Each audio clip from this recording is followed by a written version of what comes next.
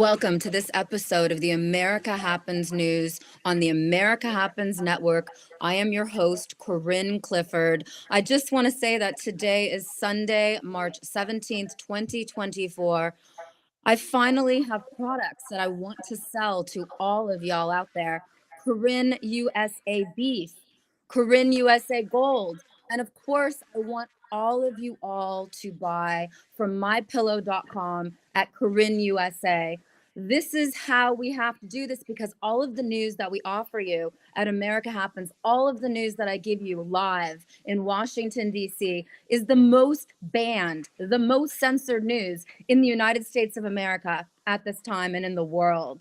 Today, I want to welcome someone who's one of the greatest, bravest women in the freedom movement. I'm sure many of you know who she is. Her name is Miki Klann. We have an incredible show for you today, and I hope some special guests will join in an hour or two. But right now, I really want to tell you about this really serious action that Miki Klann is the co-founder of. It's called the People's Operation Restoration.com. The People's Operation Restoration.com. Welcome, Miki. I'm not even going to pretend that I could even introduce you properly. I'm not even going to pretend that I can explain to everyone what you are really doing. But whatever you do, it's effective, and you're one of the most powerful women in our freedom movement. So welcome to the America Happens News. How are you? Thanks, Corinne. I'm great. Thanks for having me. I've been waiting to have you as a guest for years now. In the beginning, I honestly did not understand your wavelength. And I'm not saying that I even understand what you're doing now, but you've been so effective. And you're one of the greatest peacemakers in the United States of America at this time. So what is the People's Operation Restoration.com? What is that? It is the people ready to take offense. I am so sick of listening to the problems. We've been listening to problems for 4 years? We've been watching a tyrannical government overthrow for 4 years. It's been long enough. I've been on the front line for the last 3 years watching incredibly brave patriots, incredibly intelligent patriots who really have a deep understanding for the law, going up against the machine with a stick all by themselves. So with the People's Operation Restoration, our goal is to bring the media to all these incredible, intelligent people that are making waves, that are getting these idiots to run from their posts, whether it be board meetings, whether it be judges recusing themselves, whether it be them just disappearing in white unmarked vehicles. It's time for the press to start shining light on all these efforts going on, the real news. I mean, I really hate to tell people, but you've been watching fake news, whether it's black hat news or whether it's white hat news. They had to play the game to root out all the evil. I believe genuinely that Trump has taken every military, he's got every military to capitulate, he's switched the banking system, he's turned the tables on the money changers, but now we the people have to do our part. We have to stand up too. We have to follow in his footsteps. He went and he put all the evidence on the table. He got every single major leader to capitulate. And now it's time for us to play the same checkmate move. Because if we don't tell these people who they are and where they belong, they will never go away. They will just continue to traumatize our families. They will continue to inject babies with vaccines. Now they're saying the mRNA, is now in every standard vaccine, or even possibly the ones that they're injecting children with. We've got to protect our next generation. This has to end now. We cannot continue to allow all of these lies, perpetrating across the news, all the stuff happening at the border. I'm done with it. I'm ready to take offense. I'm ready to get all the media ready, and behind this movement, because I think there are so many people that are so brave, that are so ready now to use what they've learned over the last 2 years in the common law and to serve these people with the truth. And that is, they are masquerading as government. They are not our government. They have no jurisdiction over us, and we're handing them all of our power by giving them all of our attention. No more. Time to serve them and go restore our republics. I mean, I'm sitting in Washington, D.C. I'm prepared to go to Congress tomorrow. I'm prepared to go to the Supreme Court. I'm dealing with, obviously, the highest level of elected officials who believe that they're actually getting something done. There has never been a hearing in Congress on election corruption. There's never been a hearing in Congress about most things that are important, and they pretend like they're getting something done, but they're really not. So just take Washington, D.C. What should we do in Washington, D.C.? Well, unfortunately, we have to kind of go back to the way the forefathers laid it out. And we have to understand what they were doing. They were up against the same enemy. They were leaving Great Britain. They knew they had to form a republic. They knew that the people had to control government. And they knew that they had to set up separate countries in each state, separate sovereign nations to protect against domestic government overreach. And so there was no huge emphasis on the union. It was only a union to protect against foreign invasion. We're putting all this emphasis on DC. DC is District of Columbia. It is a fake, phony, false corporation. It has nothing to do with our republic. It is one big trap, one big scam. They want you to think they're in control, but they're not. They're a corporation. Think of like a McDonald's rolling up right next to your republic and acting like they're your government. It's a masquerade. It's a bread and circus. All of us going there and even giving them our attention, when you look on paper, they're a corporation. They have a Dun and Bradstreet number. Again, so in 1776, we all know that was a signing of the Declaration of Independence. And the forefathers had set up a republic, right? And so the first thing the devil has to do when there's independence like that, and when people are taking sovereign control over an entire country, is he has to roll in a counterfeit to fool the people into thinking, no, look over here, right? So the very first thing the devil did was he rolled in District of Columbia. As soon as the forefathers set up the Declaration of Independence, we only had freedom for maybe 7 years, okay? Now that was just their first attempt, rolling in a corporation. And they've done this in every other country. They did it in Israel. They did it in London with the city of London. They did it in Rome with the Vatican City. They've done this all over the world. This is not their first rodeo. And it's so clear that the forefathers knew who their enemy was. But so what they had done is by 1871, you're kind of talking 100 years later almost, each state had formed its own republic. So it really was operating in sovereignty. Each constitution was written for each state separately because Texas didn't want to abide by the same rules as Maine or as Florida. You know, they understood that they had to run their own sovereign country. And so the real power right now is in the states. It's actually in the state. And that's where we, the people, are supposed to follow our jurisdiction. See, Trump has done everything by the book. He only has jurisdiction over foreign interference.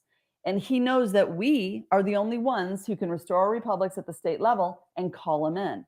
So what happened to our republics? Well, in 1871, all wars are banker wars. The bankers contrived a war. They contrived the KKK.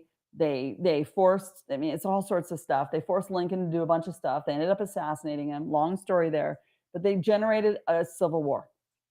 And in the Civil War, it's like, look over here while we impoverish you over here. And we, you're now on defense while we basically run everyone out of office, out of the Republic office. So again, governor, lieutenant governor, secretary of state, treasurer, House and Senate. Remember that House and Senate, guys, that's a big deal, right? That makes up Congress. This is a big fake Congress you're talking about. When you go in tomorrow and you see all these fake seats, these are all corporate offices, because what happened in 1871 is they created that war. They ran all of our people out of our republic. And when they came back 7 years later, they came back as corporations. So again, remember, you've got like a republic sitting here and they roll into McDonald's. You know what I'm saying? And McDonald's, they literally could rename this whole government McDonald's because you're looking at a de facto government. Our forefathers did not set up a corporation as government. They set up a republic. They're completely different. And then what they did is they started corralling us. Once they created this fake corporation, they started making up a bunch of rules and laws and saying, no, they're real. They're really real. And they've got people up on podiums and they're pedigreed like DeSantis and they look beautiful, right? And they're all trained and they're telling you everything you want to hear, but really they're manipulating you. And they're getting nothing done. Nothing. They stroke each other's egos at every board meeting. They think they're so famous and popular, politicians. They think it's a dictatorship. It's not. It's not, folks. We have all of our power in the republic. So the problem we have right now, Corinne, is that no one seems to know the power in a republic. We've all just been dumbed down. We weren't taught this stuff, right? So since we have people now restoring the republic, because remember I said they were vacated? Those seats were vacated. So it's still there, even though there's not a brown building there anymore where you can go and see it with your own eyes. There are people meeting and holding these positions out of necessity because the forefathers laid it out very clearly. They said, if there was ever government overreach, you have 100% right to abolish the government. Whether it's a fake corporation or whether it's the real one, we, the people, are the ones who created it. We're the people who control it. It's just the people aren't recognizing that when these volunteers come and hold these seats, you can command the volunteers. See, remember, in a democracy, so there's basically, they've fooled us. They want you to think you're living in a republic, the land of the free, the home of the brave. You're not. They've got a decoy, and it's taking all of your time and attention. And in this decoy, you have zero power. Corinne, they can change the rules. I see them do it in the courts. I see them do it with the law. I see them doing it all the time. They write new laws, and they call them prima facie. So they're laws for them, but not for us little slaves. They're trading you behind closed doors, turning tables on you. They're all a bunch of bankers in the courts. It's all slippery. It's very slippery. If they lose, they just throw out the record. You know, if they don't like what you're saying or doing, or if you're speaking too much truth, or you know their fake, phony, false pirate language, and you start outsmarting them, they'll just throw you in jail. And they are throwing us in jail. At least one person has really been arrested, mostly Christian men of fighting age, since the Biden regime took control of the White House. Now, you believe that Trump is still in control, correct? Can you explain that to me? Well, I mean, I think that everything he did was so calculated. It was so specifically calculated. They are taking out the largest, most dangerous deep state, cancer this world has ever seen. I mean, really, we know now that there was an agenda. Not only was it a one world order, we were already kind of in that because the Queen sort of owned all of us, and they were trading us, in the I'll just say the secondhand market, only the elite had access to. And they've siphoned all the world's wealth in order to pull off this massive fake flu. And I think Trump went and he got every country to capitulate beforehand. He said, you work for us now. Here's all the evidence. And he did that in early 2017. But what I think people don't realize is that, right after JFK Sr.'s assassination. Yes. Okay, let's go back to that. 1 week prior to his assassination, he had sent because remember, 1871, now you're in the 60s, and you're, in 1960s, and JFK Sr. is noticing, and he's telling us there's a plot, you know what I mean? We all, he says I don't remember the exact quote, but, there's a plot to take over this country, and I'll do everything in my power to see through it, that this is stopped. He had sent the Navy. In the Navy is the King's Army, okay? The Navy is who you call when you're in a foreign insurrection like this. He had sent the plans for the Navy to restore all 35 original republics. Now, you don't think that has value to the deep state? Because that's why they murdered him. That 1 week later, he's assassinated? Mm-hmm. So the republic is the single most, I think, enemy to the deep state, because we are then in control of our government. They want you to think you live in a democracy. They want you to think that's a good thing. Well, in a democracy, which is not what our forefathers set up, it is almost always ends up in a dictatorship because it's majority vote. Okay. And a majority vote, who's thinking of the little guy? Nobody. So it was never designed the way it's functioning right now. Everybody thinks they had a vote. You didn't have a vote. You don't have a vote for McDonald's. These people are not your government. They are corporate officers calling themselves governor, lieutenant governor, secretary of state, but they have no jurisdiction. See, jurisdiction is everything. And if you don't have jurisdiction, you could claim it. And this is something they're very good at doing. They're very good at bullying, and they claim it. They claim the airwaves. They claim your land. They claim your body when you're born. They claim your children when you sign your marriage certificate. They claim you're a corporation when you get your driver's license. They're claiming you. They're claiming your land. They're claiming your estate so that when you die, you have nothing to give to your heirs. All they're doing is claiming you falsely, though. Everything is fraud, and all fraud vitiates everything it touches. So long as we, the people, outsmart their tactics, and you can see through their tactics, it's all about attention. It's all about where you send your attention. So yes, I believe that ever since Senior was assassinated, that there was a Q army that forged and formed, and they basically formed those original republics, and they did everything by the book. And so those republics that have been restored, probably behind the scenes, are the ones who've called all the shots because they're the ones with jurisdiction over our country. Each individual sovereign state would have had to agree on Trump's decisions that he's made ever since 2016. So I think what he did was he played two roles. I think he played the role of the corporate president at the same time as playing the role as the republic commander in chief under wartime. That's what I think he did. So I think he was using jurisdiction while playing the puppet master. Does that make sense? Like he's an expert at being a showman, and he's an expert at, luring the enemy into his traps. And I think he did just that. I think they made deals. I think they pulled pieces off the table. I think many governors made deals. I think they were brilliant in it. He said he's never, ever going to give away any of their military strategies. I think they put them right back on the board, either in masks or not. I don't know. But I think it was all about business as usual, so as to draw out every last enemy. So what do we do now? I have so many questions. Yeah. So what you do now. Okay. Yeah. I'm not technically tonight in Washington, D.C. I'm technically in the state of Virginia. So what would you have me do if I could wake up tomorrow and do everything that the People's Operation Restoration tells us to do? Yeah, I would say go serve everyone in your county and, let them know that they're foreign insurrectionists, that this is a foreign insurrection, that they're posing as elected officials, which is exactly what I did. And so it's a really simple 3-step process. We've posted it online. People can go to the People's Operation Restoration, and you can see what we served in Maricopa County, Arizona. Now, I think that the military wants us to complete all the dots. They want us to connect the dots. I think if we can get a third of our counties in default judgment, then we can call in the military. Sorry, not a third, 2/3. So we have 15 counties in Arizona. I think if we get 10 counties and we serve them all, because they're a foreign insurrection, we serve them. You can serve them the paperwork. If they cannot prove otherwise, they go into default judgment, which is exactly what they do to us. We're just flipping the playbook. Okay, they take the offense with us. Now we're going to take offense with them. You'll let them know who they are and who you are. And then you have to leave that dog and pony show and go be who you are within the republic. You have to know who you are. Does that make sense? So I'm learning that there are 4 doors to every presentment. 2 are honorable, 2 are dishonorable.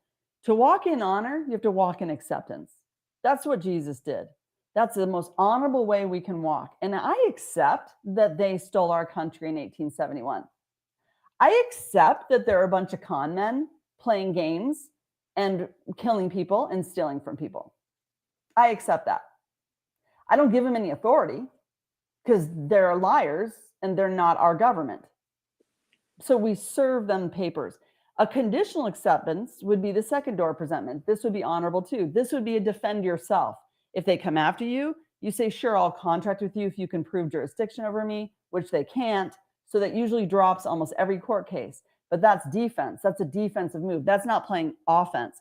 Offense is we all come together as a body sovereign. We join hands, maybe a group of 100 people. You go to these county meetings and you serve them. You let them know we no longer participate in your masquerade. We see who you are. We know what you do. I've audited you. I've looked at your oath of office. I can see you sign a note to a foreign corporation in all caps. I can see anything in a box is eliminated in your pirate language, so it's not a document. In other words, guys, get their oath of office. Take a black magic marker. Block out anything, even the seal, even the notary in all caps. Block out anything in all caps. Take a black, and then block out anything inside a box. Anything inside a box is null and void. It's not even real language. It's just a pirate language to get you to be fooled into their corporate environment. It's all. So is this paperwork on the peoplesoperationrestoration.com? Yeah, I posted the stuff. So if you go to peoplesoperationrestoration.com and you go to take action, there's a Maricopa County tab. And in that, you can download everything we did. So we basically did 4 things. When I served them the first time, I set up a trap. Okay.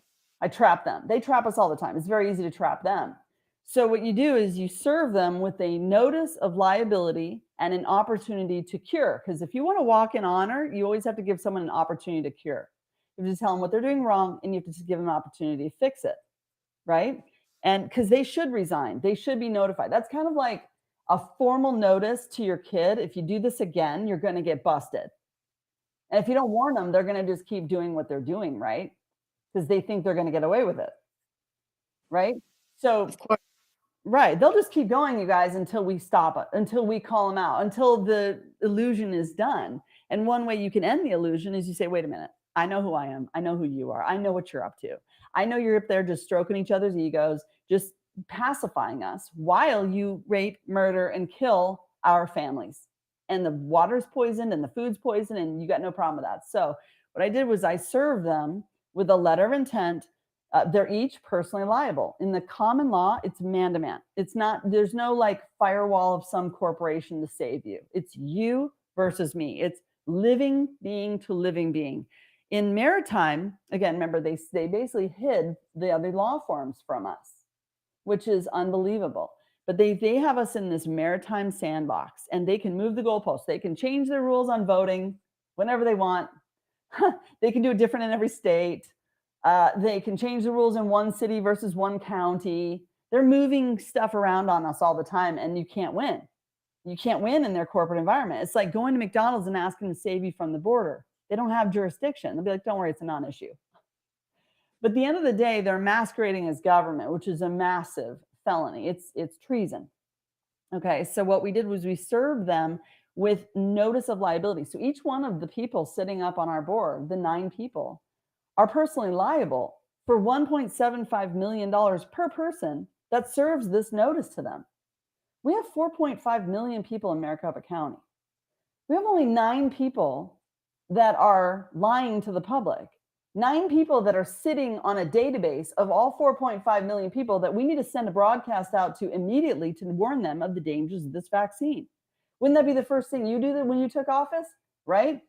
So what I did was I served them with that notice of liability, but I also served them with a 5,000-page document outlining all the war crimes, all the crimes against humanity, all the border issues, all the human trafficking issues, everything, the vaccine injuries, et cetera. And I demanded that they put out a public broadcast, because as our board of supervisors, their only job is to maintain the legislative branch, which is to maintain our rights, or so they say. So they're derelict in their duty either way, right? If they don't do what I tell them to do, they're derelict in their duty under the Constitution. So since they're likely not going to do anything, and now we have 50 million people watching them, so they're scared shitless. They're scared shitless, Corinne. They're sending more sheriffs. They're heightening up on their security. They have all this tape. They don't let anyone talk anymore in their meetings. They're running. There's a guy already ready to not run for re-election again because he's so scared. He's never been more fearful in his life of 4 little old grandmas showing up to speak. Oh, we're terrified for our life. Really? Well, that's because you're personally liable for what you're doing, and you're committing acts of treason. That's why they're scared, right? So, and people have been warning them. So now they have a formal notice. From there, we serve them a writ of quo warranto, which is essentially a very strong affidavit of truth. It's the same ingredients. The writ of quo warranto plus the waiver of tort gives them 30 days to prove who they are. So right now I'm telling them, hey guys, this is a yellow card. We see you. We know who you are. I'd get out. And I would try to get off that website so no one ever remembers your name, because you're not going to want, when everyone learns common law, you're not going to want to be sitting in that seat anymore. I don't care who you work for or who you collect a paycheck from, right? So, and then the second step, if they do nothing, is to command them to prove their authenticity. Command them, show me your oath of office to the Republic, because that's who you claim to be. Command from them a proper performance bond, surety bond, because they're supposed to carry surety to we the people in the event they ever harm us. Well, if you can't file a claim against their surety bond, which I can guarantee you can't, because we've tried it, and we did it internationally through Bonds for the Win, not a single surety bond was legitimate, therefore they're not legitimate. Not under the Republic, which means if those two check off, they're masquerading. That means they're not real. They're masquerading. It's an act of treason. It's a foreign insurrection. And last but not least, it's all fraud. All fraud vitiates on fraud. So they have to prove they're not committing fraud. You see how it's in the negative space? Mm-hmm. They have to prove they're not covering up high crimes now that they've been notified of the high crimes. They have to prove they have sent, a notice out to all people in Maricopa County. And if they don't, they're derelict, right? So we, the people, the body sovereign, it is our duty, our obligation to run them out. Now, even if I would just like to see those seats vacated because it's a corporation. It's not our republic. You know what I'm saying? I would like to just see no one going in those doors ever again, and a redirect of attention to the peaceful assemblies, which is what we're supposed to do, whether we do that in churches or not. And we need to reestablish our republic. We need to have some hard conversations about how to clean up this mess. Because the way it works in the republic is the body sovereign is above the body politic. Think of a bunch of admins. Think of an HOA. It's supposed to run like an HOA. You're supposed to be able to show up to the meetings and command the administrators, the trustees of the trust. So again, in a republic, it's very different than a democracy. It's like a pyramid. It's a trust. God is the executor. The administrators are the trustees, and then trust can't fail for lack of a trustee. And if the trustee fails, the military are the protectors. Okay. And then in that same construct, the body sovereign, or we the people, are the beneficiaries. And we've inherited this beautiful system from our forefathers, which they had up and running for almost 100 years in each state. And it wasn't until the Civil War that, like I said, the devil rolled in his counterfeit. Here's the good news, guys. It's a counterfeit. That's the good news. All we have to do is not participate in the illusion anymore. Serve them, and then go restore your republic. Go set up your peaceful assemblies, come forge together as groups. The forefathers, they used to sit and get drunk all night long and argue, and in their memoirs, do you know what I mean? They were like trying their best to come up with what is the best way. And we need that. We need the people to care enough. They may disagree on details, but they totally agreed on the end outcome, which would be peace for all, prosperity for all, everyone's needs met. It was all about, we the people are the body sovereign. We control our body politic. We set the rules. We set the laws. We the Bill of Rights was adopted by 52 countries. It was originated by the Magna Carta. And it just says, we the people make the laws. They don't make laws. But so again, the corporation rolled in. But the corporation rolled in, they have a lot of vulnerabilities, Corinne. When you really look at the vulnerabilities, they have a lot of Achilles heels. And one of the biggest Achilles heels is us waking up. So and being united, us being united. Yes, united is everything. And there's a lot of people coming at me for what I'm doing, but yet we're all against the same enemy right now. We all have to remember it's all about the children. If you have some perfect paperwork and you think mine's awful and you don't like how I've dotted my I's and crossed my T's, and you're holding on to that master document that's going to save the world, then bring it. We need to save the children. It isn't about me. It's about everyone standing in their power. I want to see every county. I want to see the men and the women step into their authority as kings and queens of the kingdom. Now, you don't call yourself a king or queen if you're not willing to risk your life for the kingdom. If you're not willing to go to bat for your people, you're not watching out for your kingdom. No one can call themselves a king and act like a peasant. Enough. And that's the problem. People have become complacent. Right now, I'm in Virginia. If I walk down the street, I couldn't even get 100 people to join me in serving anyone. People have become complacent. I think you have a lot of that, but I think you have the lions, and we're shaking out all the fear, and the lions don't have fear. We're ready to do this, because if we don't do it now, Corinne, what happens in 5 years with another fake flu? I feel like in a way, we're goners if we don't learn how to restore our republic and hold it. And I think that I think what people don't realize right now, if you look at America from other countries, you look at it from the perspective of, let's say, Russia. Okay. Russia has a strong leader right now in Vladimir Putin. And what's happening is, for the first time ever, America's under attack, right? We've been the one attacking. Obama dropped a bomb every 7 minutes. Okay. Trump brought world peace. Trump hasn't brought us to war. But then they pinned everything on Biden, which I love. I love the movie. You know what I'm saying? Because we knew we had to go into Ukraine. We knew that was a Khazarian mafia stronghold. We knew that Israel was going to be saved for last. We knew that Israel was Mossad and that there's a lot going on above ground and underground. But now, like, for example, Russia, they see two wars happening, one in Israel and one in America, because they're invading our borders, right? What are we going to do about it? America, what are we going to do? Are you going to man up? Are you going to stand against the masquerade, against the pirates? Because they're a bunch of pirates. I want you to imagine you have like a beautiful republic sitting right here in 1871, and then they roll in a pirate ship and they make up all the rules on their pirate ship. It's a maritime law. They're making it up as they go. They dock their ship, and every time you want to participate in any of their trickery or their foolery, they'll let you on the ship. They'll hand you a sword, be like, good luck. Good luck. By the way, we're trading you under the table while you do your little. So a lot of the really strong lawful experts that have learned common law, they don't even set foot in their monkey courts anymore. They know it's all trickery and wordplay and spell casting. They don't even play the game. You know, you really just play defense with them, but then play offense by serving them who they are, putting them in check, putting them on notice, getting them in default judgment, and then notifying the military that, hey, guess what? They're in default judgment. They can't prove who they are. Therefore, they're masquerading as government. We want them out. So let me come back to my 3-step process. Sorry, I'm skipping. Okay. You got the notice first, notice of personal liability. That actually scares them a lot, Corinne. Like when it scares me. I know. When we did the Bonds for the Win project, it was 3 steps then too. We were asking for their oath of office, their liability policy, and their bond.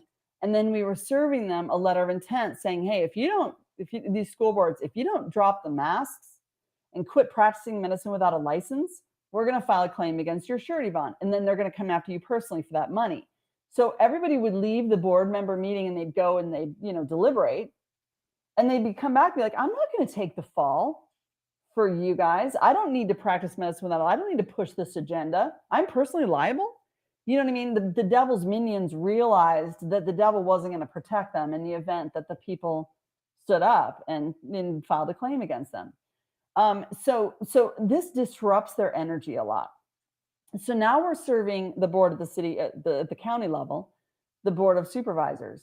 And like I said, first one is the warning. That's a yellow card.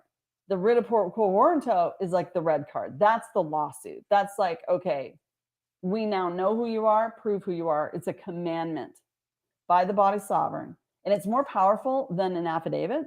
A writ is more powerful than an affidavit because of the way you form the questions. You can't really easily perjure yourself. And I needed documents that could be universal, that could work for everybody, right? And take the most offensive stance. So that's why I'm recommending people use writs and learn about writs. I think everyone will have to learn about affidavits. That's how we operate in the common law. That's how we notify each other of, their wronging, but you have to notify them of the wrong and give them an opportunity to correct the wrong. You have to give them a right to trial by peers. I mean, how many people out there are just spreading rumors, but they're not giving you a formal, they're not telling you what you did wrong, and they're not giving you an opportunity to cure, and they're not giving you an opportunity to settle the matter with clean hands. You know what I'm saying? So everyone's walking in argument. That's the third door presentment. We're offering argument. Argument is dishonorable. Okay. We should all be able to settle matters amongst one another. That's the common law. So in common law, everyone will probably get very good at affidavits because it's a personal testimony, and it's under penalty of perjury. It's like standing on a stand. But a writ is how the body sovereign used to communicate with their government. So we're using writs. After the writ goes 30 days unrebutted, and they can't rebut, because I'm looking at the paperwork, you've already done the forensics report, they cannot rebut a single thing we're saying. We never elected these people. We don't have any jurisdiction in there. They're masquerading as government. Then we send them a default judgment, because just like a traffic ticket, it's just the exact same way. If they don't respond, it goes into default judgment. We accept their plea of guilt. Once they plead guilty, now you have that you can take to an arbitrator, you can take to a collection company, you can send to the military, right? Because now you've gone through the lawful steps to prove they are not who they say they are, and you can call in the military. And that's exactly what we have to do. We have the jurisdiction in each of the states. Do you remember during Antifa wars? Trump would be like, sorry, I can't go in and help with the military. He knew it was a trap anyway, because they were just going to dress up as military and take up arms against the people. That's how this enemy works. They dress up. They play dress up. And so he was saying, well, there's no governor to call me in. That's because they're all corporate officers. They're not governors. No one's seating the Republic. So the Republic may have called them in the background, and I know there were white unmarked vehicles then, but it was ultimately showing us that we are being run by a foreign corporation, one that we actually is not here to serve us. It's actually here to take us to war. So we never won. Well, we may have won the Revolutionary War initially, but then they came and reinvaded us. So now we're right back in the Revolutionary War. Isn't that fascinating that we're looking at, all these symbols in the times, because this is the year where we, the people, take back all governments worldwide. We're going to take them all back. Oh, so this is worldwide. Worldwide.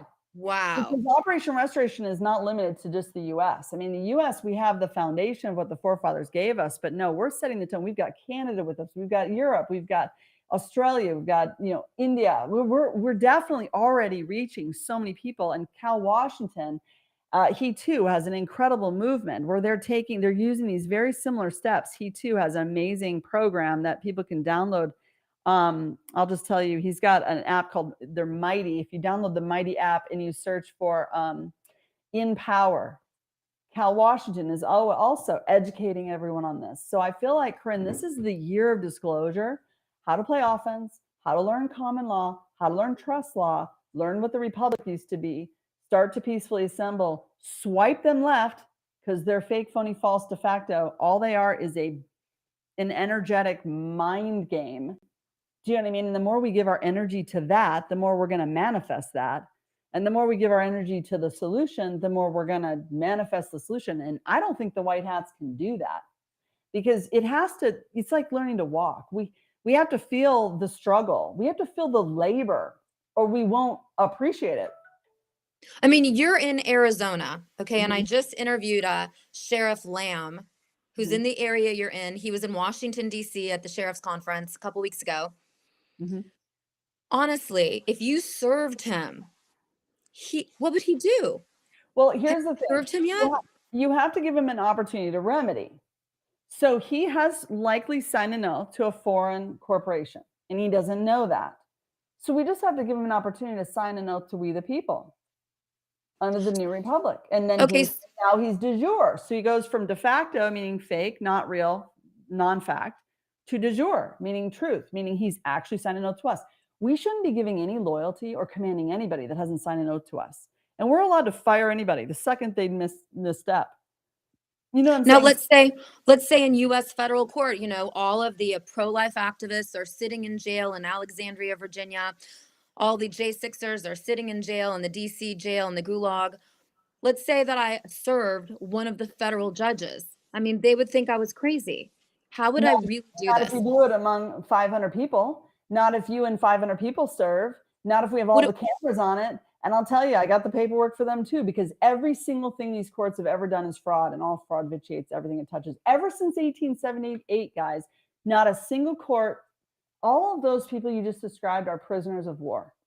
So remember, what they did was they came and they stole our government, but really they didn't steal it. It's still sitting vacated. They just stole our attention. They acted like they were our authority, and they acted so authoritative, everyone just went with it. It's brilliant, really, what they did. It's beyond brilliant. But it's the lowest law of the land, maritime. It's the lowest law. Again, it's a pirate ship sitting there. They have no jurisdiction. We have higher jurisdiction in the land, the law of the land, the common law. Okay, so people have to understand that common law trumps maritime in anything they're doing. Not only that, but their biggest Achilles heel, none of their minions even know they're working for the enemy.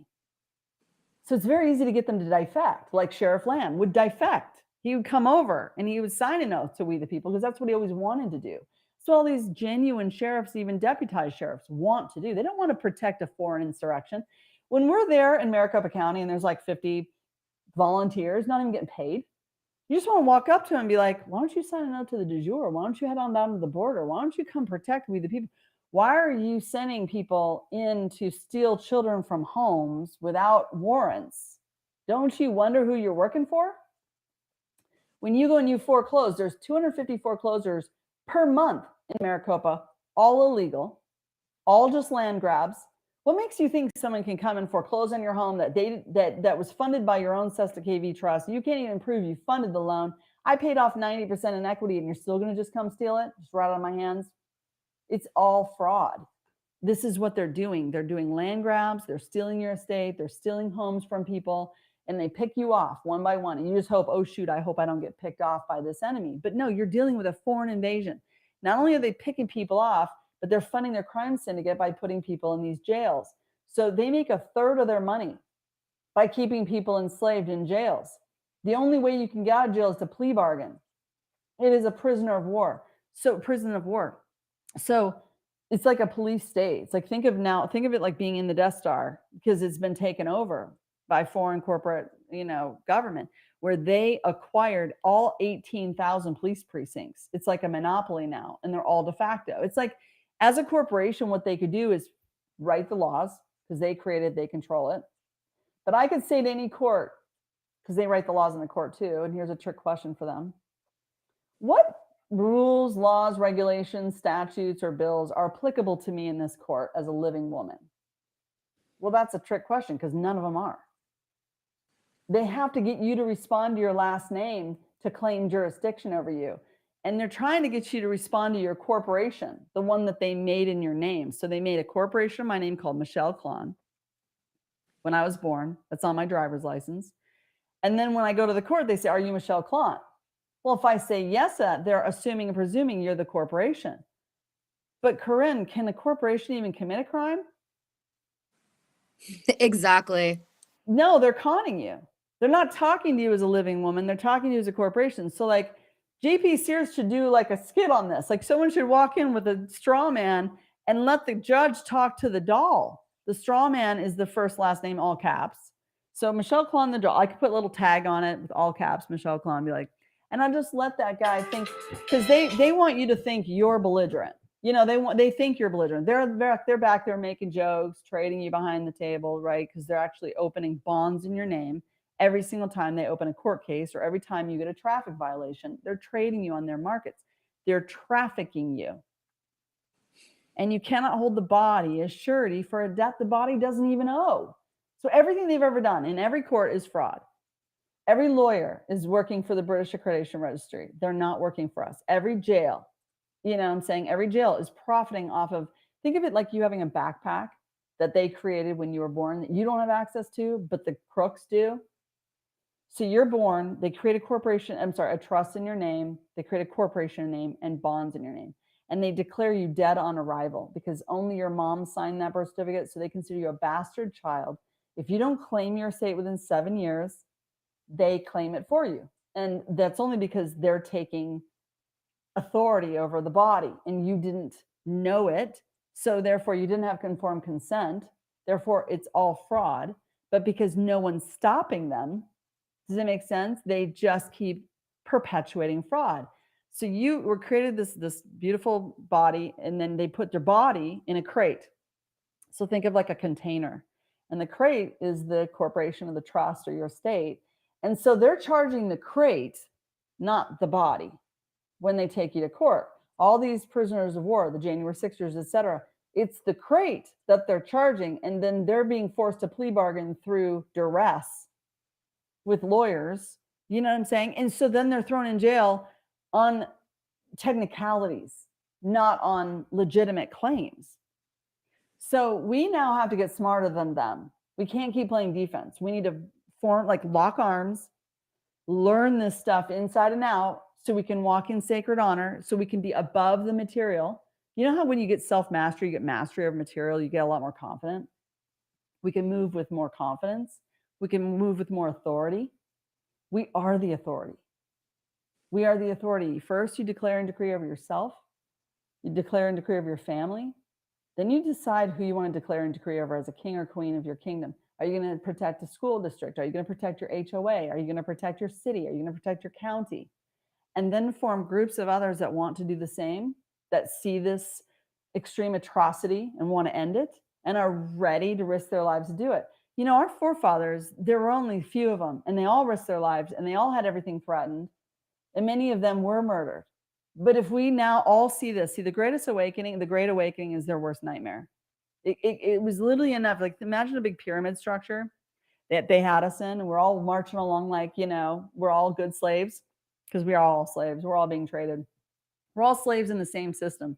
Every cop, that's another thing. It's only 1% global elite pulling these strings. We're all part of the same system, which is another huge Achilles heel for the enemy.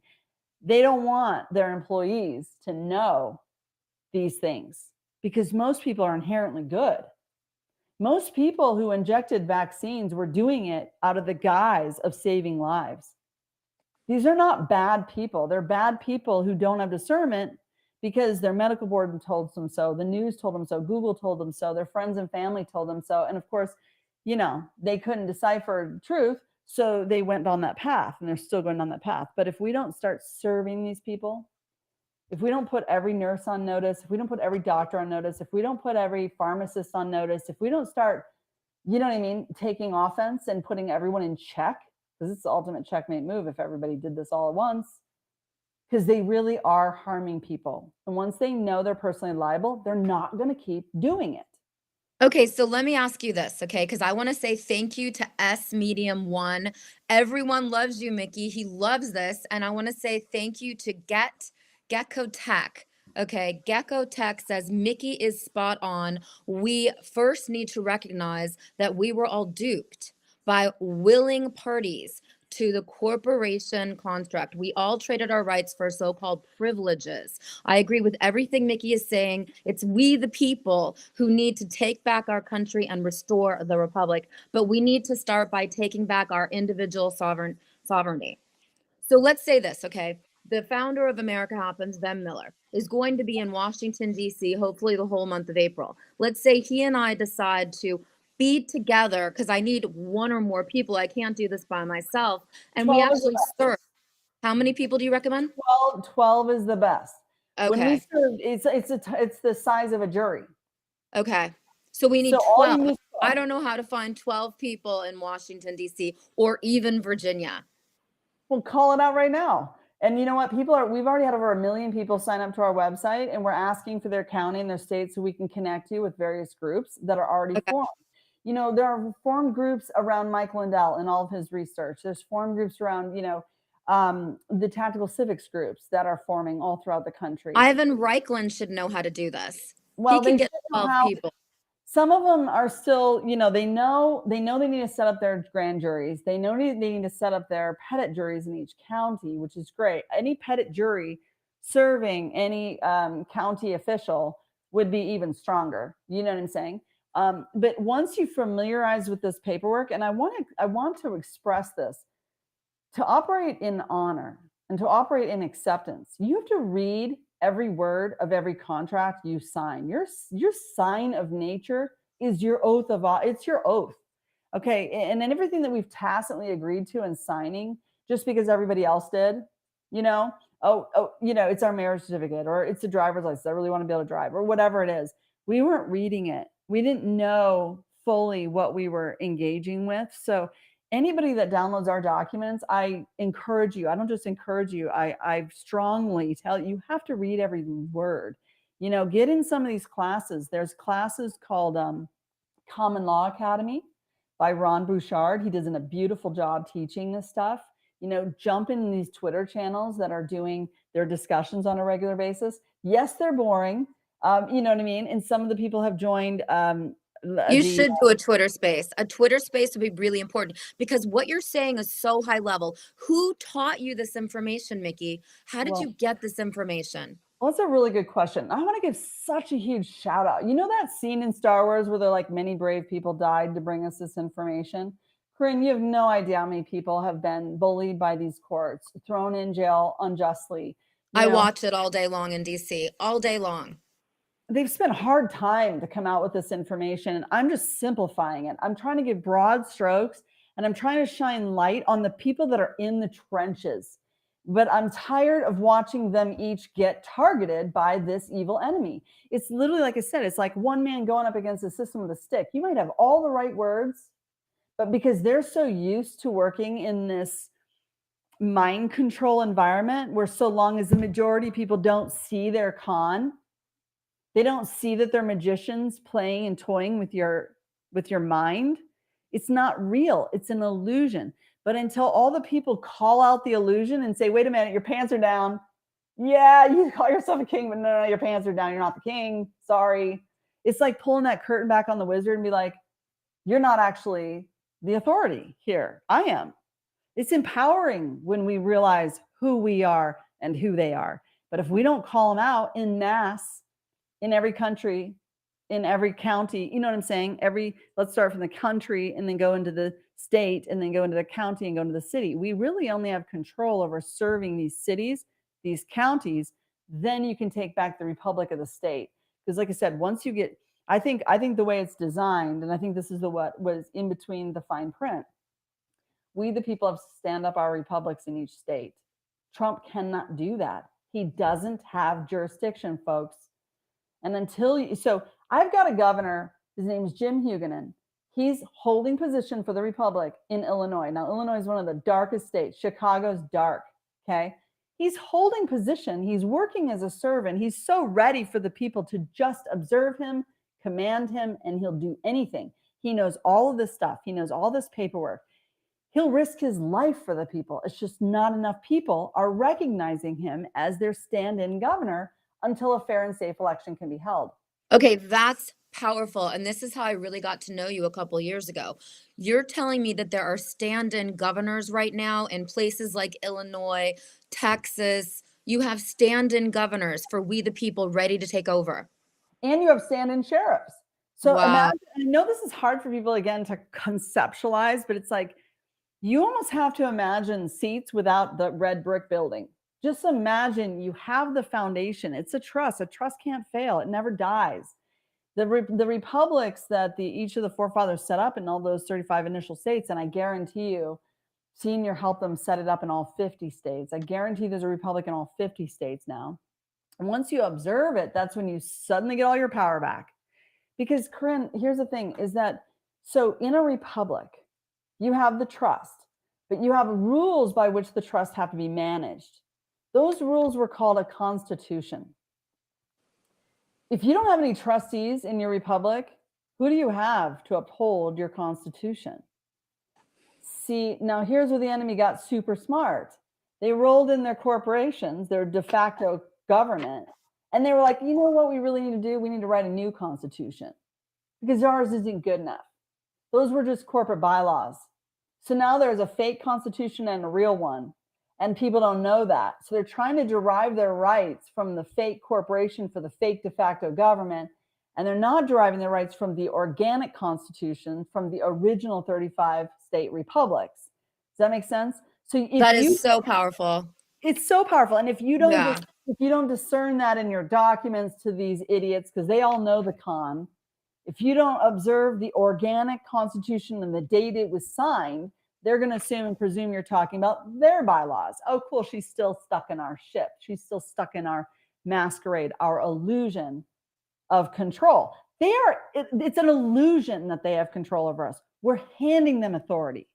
They don't have authority, not lawful. So when we learn the law, when we learn the real law and we stand on it and we start using it, what you'll find is these judges run out. They'll slide these cases under the rug, you know? We're ready. I'm ready for all the judges in Washington, D.C., federal court to quit. And I'm ready to have you back on next week, Miki, because there's so much to talk about. I'm ready for lesson 2. And I want everyone to go to thepeoplesoperationrestoration.com. That's a little hard to do. The People's Operation Restoration. Will you come on again? Yeah, absolutely. I mean, your news is so high level. I've got to digest this. Please come on again. I'm so grateful. We're going to have you back. Thank you. And I would love I'm going to do something in DC just to test this. I don't want to get arrested, but let's think of something I could do in DC. Well, wait till you have your Council of 12, okay? And then serve at the state level. We cannot, I believe they've taken out all the Supreme Justices. And remember, guys, here's another thing. Okay, these people are worshiping what? Okay, these are not our gods. they're worshiping bad things. I'll just say they're Satanists. So if we're giving authority to Satanists, who are we giving authority to? God set up his kingdom. It's called a republic, and it's time for us to learn what that meant and learn what that is and learn how far we've drifted from it, because we all thought we had a vote. We've been investigating voter fraud for 4 years. That's a huge distraction. That's us chasing a tail, unfortunately, because they rewrite the rules. They're slippery and slimy, and now they're going to try to take Trump off ballots. Like, it's a joke. It's a big fat joke. And I think most of what Dr. Jan Halper Hayes came out and said, she's confirmed all of this. They know. I mean, you're giving us hope. Yeah, they know they need 80% of us to see through the illusion in order for them to bring in EBS.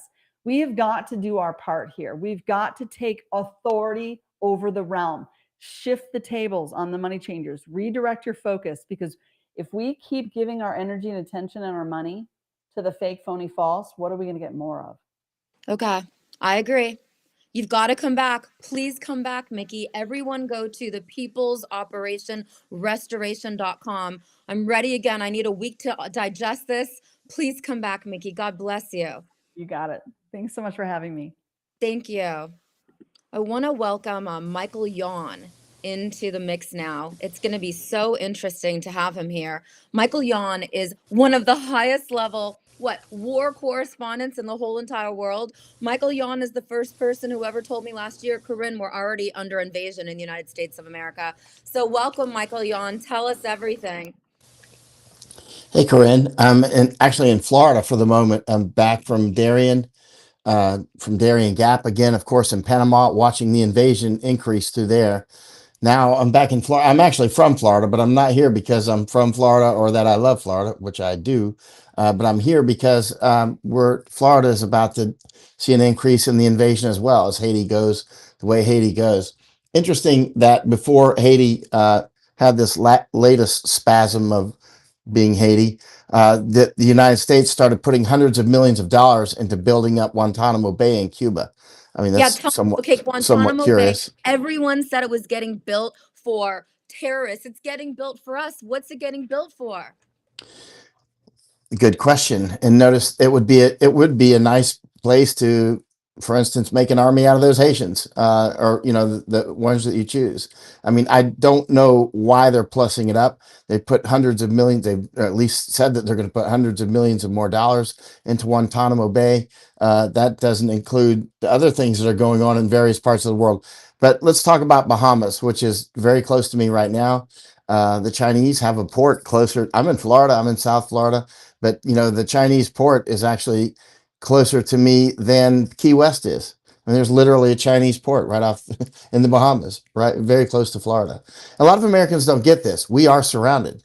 Now, when I say this, people say that's conspiracy theory. I no longer have time for those people. We don't have time for them. They're not serious. The people that don't recognize now in March of 2024 that we're being invaded, or that stand up and say that's conspiracy theory, again, have a nice time, go smoke your dope with Joe Rogan, and have a good life. It's not going to be much longer, I think, at this rate. There's tens of millions of people coming in. Most are military age males. Many are clear. You saw the report of the Hezbollah, the latest Hezbollah guy that was just caught. Interestingly, we took Laura Loomer and Epoch Times. Of course, Ann Vandersteel was is a main part of Operation Burning Edge. Ann and I are the leaders of Burning Edge. We took Epoch Times, Laura Loomer, and others, and Masako Ganaha from Japan, and on different trip, Brett Weinstein and Dr. Chris Martenson and so many others, Mara Macy, and we've taken so many down to the Darien Gap, and they see it instantly when we bring them down there. They see what's going on. They see that the invasion is actually caused by the United States. It's not Mexico. I mean, I see these talking heads that think they're saying something smart with "It's time to, remain in Mexico will solve this." I'm like, okay, whatever. That's like, Is it the United Nations? like, yeah, What does the United yeah. Nations have to do with all this? Tell us about the United Nations, because I Okay, thought the United Nations was behind this. yeah, United Nations is, interestingly, many of the people who think that they know what's going on, I will ask them, what do you think of IOM? and most have never heard of IOM. I would say 98%. It's very few, although we're working to change that. The International Organization for Migration, right? Anybody who has not heard of IOM has no idea what's going on. They have no idea. They might think they do. They may have lived on the border for the last 50 years, but they have no idea what's actually going on if they haven't even heard of IOM. That's like having not heard of hydrogen and oxygen when we're asking what is used to, create water, right? I don't know, lithium and sodium, no, it's IOM is the main engine of the invasion, right? Period. The leader of IOM is Amy Pope. IOM is, the UN IOM, United Nations, IOM, International Organization for Migration, right? And so the bottom line is, Amy Pope, an American, was bragging about 6 months ago when she was installed that the main funder of IOM is the United States, which it is. The United States formed the United Nations. United Nations is the main funder of the United Nations. United Nations is the main engine of the invasion, and their main arm within the United Nations is IOM. Now, there's other arms like the World Food Program and these sorts of things, and HIAS, the Hebrew Immigrant Aid Society, is something that's been in the news a lot lately. When I took Brett Weinstein down there, when we got in front of what's called China Camp, or in Panama they call it San Vicente Camp. It's the main camp that the Chinese invaders are using it's not really a camp, it's more of a bus station now. But as they emerge from the Darien Gap, they'll get on buses at China Camp, right? Now, the highest building, the Hebrew Immigrant Aid Society building, is about 40 yards away from the front gate. And I know this because I've spent many months down there inside that camp, eating breakfast with the highest people, eating lunch with the highest people, and eating dinner with the highest people. I see them out all the time. I spend a lot of time in Darien and in the Darien Gap, maybe 6 months. So since Biden was installed. So, I know a lot of the Indians out there, the Embra Indians, Kuna, whatnot. The bottom line is highest. Hebrew Immigrant Aid Society. As soon as I started going after them, people said, "Oh, you're anti-Semite." And I'm like, again, have a good day. Go ahead and have fun getting your head chopped off by Hezbollah, because that's what's coming, right? Now, the reason I started going after highest instead of often I'm going after Catholic Charities. Why did I start suddenly lifting and shifting to highest and Catholic Charities and others, Lutheran Services and so many others? Highest. Secretary of Homeland Security, Ali Mayorkas, people like to call him Alejandro or whatever. Anyway, he used to be called Ali before he went up there and tried to make himself fancy with Alejandro, But okay, Ali, he was also always known as being a dweeb. But Ali he's a refugee from Cuba. Both of his parents were Cuban Jews, and therefore he was somehow selected and became a board member of HIAS, right? So Alejandro Mayorkas, the current Secretary of Homeland Security, was a refugee from Cuba. Both parents were Jewish. He was installed as a board member on HIAS. He then moved over to Department of Homeland Security. If you go to hias.org, you'll see them congratulating him. Now, why is this so important?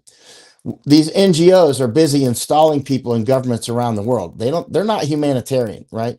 They're not humanitarian at all. They are they're coming to take over governments. They're working on that on the United States right now, of course, Panama and many other places. Bottom line is, when he moved over to the Department of Homeland Security, Ali Mayorkas, well, now he's like the board member is now in charge of the invasion of the on the U.S. side. So he came down there. Ali Mayorkas came down to Darien Province, not really Darien Gap, but he came to Darien Province on April 18th of 2022. I was waiting for him. He came, he landed right in front of me in 4 Blackhawks. I was waiting for 4 days. He landed in 4 Blackhawks. He went inside of China. He went right beside HIAS. The HIAS office, again, is about 40 yards from the main gate of China Camp. He went in there promising money. This, again, to repeat, this was 18 April 2022. I was physically present, right? Waited for 4 days. He went in there promising $18 million to upgrade that camp and others. Now, we put a lot more money in than that. Those camps are much larger now, much more efficient, and now they're putting in at least 2 more large camps into the Darien Gap, not just Darien Province, but actually in the Gap. And so for those who don't know what I'm talking about, we'll save that for another story. But the bottom line is the flow through the Darien is increasing. Now we've been putting a lot of heat on them, and mysteriously 2 Fridays ago, so that would be about 16 days now or so, there was a fire at China Camp. Now this is quite interesting. There was a sort of riot, or there was a riot, and this was Friday 2 weeks ago, right? And then mysteriously, the place where Centerfront's like they run the camp. It's the Panamanian Border Patrol, sort of police slash army. They don't really have an army, but it's sort of like they're very professional. They don't have like artillery or something like that, but they're out in the jungle all the time catching drug smugglers and that sort of thing, and very serious people. But so they run these camps down there, and when this riot happened, at least 3 Centerfront were badly injured, and then all the records were burned. Right. So I asked somebody in Panama City when it was burning. I called somebody in Panama City and said, "Hey, they're burning San Vicente camp, China camp." I said, "Can you go down there and video and drone it?" And he did. He drove right down. It was like 5 hours. Drove down there, got drone footage, which we've published now, and you can see. I know exact. I've been in that camp many times. I was just in it with Laura Loomer and Epoch Times and Mara Macy and Masako Ganaha and Ann Vandersteel. We were just all in that camp, just weeks ago. And then shortly after we left, boom, the records burned. Some of this, I don't know why those records magically burn. Means and motive, right? Was it an accident? I don't know. But the thing is we were bringing a lot of heat on Hias, specifically on Hias, especially Brett Weinstein called him out, and Laura Loomer called him out after we took him to the camp, and Hias then took down some of their signs. They started repainting their building. They did many things, and so they're quite angry. Actually, they've tried to get us kicked out of Panama and blah blah blah. So the long story short, there's a lot of people with a vested interest in seeing those records burned, right? Or captured, right? It could be Hias, because I've been saying for, I don't know, 3 years now that terrorists are coming through the Darien Gap, 3.5 years, and that, Chinese and others and Hezbollah and Hamas, who's who in the zoo is coming through that Darien Gap, right? And Hias, right beside China camp, San Vicente camp, is physically helping Hezbollah get through to the United States. You see, the Hezbollah guy from Lebanon just said he wanted to make a bomb, according to reports. There's media, who knows? But the bottom line is Venezuela is chock full of Hezbollah. Venezuela is Hezbollah. Those are some serious people. They're very smart. They're very rich. They've got high testosterone, and they'll come and get you, right? And Hias is helping them get through. Why is Jewish money helping Hezbollah get to places like Florida? Where I'm in Florida right now, half the people I meet down here are Jewish. I keep telling them, do you understand what's happening? All of your, if you look on highest.org and the donors there, it's like Shapiro, there's like 9 Shapiros, Pritzker, all these guys. I'm like, are you out of your mind? They're going to come and kill you all. And they're going to kill us. True, right? We're outnumbered. Our military is obviously not doing anything except helping them. The Coast Guard's escorting Haitians up. The Border Patrol is just a welcome mat. The Border Patrol is not doing anything. Except, I just got a message from a Border Patrol friend, and a lot of them are extremely upset. But at the end of the day, the aliens get loaded on the buses. Just doing my job, sir. Now I understand how that Nazi stuff happened, right? I always used to wonder when I was stationed in the army in Germany, how did all these actually, I don't think they were all evil, but somehow they got all caught up in this thing, and now they're loading people into ovens. How did that come to pass? So I read a lot on it over the years, and it still was always kind of hard to believe. Now I see it. Now I see it unfolding in full relief. We're clearly setting the stage for doing the same here. And literally, a lot of the people who in the future will die from this. There's no doubt about it. They're going to die. It's just a matter of the numbers and how, right? Uh, they're actually facilitating their own assassins to come across our border. So, I've been saying that loud and clear lately, and they're like, oh, anti-Semite, throw that grenade. Talk to the hand, man. It doesn't work anymore. The magic wand is broken. I threw it in the fireplace. People calling me racist all the time. What is this? The New York Times literally came down to the Darien Gap and tracked us down, right? Now, I talked with the New York Times guy yesterday, Ken Bensinger, right?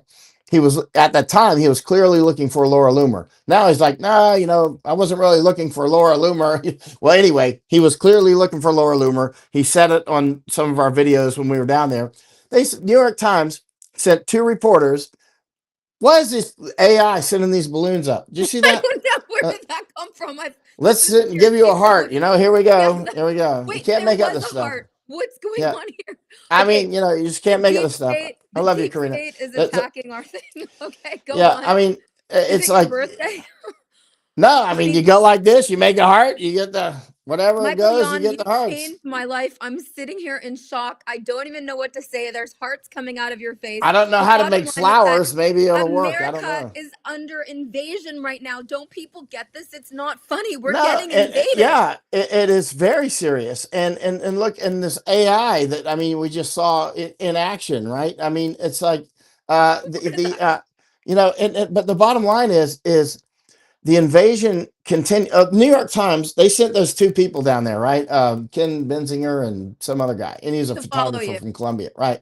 Yeah. Okay. And so, long story short, I say to Bensinger, I mean, shouldn't you be focused kind of on the invasion instead of Laura? I mean, I know a lot of people hate Laura Loomer, and I can see why, because she's a total badass. I mean, that's the reason we took her. I mean, she's just, she's a volcano. That's why we took her, man. And the more time we spent with her, the more we liked her. When probably CIA. They're probably CIA. Oh, everybody's like, don't you understand? Laura's CIA. Laura's Mossad. Laura's this. Laura's that. I'm like, guess what? Laura's. The New York Times must be CIA. They're going down their thing. I'm like, if I refuse to work with anybody who's suspected or probably CIA or Mossad or something like that, I just can't work with anybody. You know what I mean? I'm seriously. I mean, it's unbelievable. I was joking with Ann Vandersteel the other day. It's like at some point I'm like, do I know anybody who's not in the CIA? You know what I mean? It's like, everybody thinks CIA people are like random unicorns or unicorns that you might see once in a blue moon. I'm like, they're hopping all over the place. There's more of them than rabbits. You know what I mean? It's like, they're everywhere. The New York Times could be the Mockingbird CIA media. They could, but why are they focused now on me and Oscar Blue and Laura and everything else, but not the invasion? Not the invasion. Not the NGOs. Now, the NGOs are clearly trying to get Oscar Blue and me and Laura. They're trying to get us cut off from Panama, but it's not working. The Panamanians are awake now. Many of the key Panamanians are awake, and they see. I was telling them this 3 years ago, and I could tell by their body language they were being polite. Panamanians are very polite, but they were being very. I was in this office with some of the sort of officials, let's say, and I was saying what the NGOs are doing, and I could tell by their body language they were being polite and everything, but I was like, oh, I'm losing them. You know what I mean? I'm losing the patient. But at the end, I said, well, I think you don't believe me, but please keep my number. Later, you'll see what I'm telling you. I know, as crazy as it sounds, it's actually true. The NGOs actually are trying to take over Panama. Listen, this is what I do around the world in many different countries. It's new to you because it's new to you, but it's not new to me because I'm watching it everywhere. Alex Jones was warning about this back in the Pleistocene era. I mean, it's like, when did he start warning about this? Jurassic Park days? I don't even know. He saw it like, long before I ever did, but now it's crystal clear. It's actually true. I used to think Alex Jones was stone cold crazy. Now I just think, I think he probably went crazy because he knew what was going on and nobody believed him. You know what I mean? It was amazing to see you on Alex Jones. Alex Jones is a hero. Straight up. I mean, it takes a lot of guts to just stand alone and keep hitting the bag alone, getting worn out, but just waking back up, more energy, still going at it. It probably drove him straight up crazy. But he's not crazy. He's not. I've met him numerous times. We chat all the time. And he's like, like he sometimes will say his batting average is something like it's not perfect, but it's quite good, which is true. I mean, he's world class. His hit to miss is quite high. Keep in mind, and what we're doing, we're not scientists, right? When I mean us, I mean I'm not a journalist. People constantly call me journalist. They'll say journalists shouldn't do that. I'm like, that's nice. Okay, why did you tell me that? Right? Because you're a journalist. I'm like, no, I'm not. And they'll say, yes, you are. And I'm like, what did I just say to you? How clear can I say it twice? I am not a journalist. I have never, ever been a journalist, not one day of my life, period. All these thousands of articles that call me journalist are all wrong. I've So what never do we been a call you? journalist. What do we call you? I have been a war correspondent, a combat correspondent, no question about it. I am clearly an analyst. That's what I do. Now, when I say we, I'm talking about analysts, the serious ones, of which maybe 1% of the people who call themselves analysts are actually deadly serious. Most of the people who call themselves analysts just regurgitate work from other analysts. That's what most journalists do. Most journalists, as one sergeant major told me in Iraq, are just like flies eating each other's vomit, which is what they do. They go straight to Wikipedia and places like this and eat each other's vomit, right? And they go with the narrative, whatever it is, and they never go outside of those white lines, until somebody official like the New York Times, the clowns that they are, actually says it, right? And so the bottom line is, if you look up WikiLeaks, when WikiLeaks came out, I web searched my name, of course, because I'm like, well, there could be stuff in there that gets me killed. But I found WikiLeaks was actually stuff in there, some intelligence people talking behind the scenes about me, saying how accurate my work was. So suddenly I became a fan of WikiLeaks.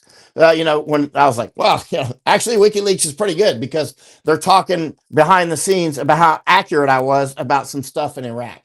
There was Anbar province, the awakening and stuff. I was way ahead on that, right? And some other things. And so they were talking about it confidentially behind the scenes, and WikiLeaks leaked it. What I'm getting to is I have, like Alex Jones, except luckily, not as many people have called me crazy. Usually they say I'm wrong. Some say crazy straight up. No one ever said that to me. Well, I mean, for all the combat that I did, that's why they. Everyone respects you, Michael. But it doesn't matter. I don't care. But oh, thank you though. I mean, I do care that you respect me. Thank you.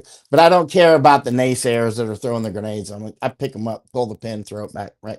So I mean, it's like the bottom line is, why have I been so accurate over the years?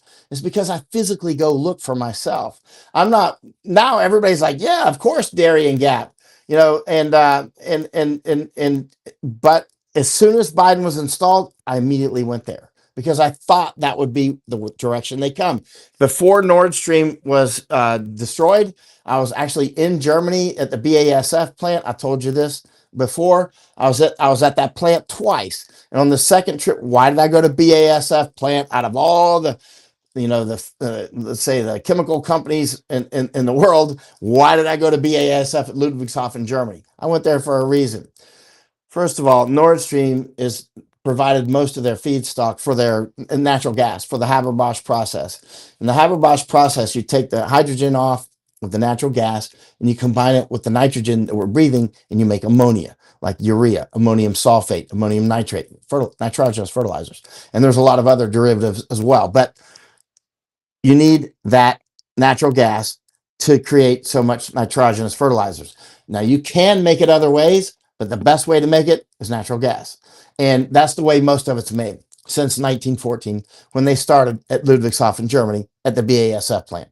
They call it the Haber-Bosch process because two German chemists, Fritz Haber and Carl Bosch, are the ones who brought it to market. Fritz Haber wrote a book on thermodynamics in about 1903, and he described how you could maybe do this process. He wasn't sure. And then in 1908, he made a little bit of ammonia, but it's very difficult to make. And then Carl Bosch came along and was like, hey, I can take this and make it big.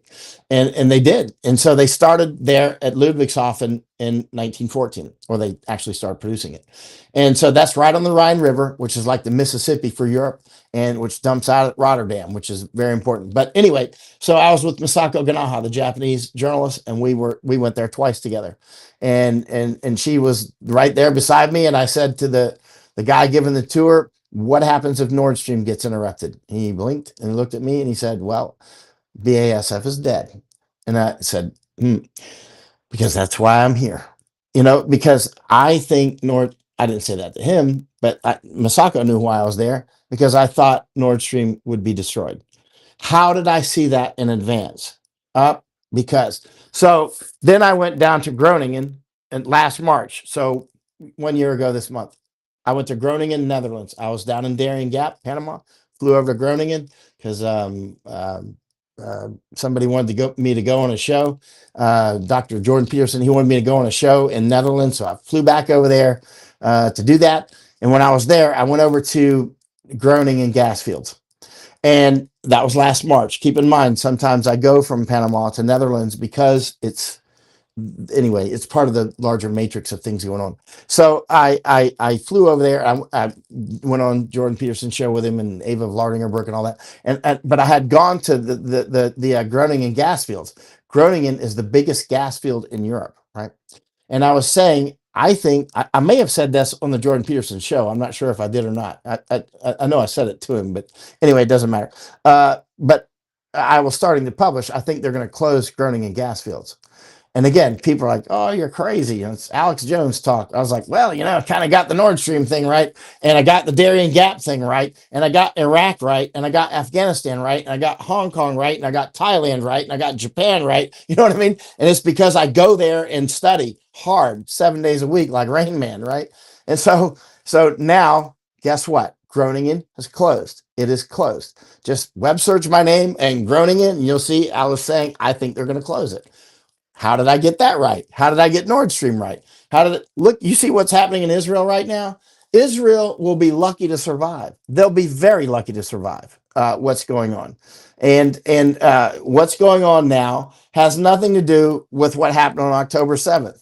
That was clearly casus belli. That was clearly a false flag. I mean, it was so nakedly obvious, it's almost embarrassing. There's gas off of Gaza, and Gaza is right on the Indo-European corridor, right? Through Mumbai, UAE, Saudi, Jordan, Israel, Gaza, and Haifa, right? And up to Europe, right?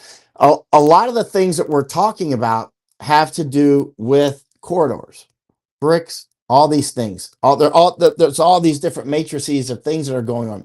You look at Rotterdam. Why do I go to Netherlands so much? Why did I go to Nord Stream? Why did I go to BASF? Nord Stream. And let's talk about actually Rotterdam. Rotterdam is the biggest harbor in Europe.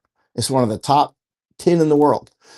The second largest harbor in Europe is Antwerp, just south of Rotterdam, but that one's in Belgium. Rotterdam's in Netherlands. You see, to control Rotterdam is a big deal, right?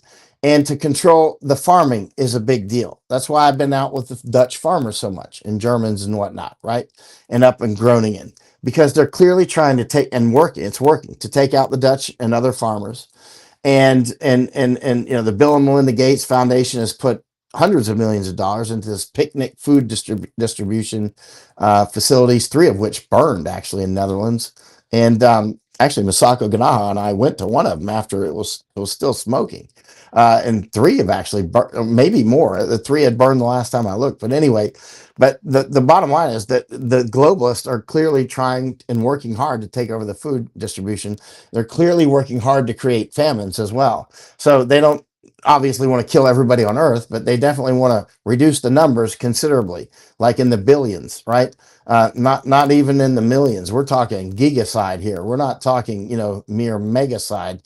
I mean, and famines can go quite serious. I mean, there's estimated that in China's Great Famine, it's a good book called, well, I mean, it's a good book. It's well written, called China's Great Famine. They estimate maybe 50 million were killed, 70 million. Nobody knows. I mean, it's just, I mean, how can you know? But the bottom line is some huge number of people, right? There's been famines are easy to create for people that are in a position to do it. And the globalists are in a good position to do it. Like, if I were going to create a famine, I would do things like start a war in Ukraine.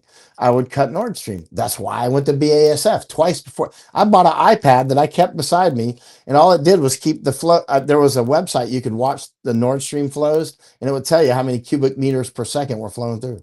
And I just watched it for months, and it would go up and down and whatever. And now, at one point, Russia had cut most of it off they were, having their economic squabbles. Let's say there's more than squabbles, but economic war. But it was still flowing, right? And I was just wondering if this thing's going to go to zero at some point. And boom, it went to zero. I'm like, I started calling people up. I said, hey, looks like the Nord Stream flows are reading out they've gone to zero, according to this website. Anyway, by the next day or so, you see all the footage of Nord Stream bubbling up. I'm like, well, they did it. I called Masako. I was like, they actually did it. Even though I suspected it was coming and spent several days to get the BASF those two times, not several days, like a week. Going to BASF and back and all that takes some time. But I really thought it was going to happen. But then when it happens, you're still a little surprised. Like the Darien Gap, I fully expected it was going to open. That's why I've spent so much time down there since Biden was installed. And now it's wide open. And they're opening it up even wider. And I think at some point they may start bypassing it. I'm unclear about that. They're still building infrastructure in there to send more people through the Darien Gap. But I'm getting some indicators in the last week or two. I think that and I've talked about this over time, that at some point they may actually start to bypass it.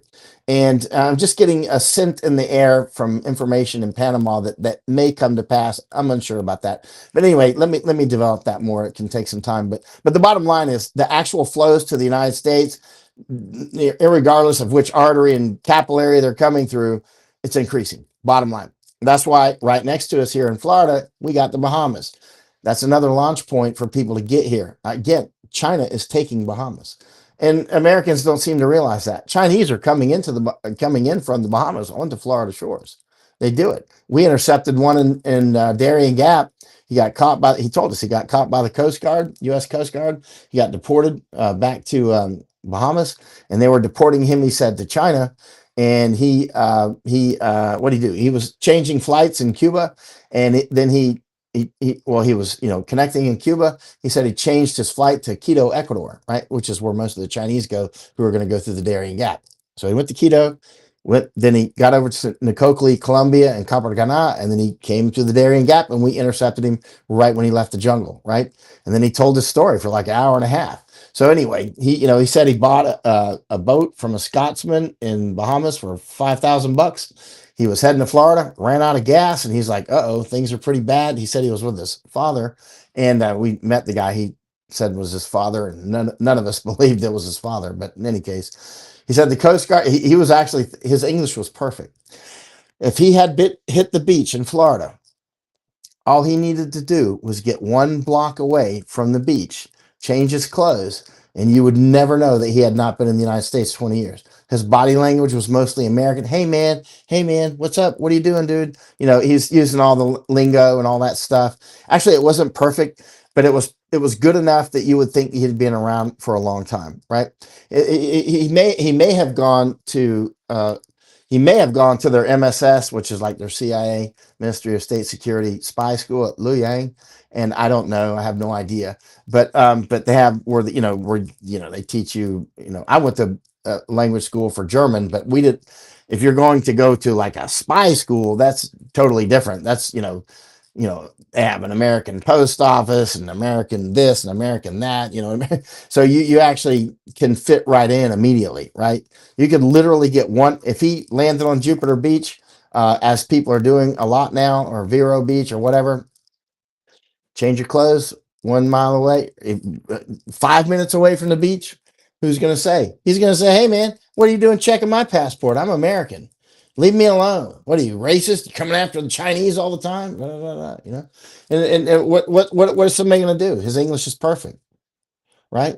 And now, we found out a lot of information about him from back in China. Anyway, long story short, that guy's clearly some sort of operative. His name is Lushan Zhao, right? Lushan Zhao is his name, right? And we found out where he's from, where his address is, and blah blah blah blah. Bottom line is, if that guy's not MSS or something along those lines, I would be quite surprised. I mean, Michael, what are we going to do? How are we going to deport all of these migrants, these illegal aliens? What are we going to do? Do we have any hope? We won't. We're going to go to war. I mean, the bottom line is if you sit here and do nothing, you're going to go to war, right? And if you start to try to deport them all, you're going to go to war, right? You're going to war. A war is coming, right? You're actually in it. Conditions are being set right now. A war doesn't just start like that. Conditions are set. People move their tanks or their assets or whatever to get all fueled up and ammunition pushed forward and, set up their logistics lines and communications and da da da da da.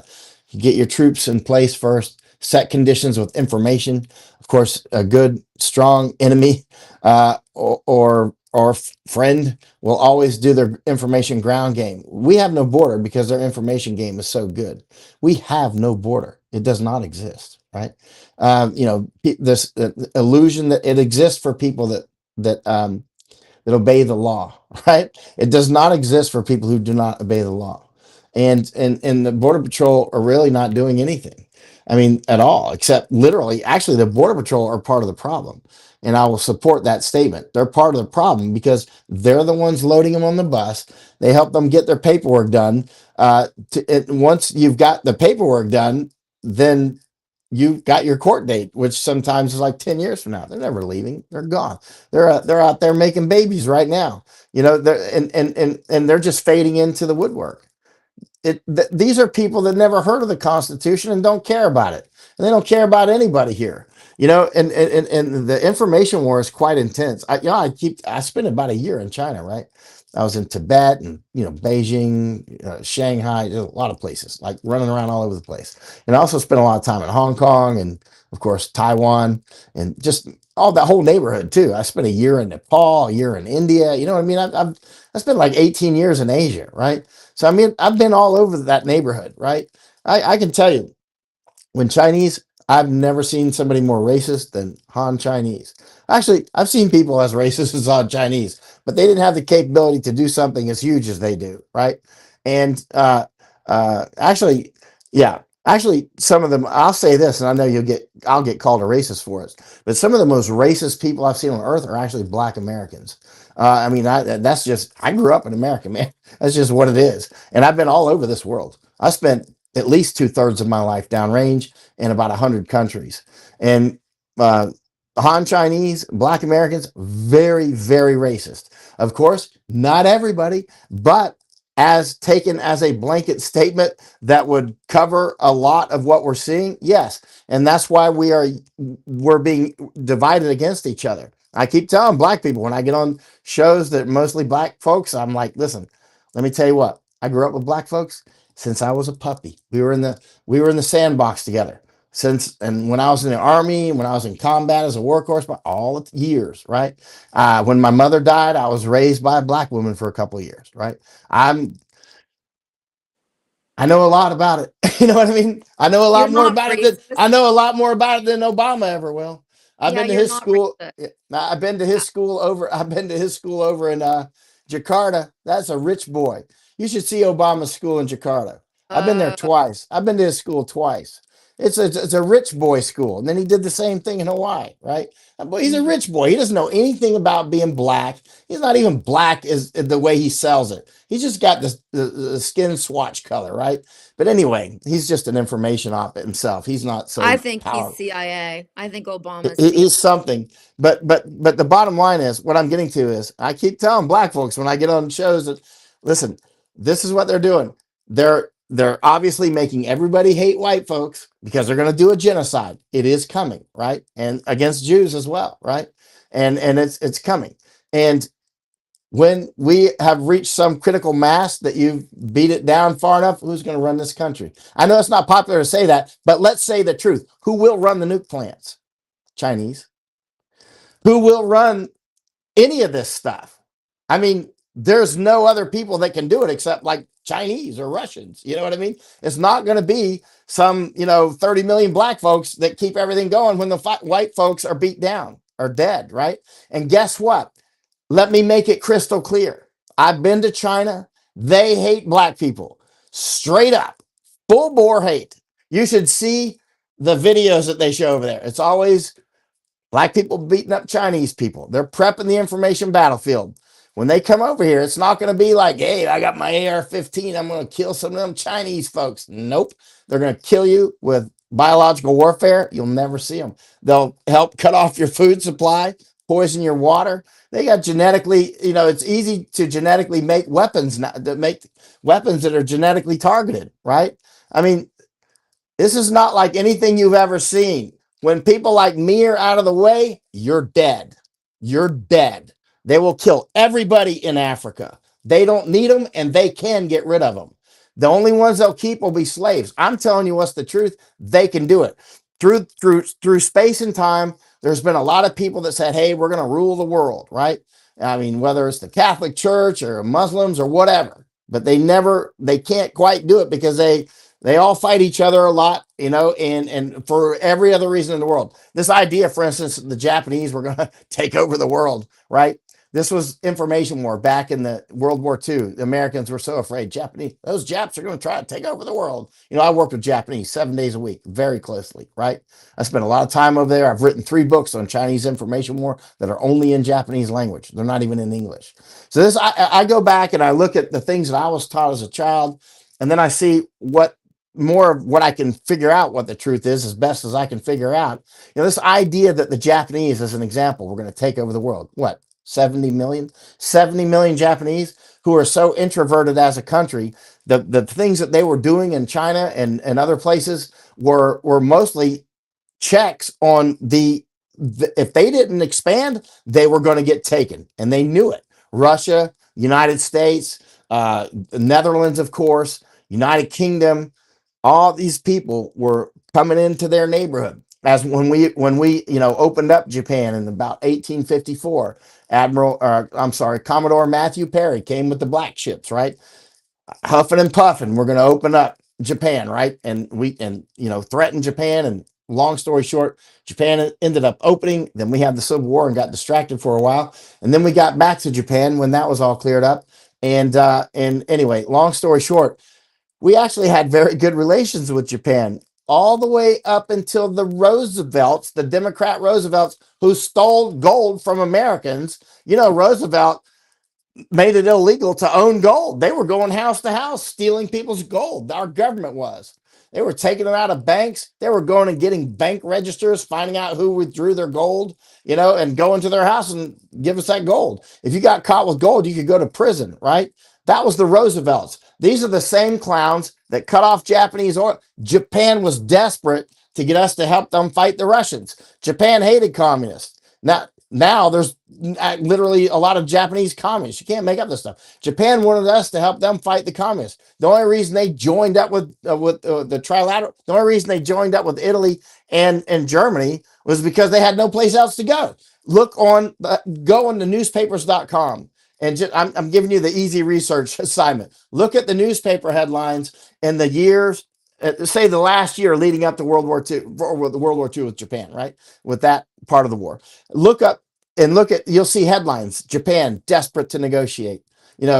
Oil still cut off, because, of course, Canada and Australia and United Kingdom and Netherlands and United States cut off their oil and their tin and their rubber. And the Japanese are like, oh, what are we going to do? I mean, we want to make a relationship with the United States and the United Kingdom and whatnot, but they won't do it. I mean, they're cutting out. They want to go to war with us. This was literally, anyway. So the long story short, the Japanese are like, what are we going to do? I mean, we're going to run out of fuel. And when we run out of fuel, we're dead. I mean, we're not going to be able to fight. So they made the decision. Well, we're probably not going to win this war. Go for broke, as Japanese would. There's a famous movie on the 442nd Regimental Combat Team, the most decorated U.S. regiment in U.S. history. 442nd Regimental Combat Team. I'll say it again. The most decorated unit in American history. And guess who they were? Do you know? They were Japanese. They were Japanese. Japanese joined the army, the U.S. Army, to go fight World War II on behalf of the United States. We put them in camps in the United States, like a couple 100,000 of them. There were people volunteering out of the camps. They joined the army. They joined the U.S. Army. They went off to Italy and fought like crazy. They got a memorial in Los Angeles. I've been to it numerous times. Every American should go look at that. We were saying that the Japanese were crazy and wanted to kill all the white folks. They joined our army, served with incredible distinction. They walked away with bucket loads of silver stars and medals of honor. Bronze stars were so high they couldn't swim in them. You know what I mean? It was like, this was serious people, serious Americans, right? It finally took somebody with the character of Ronald Reagan to apologize to him. Seriously. None of the other presidents had enough character to do it. He's like, what we did was wrong. And it was wrong. But the bottom line is the Japanese back in Japan also wanted to. There's one guy, Archie Miyamoto. I wish you could interview him. He's about 90 years old now. He's a friend of mine. He was actually in one of the concentration camps, right? He's Japanese. Well, he's American. His English is like ours is. And anyway, let me tell you about Archie.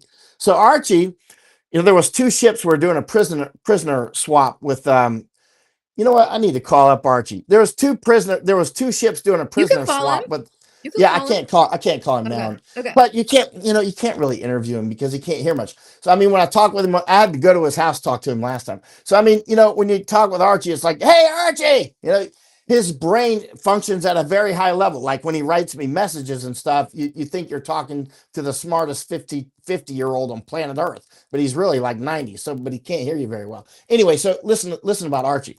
So Archie, he was a kid. He was in one of those concentration camps, right? That America put him in, right? So then we started doing this prisoner swap with people swap. It was a prisoner swap. We wanted some of our people back, and they wanted some of theirs back. So we sent two ships over. We sent Archie over. Archie was an American citizen. He was an American, right? It's like he was as American as I am. Probably more so, which is pretty hard to do. It's pretty hard to be more American than me. He's definitely at least on par, if not even high. Listen to them. Archie goes two ships, right? Two ships are going back, the Grisham and I'm sorry, I've forgotten their names. And we sank one of the ships. We literally accidentally, I guess, with our people on it. One of his friends was killed in that ship, but Archie's ship made it back to Japan. And Archie's like, he's in Japan. And he's an American, right?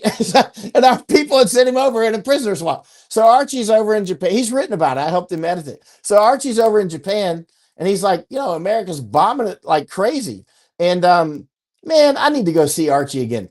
Listen, Archie was like, Archie, you won't believe him, man. He comes wheeling out of in his wheelchair. He's like, he just wants to fight still. He's like, so Archie comes out and anyway, so he's over, we're bombing Japan and stuff.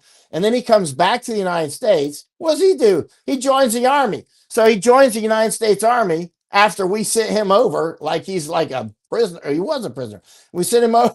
He can't make it up. We sent him over in a prisoner swap. He was a prisoner, but he was anyway. So he gets back to the United States. Him and his brother, they'll join the army, right? So then he goes and does 2 tours in Korea, not 1, but 2. I don't know anybody that did 2 tours in Korea except Archie. You'll hear people did 5 tours in Vietnam or something like that, which is pretty intense, or even like 8 in Iraq or Afghanistan. But Archie did 2 tours in Iraq.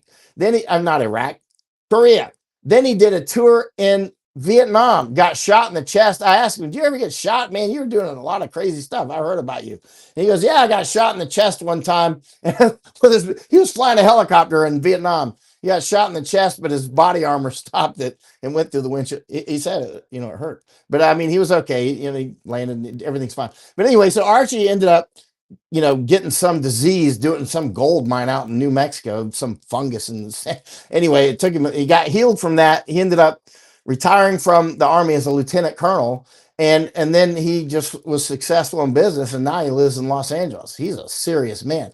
But think about that. So these are the guys we're like, yeah, these guys could sabotage America. And yet they end up coming. A lot of them joined the 442nd. Archie was too young for that. He couldn't join the 442nd. But a lot of them joined back in World War II. A lot of them joined the 442nd, and they took so many casualties there. I think the whole unit, most of it was, it was hot swapped. You know what I mean? It was unbelievable. Actually, what reminded me of that was when I said about going for broke. There's a movie called Go for Broke. And it's about the 442nd Regimental Combat Team. It's in black and white. Watch the movie. It's epic. And I asked I actually met or talked with some of the people that were involved with the 442nd, and they were like, yeah, that was the most serious. They were Japanese. And so anyway, but now the type of people that we're bringing over, guess what? They're not Japanese. I'll take 1 million more Japanese. I'll take 1 million Taiwanese. But do you think I want 1 million Somalis or 1 million Haitians? Sorry, I've been around this world too much. Some fish don't mix well in the same aquarium, bottom line. And it's good, like Haitians. You go to Colombia and the Colombians are like, oh, Haitians are so violent. When you got Colombians going, hey, those guys are violent. You go to Panama, they're like, oh, no, Haitians, right? You got to Mexico, talking with the Mexicans on the Mexican side. I've been there a lot. They're like, Haitians, you got to talk to anybody in Border Patrol about Haitians. And of course, caveat, I'm not saying all Haitians are like that. But what I am saying with clear words is it's a machete culture and they'll chop you to pieces, right? And a lot of them will, right? And, but interestingly, when I'm down in Darien and I'm watching, I've seen thousands of people come out of the jungle, dragging. Some of them are half dead. A lot of them they just die out there. But a lot of the rescue stories I've heard are about Haitians rescuing people. This is the weird part. I was talking with this one guy. He was Ecuadorian. Actually, he's Palestinian, but he lived in Ecuador many years.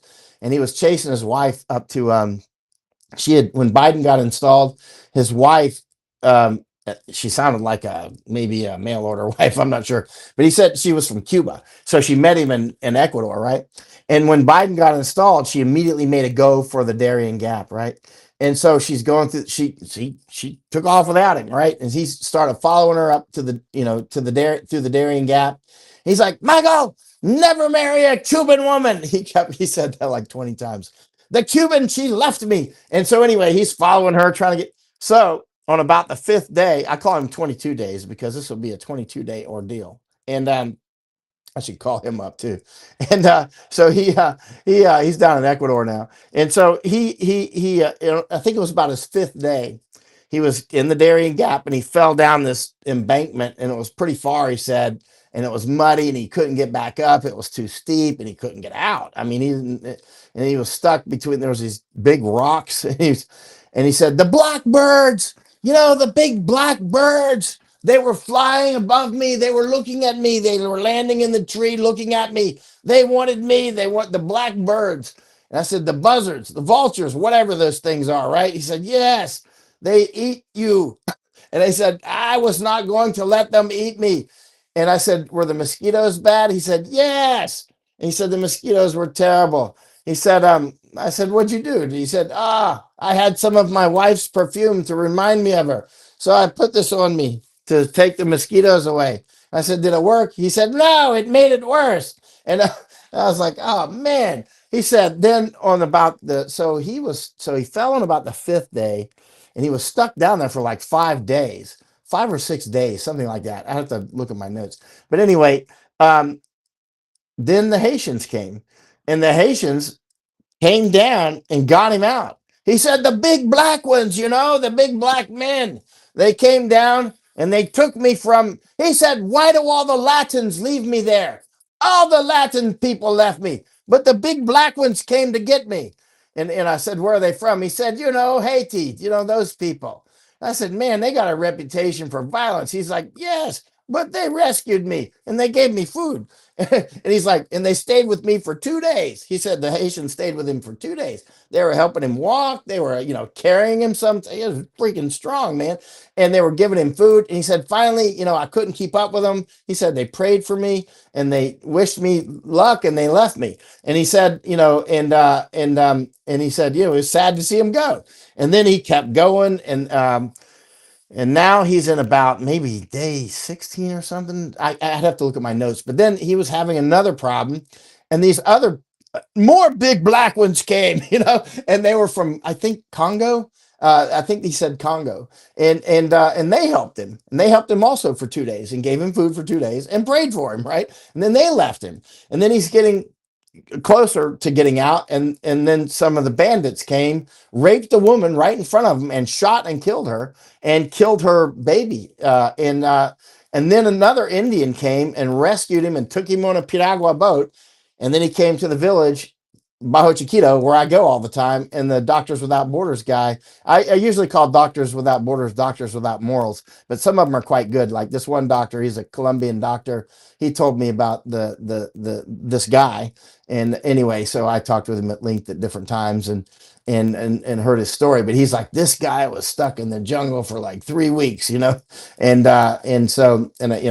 anyway. But what I'm getting to is, I've heard a lot of other stories besides that of people who are like, yeah, I had some problem, but the Haitians took me. They carried me. And when I see black people carrying people out of the jungle, Latin people and everybody else, it's usually Haitians. So there's one side of me, it's usually Haitians that are carrying them out, rescuing them. So there's one side where I'm like, hey, I don't want any of these people around. I see what they do. There's another side where they're like angels in the jungle, So, I mean, I don't know, make of it what you will. They got a good side to them. That's true. I mean, what are we going to do in the end? We're being It's gonna be the invaded. I mean, militias. It's going to be a the lot. retired military, the militias. Who's going to deport all of these illegals? They won't be. They won't be. They'll be drafted or brought into the military. You can see that's clearly already the balls are in motion. They're going to be police forces. They're going to have access to the computers and all of our addresses and names, and the Chinese, of course, can feed all this out as much as anybody else, right? And all this information that they're collecting, from DJI drones and all this stuff finally mapped. I use DJI drones. I realize the danger is quite extreme. I mean, but at the same time, at some point, you're going to have to trash all that stuff, and be gone. I mean, but the end of with the amount of information if you have a new car, your car knows where you live. Your car knows, right? You don't have to tell it. It figures it out, right? Everything in even if you live off grid, no power bills, zero anything at all, your car knows where you live if you're driving a car to your house, right? Even if you don't bring a phone, if you don't bring anything at all. So anything, what I'm getting is the depth of the information that's out there and against, the target set, which will include you and me, obviously, and Ann Vandersteel, obviously. A lot of us will be specifically targeted, and then a lot of people just generally targeted, like, basically they need to break the back of the United States, which means basically actually breaking the back of the people who run the infrastructure, the electrical grid, communications, and that sort of thing. And there's just not a critical mass of another group to do that, other than, say, Chinese, something along those lines. And the Chinese are clear about it, by the way. Again, I want to reiterate, I've written 3 books on Chinese information war that are only in Japanese. So if you don't speak Japanese, I don't even think about reading them. Well, unless you can do some AI stuff, but it'll be all garbled. But the bottom line is, there's a war coming. Japan is also in severe danger. I worry about Japan quite a lot because they are good friends of the United States, or let's say nations don't become friends, actually.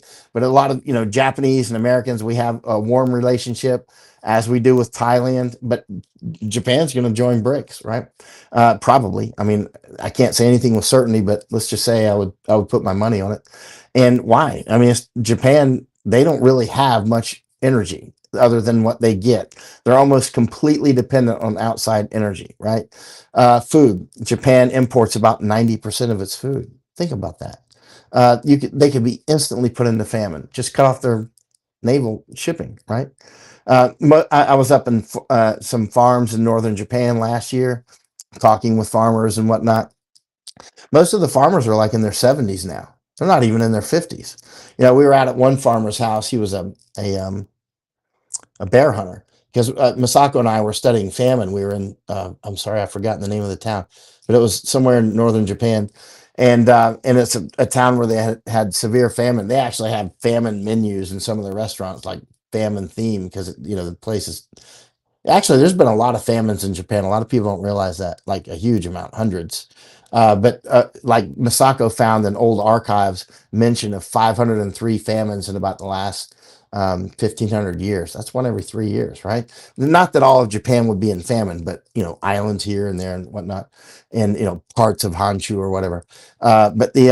But so we were up. We were studying famine in Japan as we've done in other places. And so we were in this restaurant and I said, please ask the waitress if she knows a bear hunter. And Masako's like, oh, it's embarrassing, nobody's gonna know a bear hunter. I'm like, oh, please just ask her. So Masako asked her, and the waitress is like, oh yeah, the best bear hunter in the prefecture is my neighbor. You couldn't believe it. So like the next day, I think it was, we were at his house, right? So we go to this bear hunter's house in northern Japan. This is last year, right?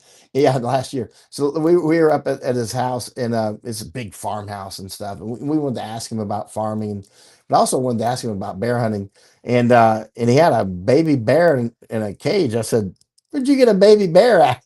And he goes, "I found it in the woods. It didn't have a mother." And I said, "So you just like grabbed it?" He's like, "Yeah. I mean, what's it gonna do?" And so he took it, and so he had it in his. And then he had a big eagle, and it's like, and so I said, "Do you ever let the bear in the house?" He's like, "Oh no, destroy the house." And so it's still young, and anyway, so we're in his house. He had 4 freezers of bear meat, pig meat, deer meat, right? And he had like 5 rifles and a shotgun. People think Japanese can't own guns. I assure you they can.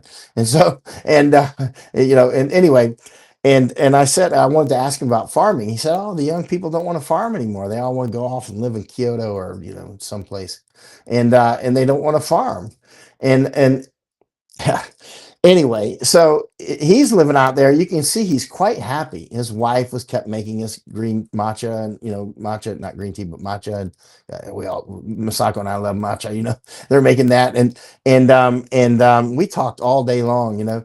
And you could see he and his wife were very happy. You could just tell by being around them.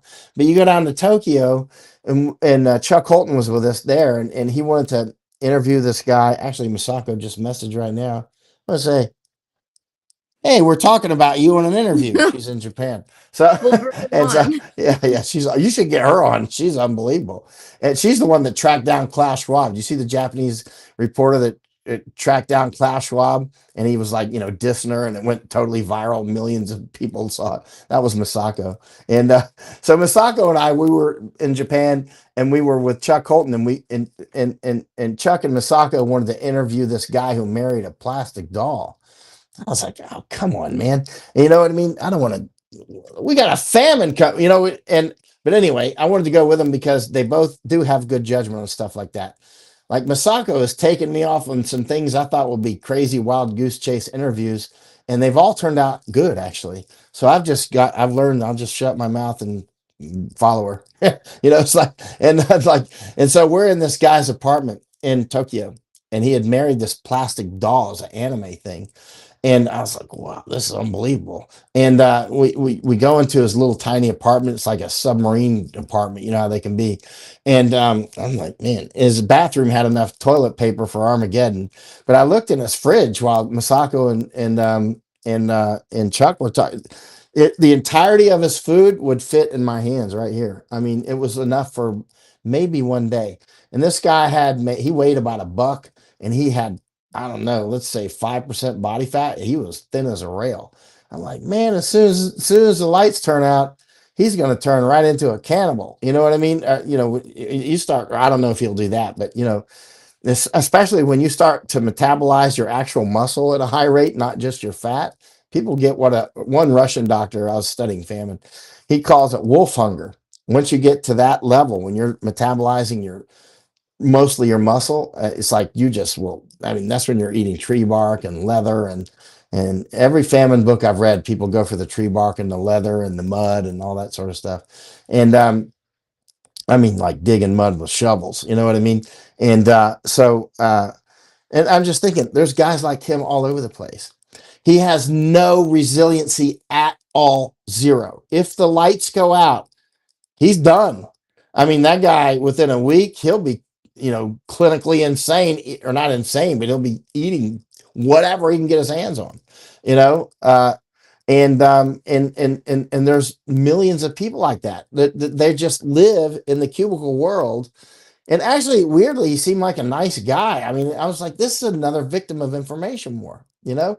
And I mean, we allow people, foreign countries and others, to come in and feed this information war into the brains of young people, including us, because we came through it as well. We were born into information wars.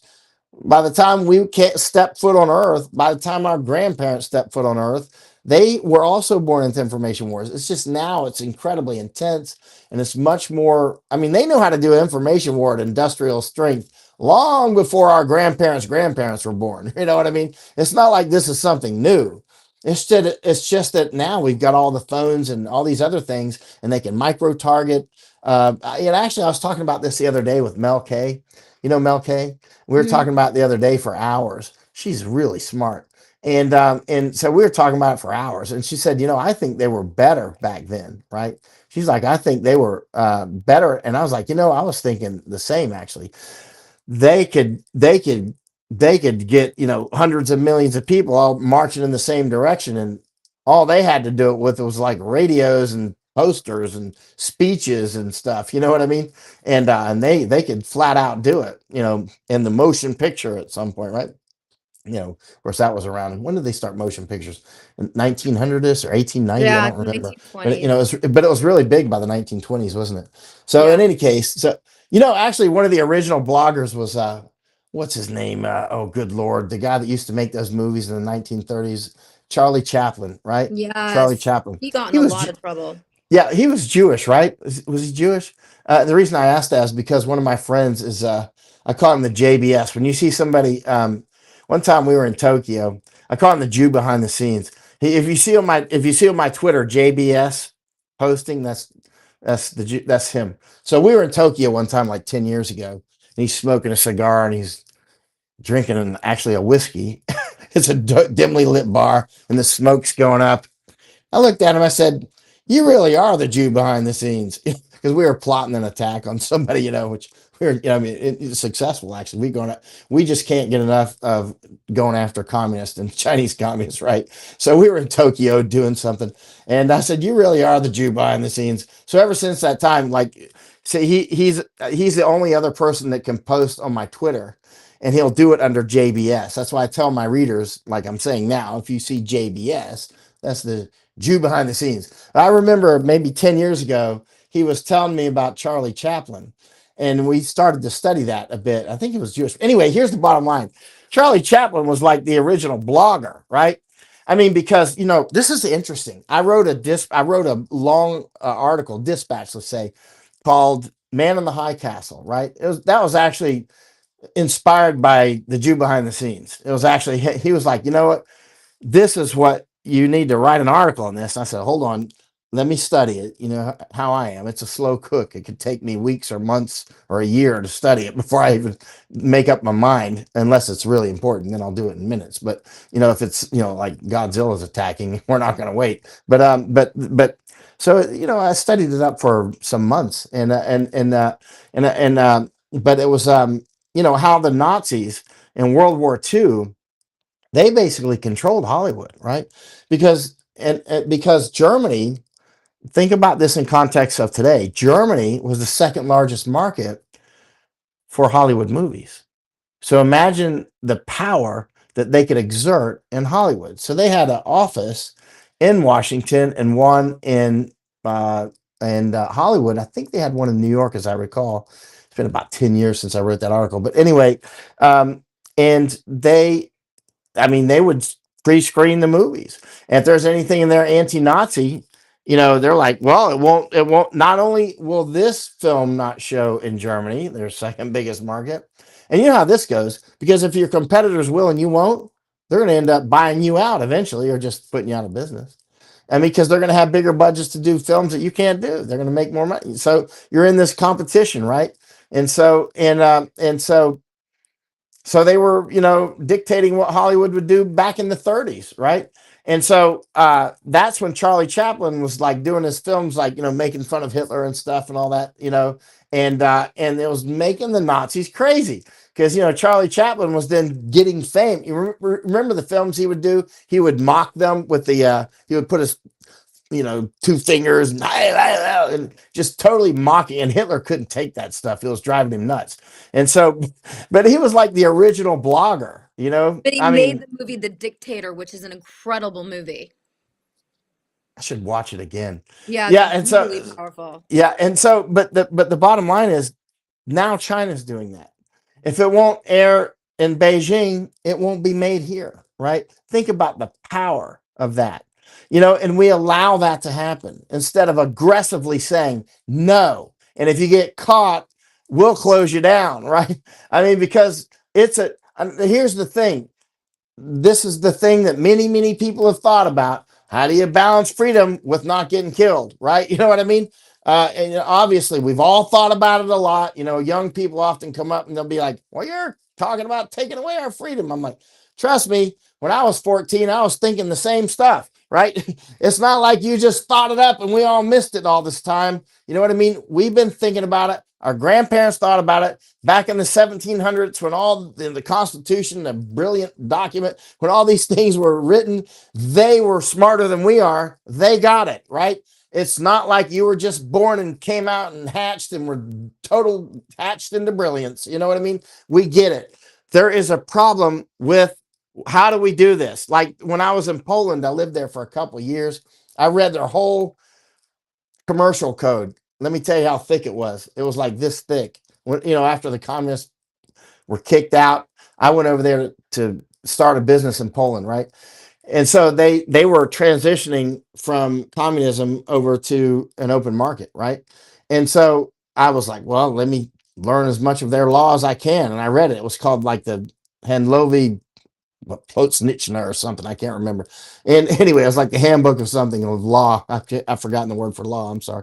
But anyway, and so I read the whole thing several times, but it was tiny. But one of the parts in that book, the Handlovi, whatever it was, well, anyway, it doesn't matter. But the book was it talked about nobody was allowed to own the port. Foreigners could not own the ports, couldn't own the airports, couldn't own newspapers, radio, no media, right? And I was like, well, that's smart, especially because communism.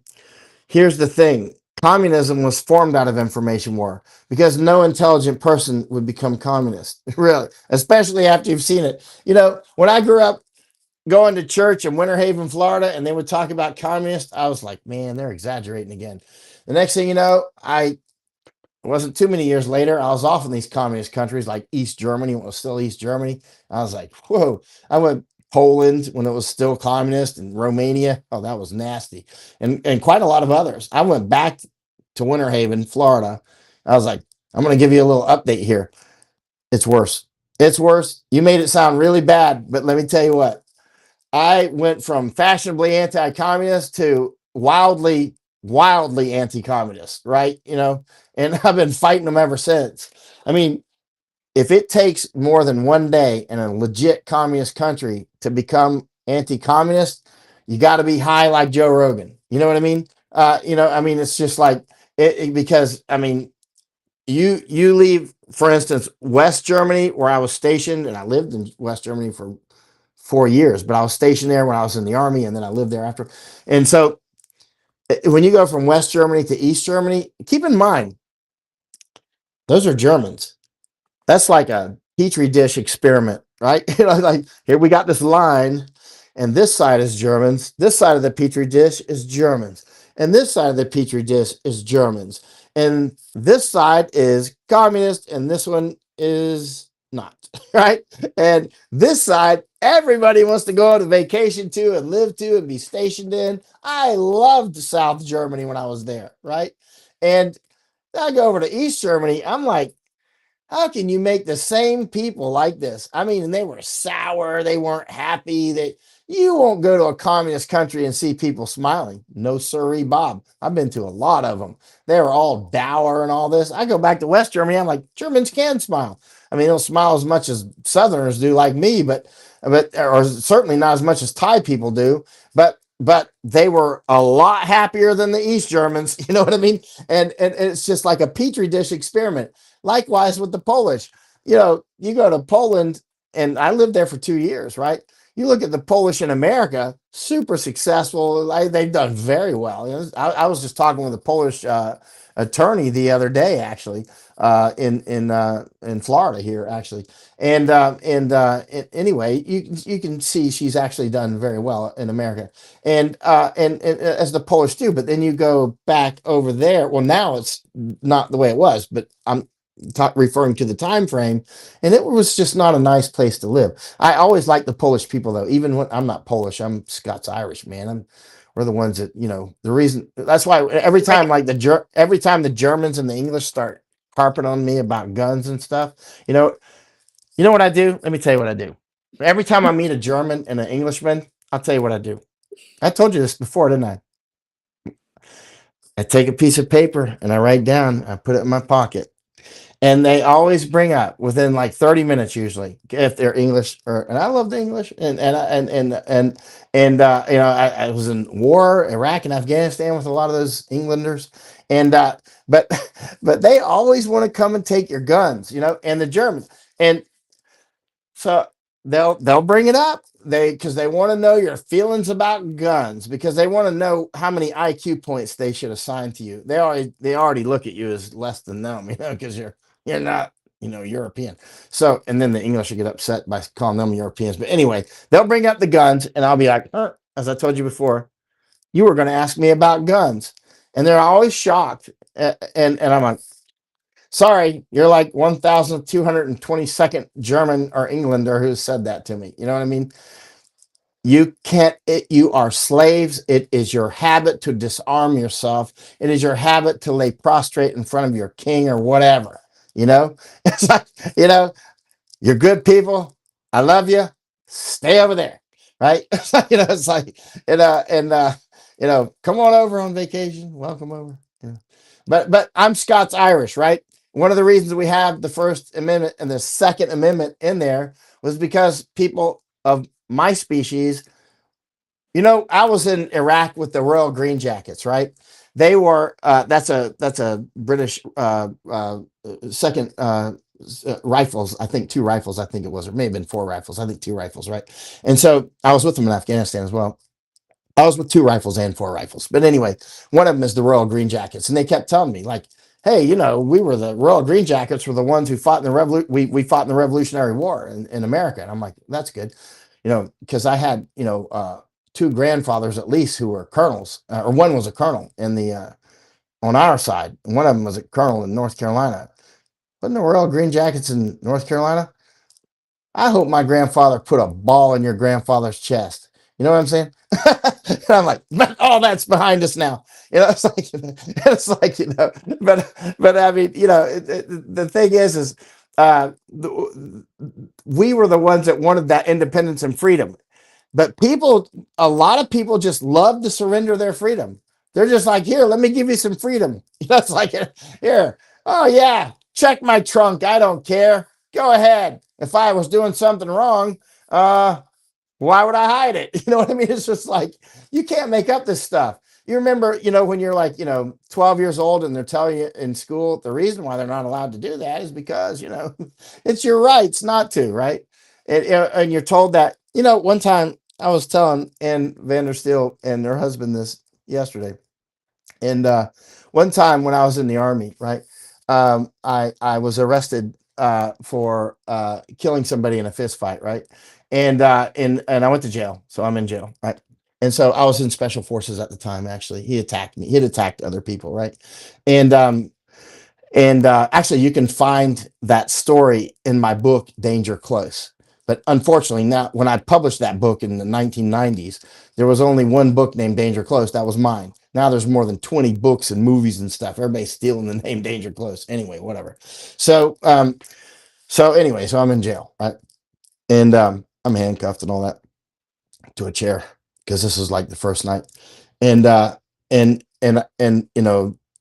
I said to them, they wanted to start asking questions and read me my rights and all that.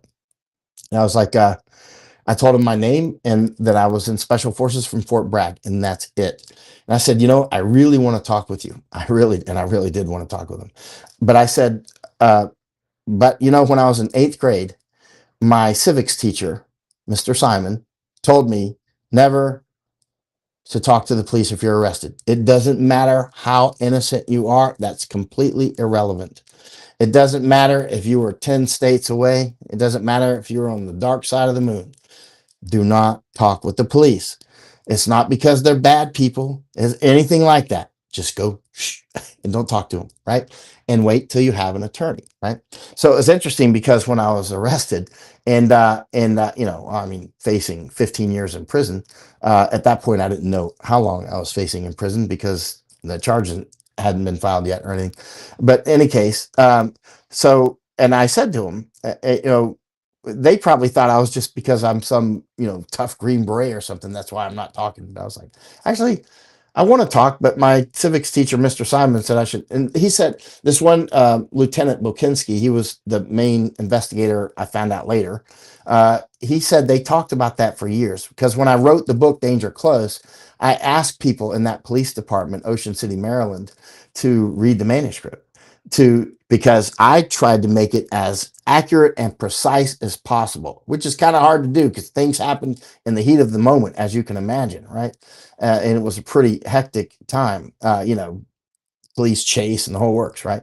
And so, the next thing you know, well, he actually gave me a blurb that said the Danger Close is absolutely accurate or something like that. Anyway, it was a very nice blurb. And so the police, he was the chief guy in charge of getting me put in prison. He said my book was absolutely accurate. Anyway, but he said for years they talked about me, this guy that had just been in this pretty serious fight and the guy died. He said that it was just shocking to everybody that you weren't talking because of your 8th grade civics teacher. Because I talked with him on the phone about that. I think he lives in Colorado now. I talked with him on the phone about that when I was writing the book. And I was like, yeah, Mr. Simon. And I said, Mr. Simon, he was one of my favorite teachers. He taught civics. He was a really good teacher. And I just remember one day he got all upset. And he was like, because normally Mr. Simon was not like that. He was just like, everybody wanted to listen to him because he was so interesting, right? And one day he had this generator in class and he had wires attached to nails, right? So if you hold both nails and he cranks it, he got the whole class to line up and hold, somebody on one end, and everybody's holding hands. And the competition was to see who could be last, right? Holding the thing, and so in the beginning he had to crank it really fast, and finally somebody broke off. I'm dying, then when you have fewer and fewer people, it's more and more shock, right? He was teaching us, hey, that's supposed to be in science class, but anyway,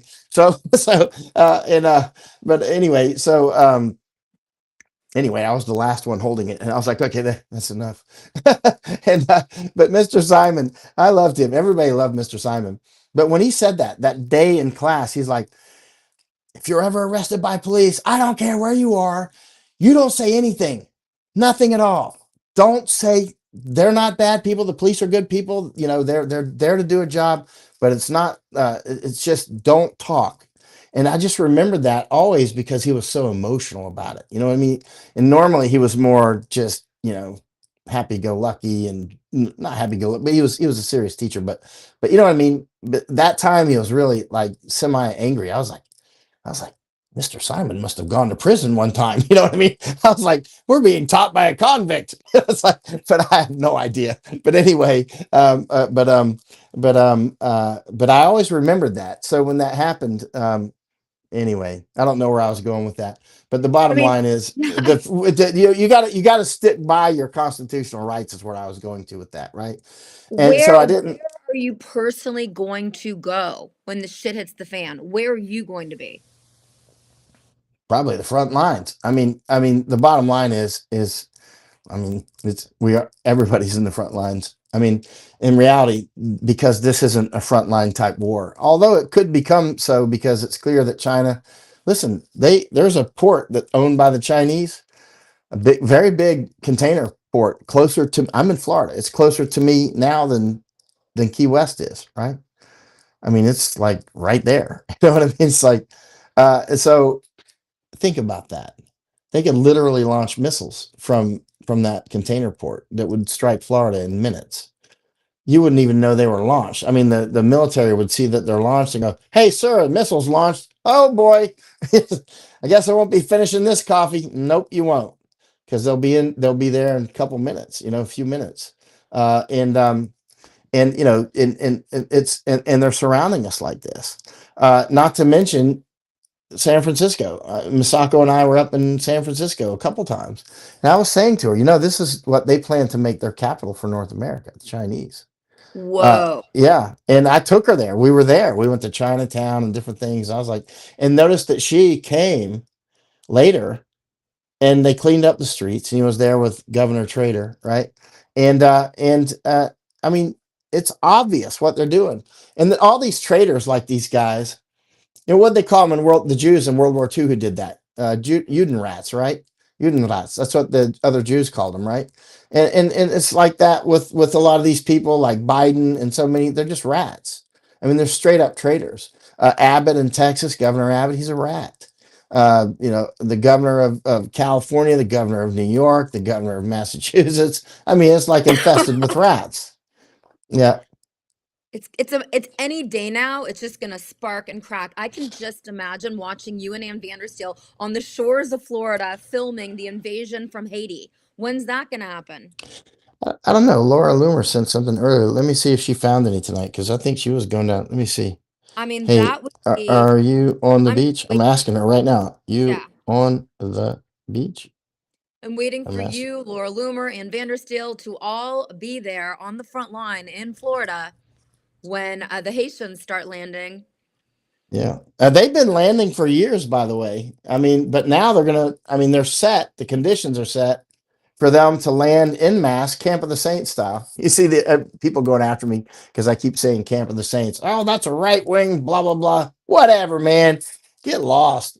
You know, these high testosterone men coming to the Darien Gap, those are usually, look at this AI crap again. Whoa. You know, these high testosterone men coming through the Darien Gap and up on these beaches in Florida and other places, those are the type of men I spend most of my time with, right? In the wars or downrange or wherever, right? And I assure all these dopa males that are just so busy, like, oh no, Michael said there's cannibals in Congo, right? And I did, and guess what? There are. And the bottom line is, even the United Nations got involved in that because they were hunting down pygmies and eating the pygmies because they think the pygmies have magical powers. Can you imagine a pygmy running from giant people trying to eat them? You know, running with those little legs through the jungle. The United Nations had to come down there and get involved. I don't know what happened with that, but anyway, there is a They're lot of coming to cannibalism the States. still in the Yeah, world. There yeah, is a they're lot coming. of cannibalism still in the world, right? Yeah. That is that. Keep in mind, a lot of these children who write these articles that you can see by the way that they write, like that talking points memo thing people keep sending me. I mean, the guy that wrote it, just look at it. It's like a jumble of words. It's like he threw a bunch of words in a bag and shook them up like popcorn and threw them on the page. You know, it's like, here, you guys sort them out. Yeah. I mean, let's see. What kind of state would your brain be in? You know, when you just shake up some words and throw them on the page and just, you know, hope we can sort them out for you. You know what I mean? He just throws out, you know, the cannibalism and all this crap, you know, and the bottom line is it's true. It is absolutely true. I've been saying that about Haiti too. There is a lot more cannibalism goes on than people imagine. I tracked down cannibals in India years ago. I was doing a break from the. I told Ann Vandersteel and John about it, and others recently. It was epic. I mean, I mean, epic insofar as the research that I did. This was before the wars and stuff. I was, taking a break from other. I've always been working like this in one capacity or another, but most people never saw it until I went to Iraq. That was when I became kind of, let's say famous, right? Was Iraq. But before that, I remember this lady at National Public Radio, and she was very upset. I think she wanted to date me or some crap. But anyway, and she was left wing, But anyway, she took me Yeah. in. Anyway, but she was upset because I was like, not giving her the responses that she wanted. But I was in the middle of a war, right? I'd met her back in Washington and gone to their studio. But the bottom line is at one point she's like, you don't quite know how to handle this because you're, suddenly famous. And I'm like, you know what? Actually, I've been doing this all my life. It's just that now you just noticed what I'm doing, right? And all this war stuff that you're seeing now, I've been doing stuff like this for a long time. It's just now Bruce Willis noticed and wants to make that movie about me and all that crap, right? So I mean, it's just that was all along the way. And what I'm getting to is I'm out there with these sorts of people all over the world, and they are deadly serious. And I know that some fish don't mix well in the same aquarium. I know it. There are like Swedish fish that get eaten by the other fish, right? And Sweden is now being destroyed, right? And it's happening to New York City right now. It's happening. New York City is being destroyed, and yet a team of New York Times reporters came down to the Darien and tracking down Laura Loomer and the rest of us down there. And they're about to do their hit piece. They're going to come out with it soon. You can't make up this stuff. I was talking with the reporter yesterday, Ken Benzinger.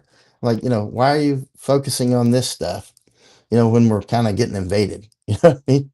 Do you get it? Apparently not. You know what I mean? Do you get it that you literally will be lucky to survive? And I mean that without one smidgen of hyperbole. I mean, straight up, I've seen a lot of war in a lot of places, and I know what I'm seeing. How a doctor that's an oncologist who's treated cancer all of his or her life can just walk into a room and smell it, and look at the patient and say probably has cancer, right?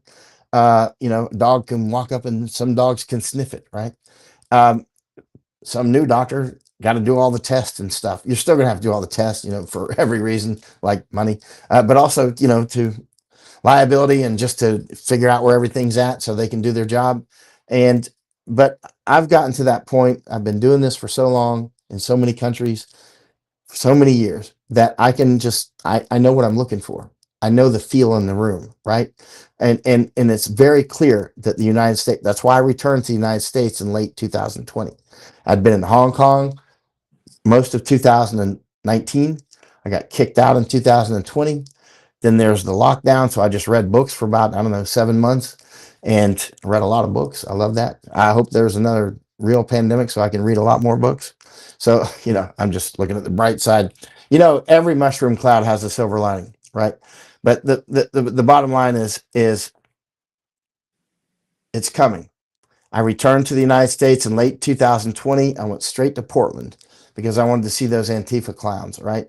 And so I stayed there for quite a bit, several weeks. I was out with them while they were doing their thing, and they were fighting and throwing bricks around and all that crap. Cops are doing the tear gas, and anyway. And then I went and saw them in Pittsburgh, and I saw them in Washington D.C., and I saw them in Atlanta, and I don't know other They places. follow me in DC. Yes. Yeah, yeah.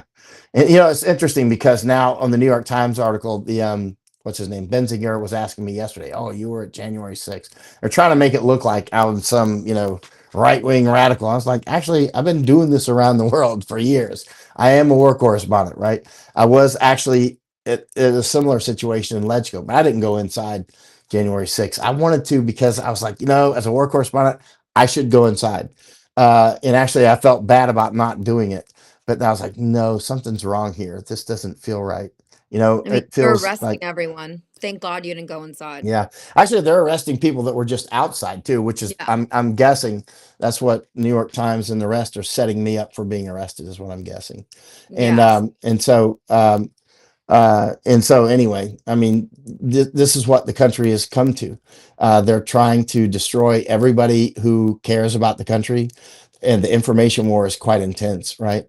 And so, you know, they're trying to set me up as a racist and all these sorts of things, whatever. And but at the end of the day, the United States is going to go into war. You can see it. That's why I returned in 2020, and I've been watching it ever since. And a lot of the people that think that they'll come through this fine, the useful idiots, they haven't been in a real war. Once they get into a real war, they're going to find out this shit is not fun. It's not fun, and it's not funny, right? And it's full contact, and you know, when you go to sleep at night, you might not wake up, you know, and things will get very intense. And it'll be, for those who survive, it'll be life changing.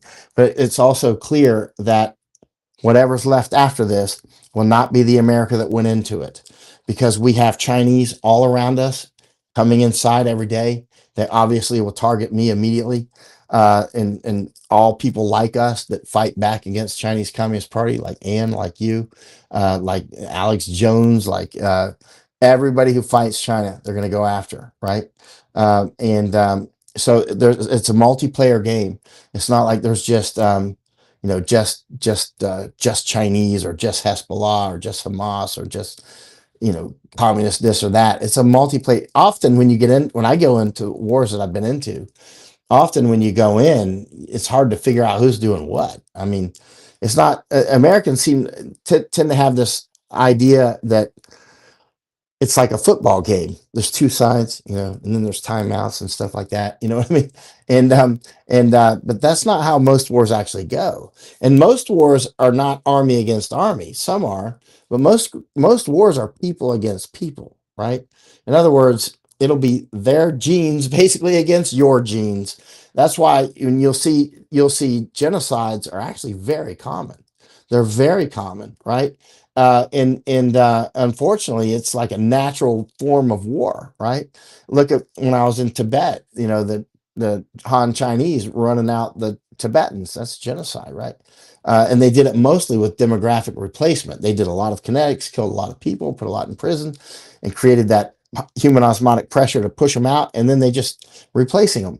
Now, so they did the same in Hong Kong, just not very many deaths, but they did it slowly with information war and mostly demographic replacement, right? And so as the Han Chinese started replacing Cantonese speaking Hong Kongers, and as professors and teachers and policemen and politicians, and basically taking over the cockpit, when it came time for the final spasms, the world turned their back on them. I mean, Germany was selling water cannons to the Hong Kong police. I was there. They sold them at least four. I sold them. I mean, I saw them. They sold them, and I saw them. There was ammunition for the tear gas and whatnot coming from Florida, and the rubber bullets from Florida, right? And I told all the Hong Kongers, photograph all those munitions with very high resolution, all sides of it, and the bottom and everything, and publish it. So they stopped getting the ammunition from Florida. You know, I photographed some of those munitions myself because I was out there in the fighting for 7 months, right? And you know, then I came back to the United States, and then everybody's like, "Oh, he's a right wing radical." Like somebody was the other day was saying, "You were wearing a helmet on January 6th." I'm like, "What are you, a fool?" Of course I was. I wear a helmet every time I go into something like that. I wear a helmet when I've worn helmets so much around this world. You're crazy if you go into a protest like that and you're not wearing a helmet. You know, as if you're coming there. But you know, nobody was carrying rifles. Nobody was carrying guns. You know, long story short, justice no longer matters to them, and they're eroding the same freedoms that will cause them to be destroyed. Do Because you like think these, do you think we're going to get to an election in November? Do you think we'll have an election in what do you November? think? What do you I think? I think we're on the verge of World War III, and I don't want to be Yeah. an But I have people calling me every day and telling me that, it's time to evacuate and go to farms. It's time to go to the mountains to Yeah. farm mountains. I mean, I'm a Beverly Hills girl. Okay, I wear 5-inch heels. This is not going to be normal for me. Me and Ann Vandersteel, I mean, she can handle it a little bit more than me, but I mean, I have a bug out backpack now. I have with me 24/7 a $5,000 backpack. Thank you to Satellite 123 and prep123.com. Thank you so much to Tina. I have this. I'm ready to put this Oh, on my back and walk. sat123.com is awesome. Yes. They have helped with a Starlink down in Darien and other gear like that. They've been awesome. Satellite phones, I don't have any sponsors actually, except for, mostly small donors, and which has been the way it's been for years. That's why I can just say all these things, right? Because nobody can really cut me off. I mean, they can. I mean, they can cut your banks off and stuff. It probably will happen. Actually, Coinbase stole my account. Coinbase is, yeah, they took my. Now people immediately say, well, why'd you keep it in Coinbase? Blah blah blah. And they'll start giving you the lecture. It's not even money. It's like, we get it. But people donated a little bit of Bitcoin over the years, and I just kept them because it wasn't much. You know what I mean? It's very. I mean, but Coinbase took it. They won't give it back, right? They keep saying they're investigating it. I'm like, bullshit. It's been months. It's been what? I don't know, 5 months or something, 4 months. I don't know. It's been a long. I'd say at least 4, and they're always like, oh, now you have to write a letter. You have to send us your utility bill. Yeah, it's like you know who I am. And then they're asking you, what will you spend the money on? What businesses of yours? What will you, what? You know what I mean? Who are these clowns? If you got Coinbase, get off. I mean, that's all I can say. Customer service at best sucks. It's And they stole my Satellite account. 123. It's time prep123.com. Yeah, but yeah, Satellite123.com. Satellite 123 is Prep123.com. great. Yeah. Yeah, they're great. They're great. Satellite123.com, prep123.com. I never sell anything, but this group is incredible. If I'm going to walk around with a $5,000 backpack just in case the shit hits the fan, that's really serious, Michael. How does a backpack become $5,000? It got like a jet pack in it or something, I or have what? satellite phone in it. I have everything. I can put this on my back and walk. Oh, that's awesome. Yeah, Does that have food in satellite there? one, two, Have a three. I mean, oh. I don't need food. Thank God I'm a little heavy. I could last about 30 days, so I don't need that much food.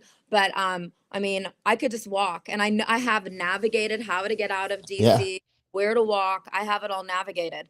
I'm gonna go to Yeah. Missouri probably. I'm gonna go to West Virginia and then Missouri and then probably Idaho. It's gonna get interesting. Satellite123.com is the Yep. key. They are. They've got all kinds of stuff. What do they have? They have Garmin's, InReaches, and those sorts of things, and satellite phones. And the main thing that was important to me was the Starlink, because often where I'm at down in the jungle, we don't have. It's kind of hard to get a Wi-Fi signal, but the Starlink works quite well. You set it up and boom, you're good to go. High speed internet. It's pretty high speed. I can't remember how fast it was, but it was faster than I'm getting in the hotels. I mean, I want you to stay in Florida and actually document the invasion that's happening right now. Mm. Yeah, well, I'll be here for a while.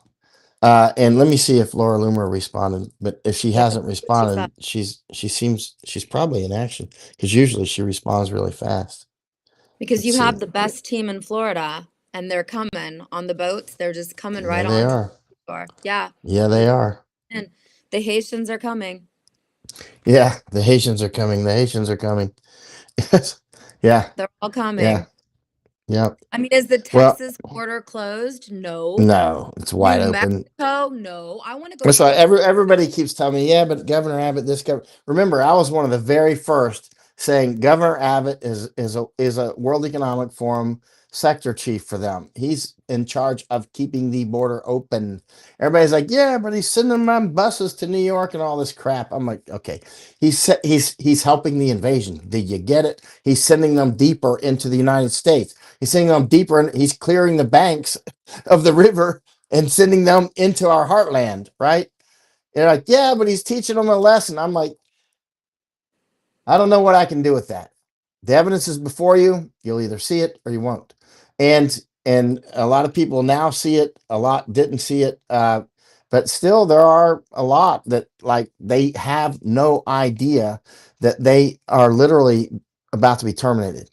And the type of warfare that can be done today is, this idea that you're going to be out, just, taking care of your house with your little puny ass AR-15. You know what I mean? It's funny. The guys are always like, I got an AR-15 and 7 trillion rounds of ammunition. I'm like, yeah, okay, whatever. Yeah, what do you think is going to happen? Yeah, I got a straw and a spitball. You know what I mean? It's like, It's going to be yeah, you, it's not Ann gonna do anything. Vandersteel, Laura Loomer. What are you guys going to do? Are you armed? What are you Yeah. going to do? I mean, the bottom line is people have to organize. You have to organize, right? You have to organize. I want to state it again. You have to organize. And the government is obviously working against us at this point. I mean, the Border Patrol is helping people get into the United States. They're doing it openly, right? The Coast Guard escorting Haitians to Florida. I mean, you can't make up this stuff. U.S. military directly involved in helping the invasion of our own country. Not a single general or admiral has stood up. No active Not duty one. general or admiral stood up to the death jab. Not a single one. Not They one. were all like, well, that's what the meathead said. We have to get death jabbed. You know, and yeah. So here it comes. I mean, I confronted Lloyd Austin in Washington, D.C. on that. He doesn't care. He doesn't care. he's a clown. I mean, Yeah. he's a meat bot, just like CQ Brown and all the rest of the generals out there. Of course, Lloyd Austin's former general. Is he still alive? What was that thing about him going to the hospital? You know what I mean? He's still alive. He's still there. He's still in charge. Okay. He's not. It's just embarrassing. He doesn't care. He really doesn't care. Yeah. I looked in his eyes. I asked him. He doesn't care. Yeah. I mean, Well, we have I need a to. problem. We I don't need have to. a military that can even Yeah. stand up for us or handle it. Yeah. It's going to have to be the retired military. Yeah. Against tens of millions of people. So it's quite. It's going to get very intense. People have to get ready, and they need to start resisting at all levels right now. In other words, don't keep loading the buses. Don't keep checking them in on airplanes. Don't keep moving them around and facilitating the invasion and sloshing people all over the country. Stop driving the buses, right? Stop pumping electricity to the places that keep the people that are replacing you. I mean, seriously. I mean, it's just maddening. I mean, those of us who do everything that we can, and are just seeing, if everybody tried as hard as you and me and Ann Vandersteel, and actually there's a lot of us, but there are actually many of us. It's not like there's just a few. It's just that there's not a critical mass that's large enough to actually at this point to say I'm not going to help, or I'm going to do everything I can to trip this thing up, right? To identify the weak points and just like not forward that message. You know what I mean? Or, either by actions or inactions, just, not letting them invade our country, for starters, right? Yes, there's going to be a breaking point. I mean, Yeah. how many weeks, how many months do you think we're going to hit that?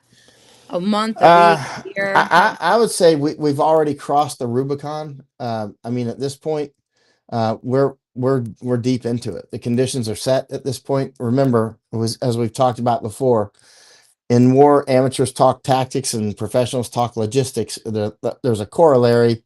Amateurs talk sparks and professionals talk conditions, right? It's about conditions. The conditions are set. The fire's coming. It's asking me, what will the spark be and when will the spark hit? I don't know. I mean, it's like, the forest is dry. Can be a bolt of lightning. Somebody throws a cigarette out, kid with bottle rockets. I don't know. Could be arson. I don't know. And so it's the same. It's about the conditions. And so the globalists, CCP, in collusion with each other, they have set conditions. It's going to get incredibly intense. anyway, I need to call it a night. It's getting late here, and it's 11 Yeah. o'clock here in Florida, and I gotta do a few things still. You are so wonderful, Michael. Please come back anytime you want to talk about anything that's happening. I am waiting to see what you are doing, what Ann Vanderstill's doing, what Laura Loomer's doing. What am I going to do? I want to go to the border of New Mexico, but thank you. How do we find you? I'm on X every day. I'm on Substack, but I'm on X every day. Twitter, and Yes. yeah, I just do a lot of reviews or interviews. I was on Tucker recently, but that hasn't aired yet. I mean, that was amazing. I forgot to ask you about that. Yeah. How was that? Was he Uh, incredible? Is he the best oh, of the best? Or am I better? Who's a better interview, Corinne or Tucker? you're obviously the best. I mean, there's nobody. I love it. Thank you. Yeah, and then So yeah, sweet. my interview with Sean Ryan will be tomorrow. I think airing tomorrow But I because never censor. yeah, I don't. I, I don't think Sean is going to censor it. I doubt that Tucker will either. I don't know because I never actually worked with him. I'd have to look and see, what I remember, as I said, and what's actually posted. But I doubt that they're going to censor. Good, good. Not Because that I if they said get it, anything too radical, but yeah, you just said the truth. We're in an invasion. The United States of America is in an invasion right now. yeah, straight up. And it's Okay. really obvious, super obvious. All right, let me call it a night. I gotta go. Thank you. God bless Bye, you, Pete. Corinne. I really want to bring in a really incredible guest. Her name is Michelle Peterson. And I really want everyone to know that satellite123.com and prep123.com are the way to go now, because you just heard what Michael Yon said. We all have to be ready for what's going to happen. How are you? I'm doing Thank you great, for being here. thanks. So kind. Tell us everything. You have so many people waiting to hear what you have to say. I'm so No grateful to have problem. Are you able to hear me okay? perfectly. Okay. We can All hear right. perfectly. I mean, you've been through so much. So what are Yeah. you standing up for now? So thanks for having me. So just to do a quick overview. So my son was being groomed by a male teacher back in 2010 Okay, in what state? high What school county? in Grundy County in Illinois. Okay. So at Morris High School. And the grooming went on from 2010 until in May of 2010 until around October. And I had overheard a conversation at that point, and he had texted this teacher initially just because he was having an issue on the baseball team, and he was also a baseball coach. And the teacher continued to text him. And when I overheard this conversation, I had a feeling that it was a coach or a teacher at the school, and went down to the computer and looked at the phone number and compared the phone numbers, looked back on the phone bills, and found that there were text messages all the way back until May of that year. So there were thousands of them. Um, my son knew that I would take his phone intermittently and check his messages at least 3 or 4 times a week. And he then would just delete the messages once the teacher would text him. So I didn't have the messages, the verbiage anyway. And this was over a 3-year ordeal. And just a quick overview, the whole 3 years was really kind of awful. The worst part of the whole situation was just dealing with the state's attorney's office. I felt like they just wanted me to go away, and that they didn't want to take care of just this one kid. And the stuff that he was texting him, though, he was not the first. He'd offer my son more money for oral sex, $500 and then $1,000 and then $1,500 via text. Wanted to make a sex video with him, and also would refer to his. Was he married? No, he Okay, wasn't married. Okay. No, not married. 34 years old. My son was 15, going on 16 at the time, and continued to keep going back to the state's attorney's office. And I ended up, they had his phone for at least 4 or 5 months. I had to get the Secret Service involved to get the messages off his phone. So they pretty much said, they just want you to go away. And I had met this Secret Service agent through a friend whose husband was also an agent at the time. And he said, Michelle, they just want you to go away because this is too much work for one kid, and it's too much publicity for a small town. So he said, I'm going to give you 2 business cards. Keep one for yourself, give one to the state's attorney's office, and tell me what the message is off that phone within a week, or you're going to turn it over to the feds. He goes, I'll have those messages off of there in 15 minutes. So I went back and did that, and they had the messages back within 3 days, which pretty much tells me they had those messages probably the whole time. So I don't know that for sure, and but that's my gut feeling. And dealt with this particular state's attorney for about 2.5 years, and then we voted in a new state's attorney in January of 2013, and he took our case immediately and realized or felt that we probably would have to take a plea deal at this point because it had been too long. Been 2.5 years. There were gaps in the transcripts. He didn't know if people would remember things correctly, that sort of thing. So we end up going to court that year in August of 2013, and this guy then decides he wants to take a plea deal. So this is where God's hand was all over this, and now looking back is when I can actually see this, right? So he decides he wants to take a plea deal. The judge on the case was extremely upset with him and his attorney for dragging this out for 2.5 years, and pretty much lit them both up. And so not only does this guy want to take a plea or take it to trial, he decides that he wants to have a bench trial, not a jury trial, with the same judge that he just made angry. So we then meet with the new state's attorney and his first assist, and he says, there's a new law in Illinois that just came into play last month. So this was would have been July of 2013 when it came into play. It's a grooming law. So just for your audience, you have normal, regular grooming. So you might groom your children to be good, moral people. You might groom somebody to be a CEO, but this was unlawful grooming. This is where somebody is trying to gain the trust of another person to do something nefarious to them, or gain the trust of a community or a family, that sort of thing. And they said, everything in that law is what they did to your son and your family in this community. So we're going to go after that law. He said, but there's no precedent set, so we don't know that we'll actually be able to get this to go through. So we go to court in October of that year. My son is now 19 and in college, and he testifies. He's on the stand for about 4 hours, and we get 2 convictions, one solicitation of a minor and then unlawful grooming. So this is the very first, and to date, still only grooming conviction in the United States. So fast forward, then I go to a Reawaken tour, an event in Nashville last year. Okay. And I meet Amy Coelho, who is a sex trafficking investigator, and she is also a paralegal with a firm out of Texas. And she starts telling me about a couple of cases she's working on. And one of them, she was the lead investigator on a case that had just ended in November the year before. And it was the La Luz de Mundo case. So this was a church cult in California, ended up being cartel. And they had about 123 different sex trafficking cells that she helped bust with her team. And she also told me about another case where one of the Larry Nassar gymnasts out of Michigan State was one of their clients, and told me about another couple other high-profile cases. So I started to tell her about my case here in Illinois, and she said, when was that? I said 2013, 2014, and she's like, are you from Illinois? And I said, yes. So she grabs my arm, and she gets tears in her eyes. She goes, I cannot believe I'm meeting you. And she said, I need to get a picture with you and send it to my team. And I said, what are you talking about? And she said, we use your case for every trafficking case that we bust because you have the only grooming conviction in the United States.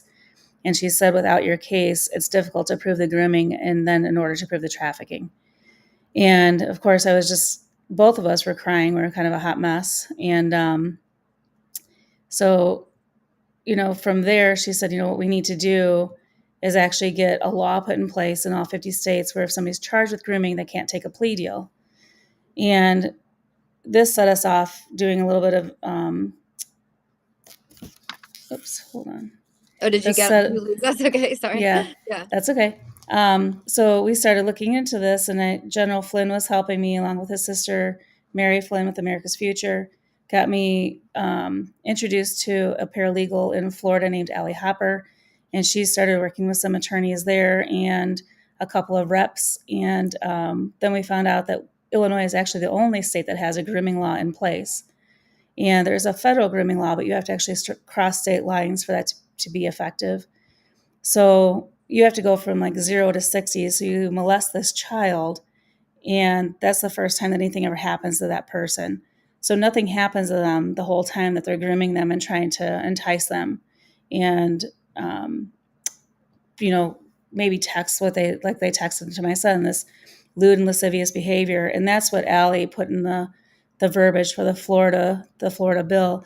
So there were two reps there, Yarkowski and Bankson, and they worked with her. And 2 weeks ago, that bill was actually approved, and it's going to be going to Governor DeSantis's desk for signature. So they have portions of the Illinois grooming bill in there. It's not everything we wanted, but it's a start. And then in Iowa, there's a senator there, Mark Thompson, and he's working on that law there. And the bill passed in the House 2 weeks ago, 94-0. And that bill is probably more aligned with the Illinois bill.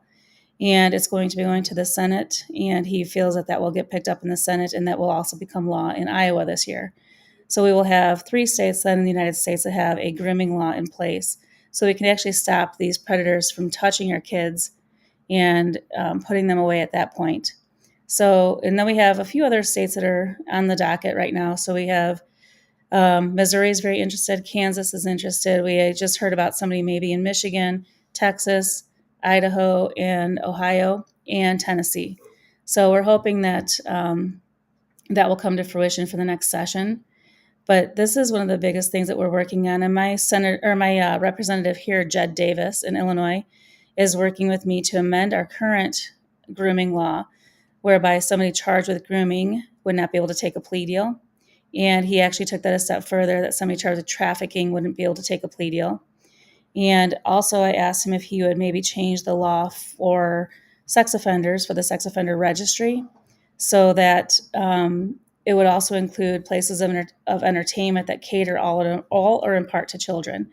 So a couple years after this happened with my son, I saw this teacher working at the mall, and he was only about 60 feet from one of those children's play areas where he was working.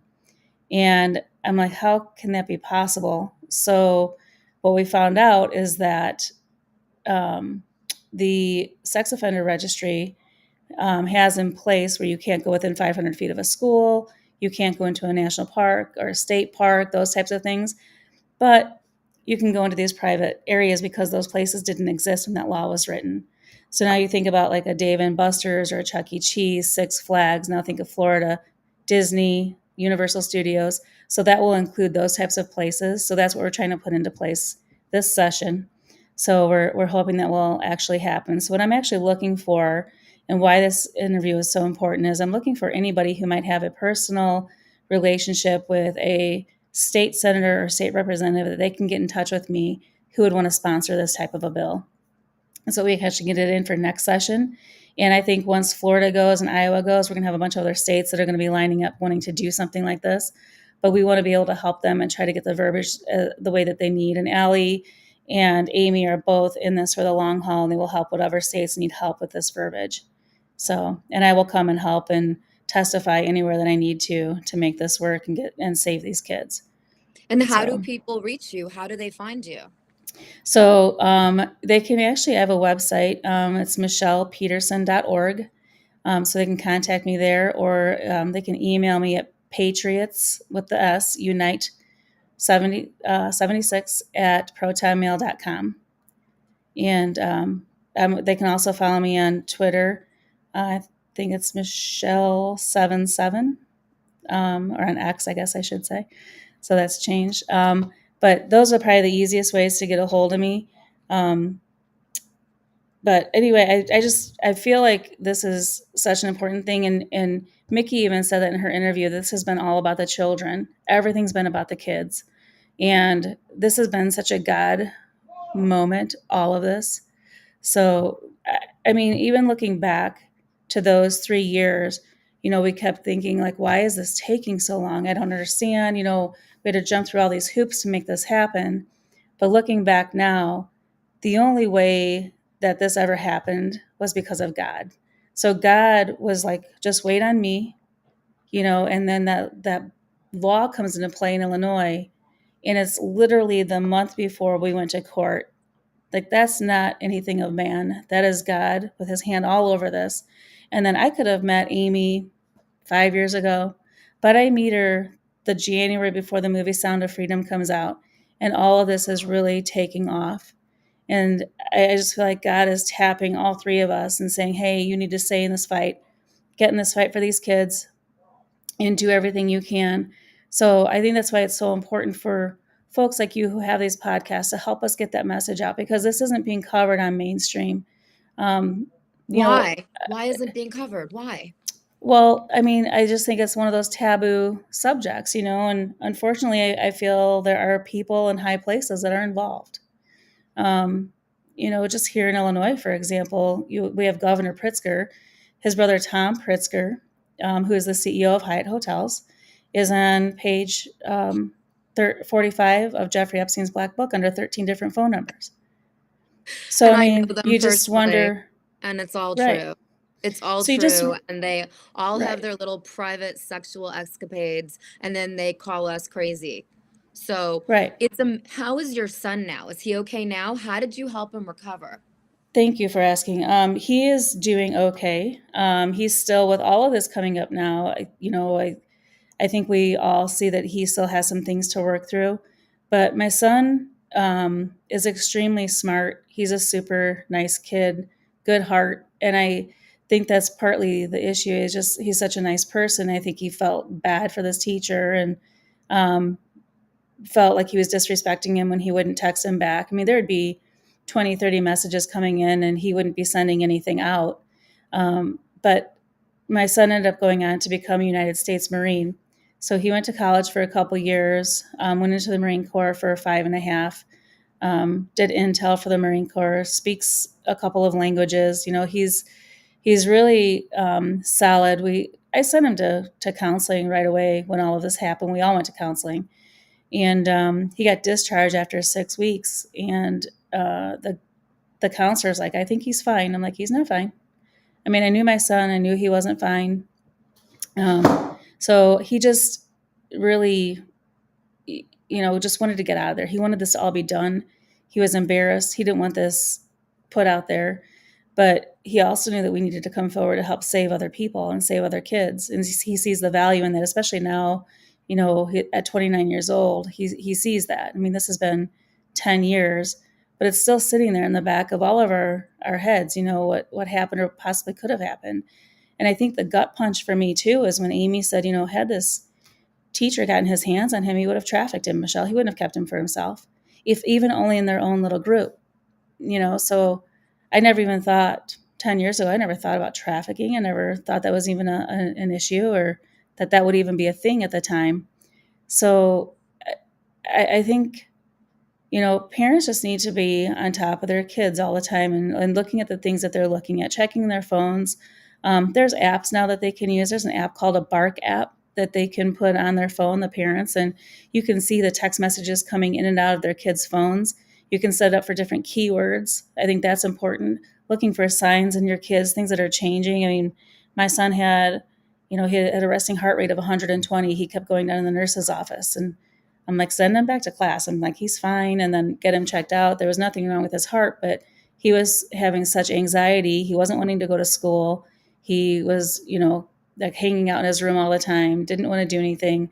So it was those types of things that, along with that conversation that I overheard, that tipped me off. And also not giving up. I kept getting told no when I went down to the state's attorney's office.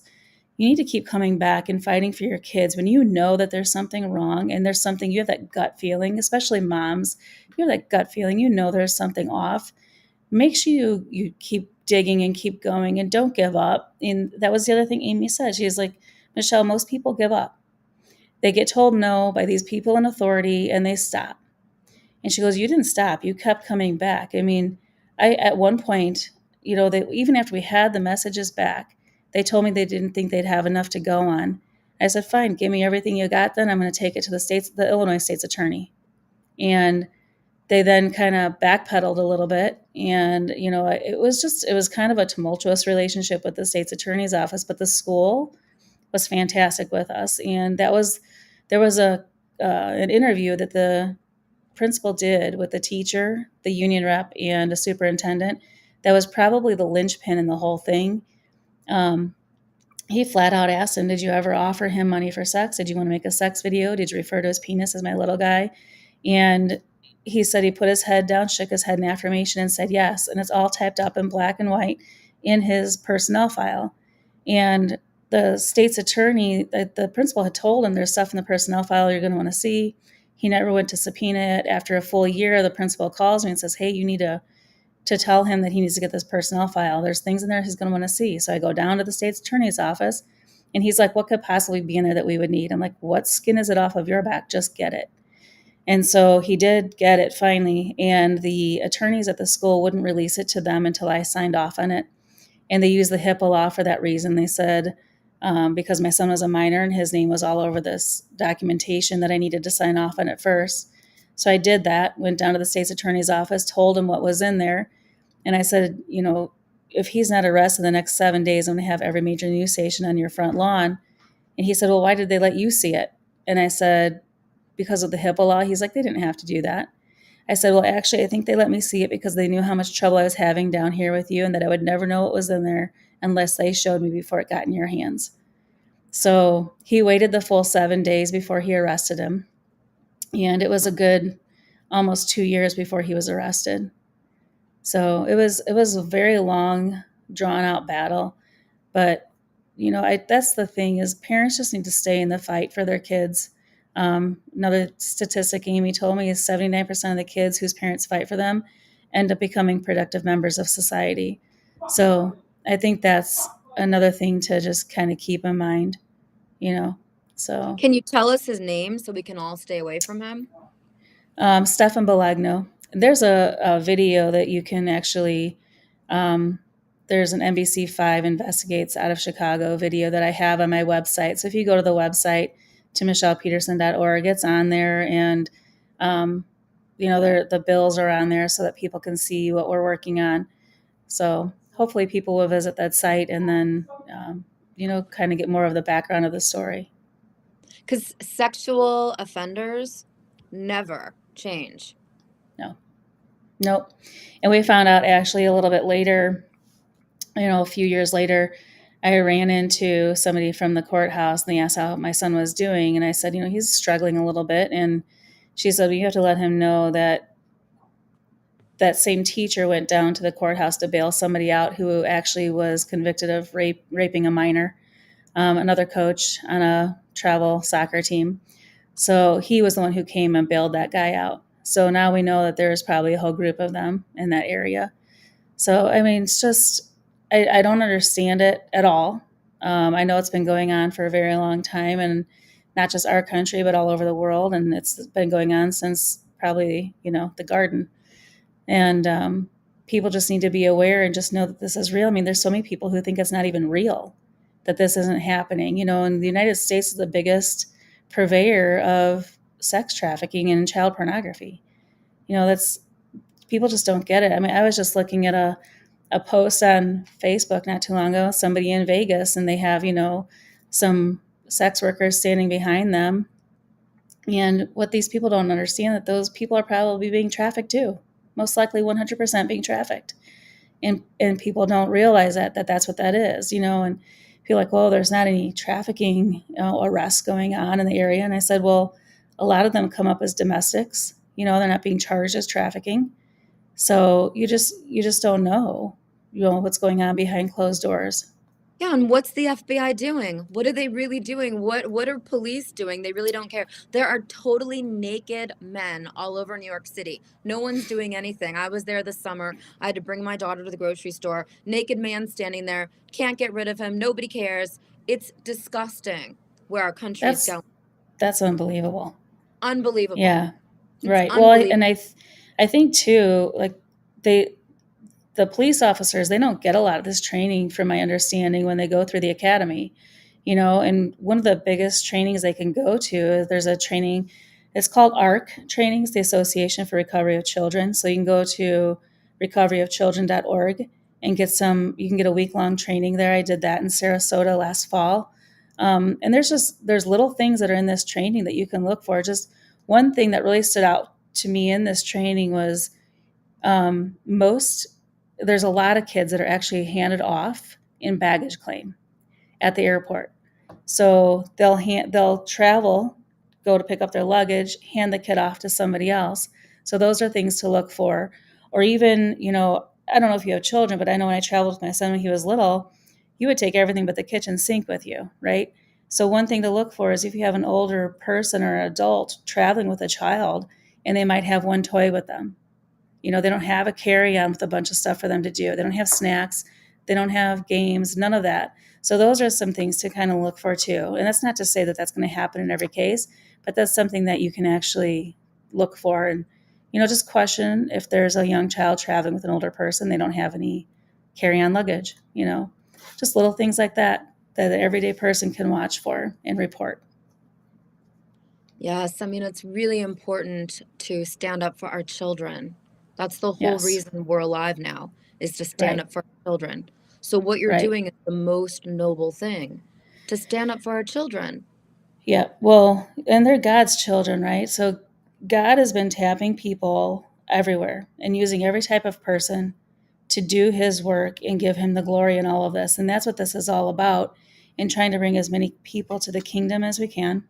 So I think that's the most important thing, is that we keep that in mind, and that, one day you're going to stand before God, and you just got to make sure you're doing what you're supposed to be doing, what he has asked you to do. And I know that America's Future, they have been going around doing summits everywhere. They just had one in Texas. They have another one coming up, I think, in Washington State. So you can, get in the fight that way too, and go and learn what's actually happening from people who have boots on the ground, who have been through some of this stuff. So education is key. So if you know what to look for and you know who these people are and you can see them, I'm sure that all of us have seen them anywhere we've traveled, but we just didn't know what to look for before. Now the jig is up. We know what's going on now, and more people are aware of what's happening. That is Yeah. ridiculous. I don't Yeah. even know what to say when we hear these things. It's just so shocking. Right. I mean, it's just shocking. What are we supposed to say?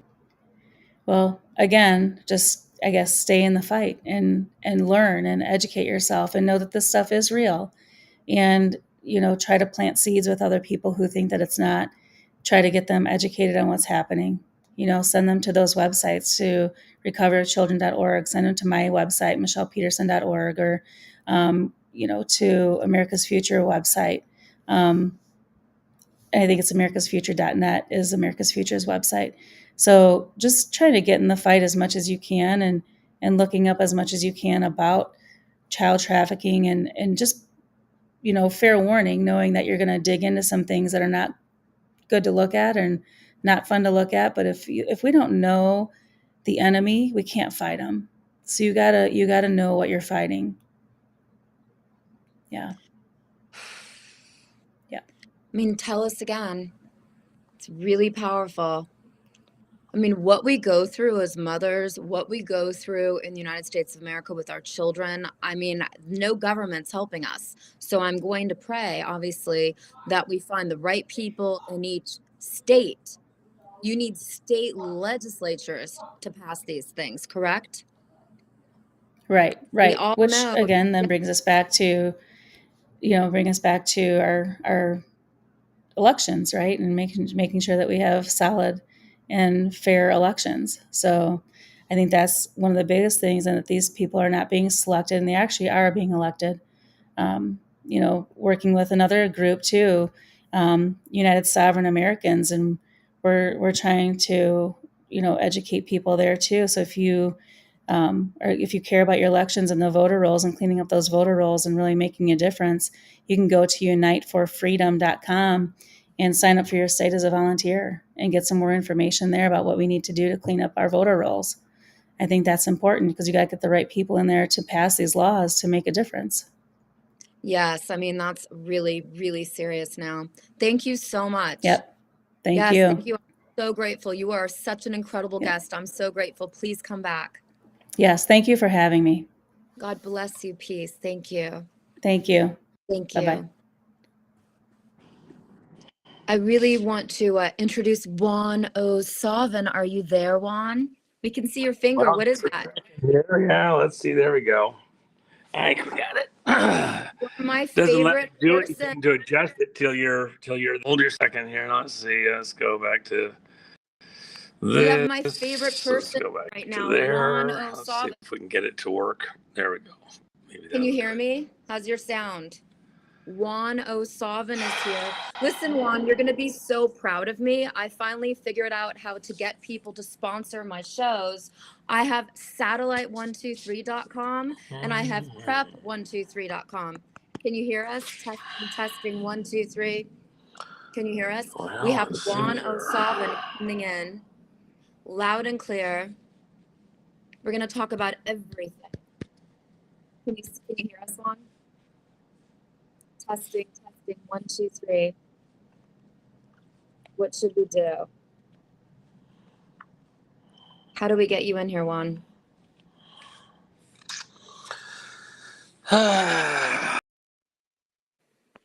Hopefully Juan will come back. We're waiting for Juan O'Savin. I just want to say that this has been such an incredible show. I want people to understand that, at the America Happens News, we don't ban, we don't censor people. And that's why it's always so raw and real, the news that we bring to you. Juan is back. Are you there? Let's bring him back in. This is really exciting. Okay, here we go. Oops. All right. Can you see us? Well, I can see my camera. I don't see you guys, but that's okay. I don't need to see you. Can you hear us? I know what Testing, you're like. testing. I Can can you hear hear us? you. Yeah, Okay. I hear you. I can hear you. Are you in Las Vegas? Oh yeah. If you don't know, well, that's pretty interesting. I've got. Hold on one second. We've got a flipped screen. Let's see if we can make the screen behave itself. It looks good now. It looks like you're at the Sphere. Well, it's around here somewhere. Yes. Let's see. Back camera. So everyone you've got a video there that's flipped, so it throws me off. It's actually reversed, if you can imagine. So it's kind of funny. It looks for me. interesting. It looks normal to us. Okay, good. Well, you can Can enjoy we it see then. your pinky? Can we see your pinky finger? I know. They're not really there, so. Where's your wedding ring? You're married now. Where's your wedding ring? I want to see your wedding ring. That's it. Boy, you're going to get me in all sorts of trouble. I haven't really been wearing a wedding ring. We were going to grab one, and I'm,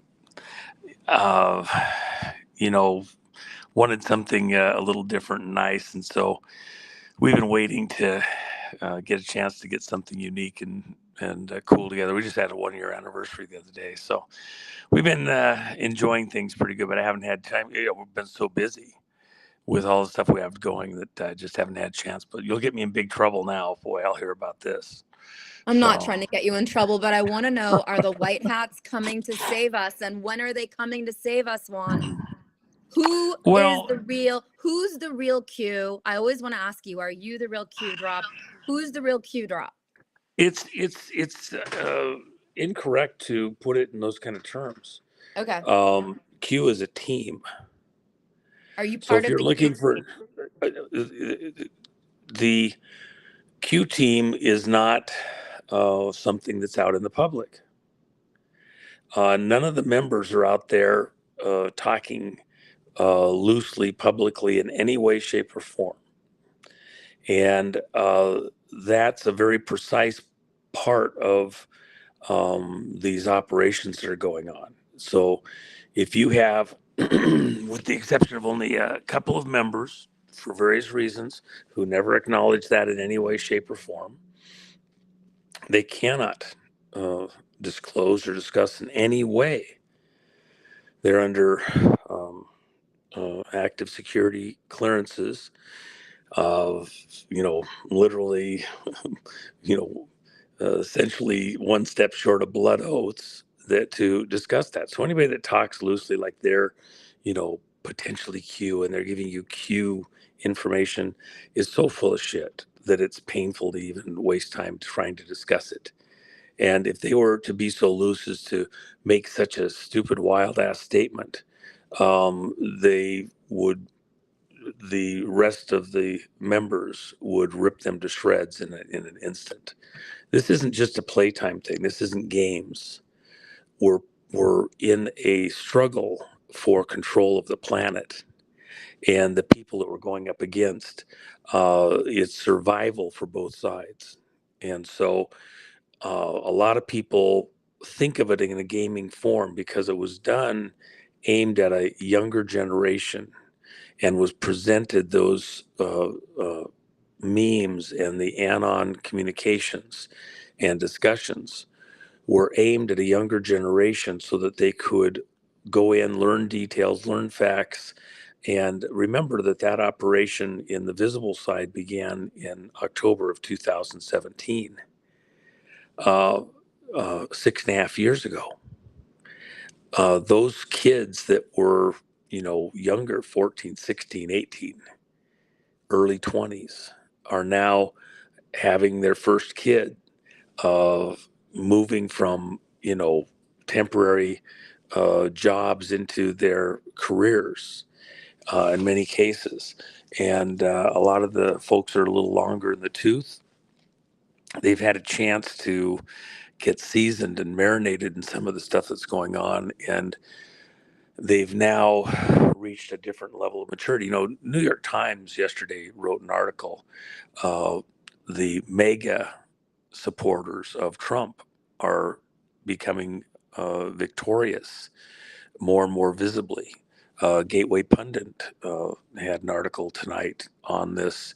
Here the New York Times is even admitting the mega community is winning the information war with the American citizens, the voters, in what's going on. So you could say, to some extent, interchangeably, the Q operations, the education to understand what the real politics is behind the scenes, the real economies, the real operations, that the public is becoming more and more familiar with that by the hour.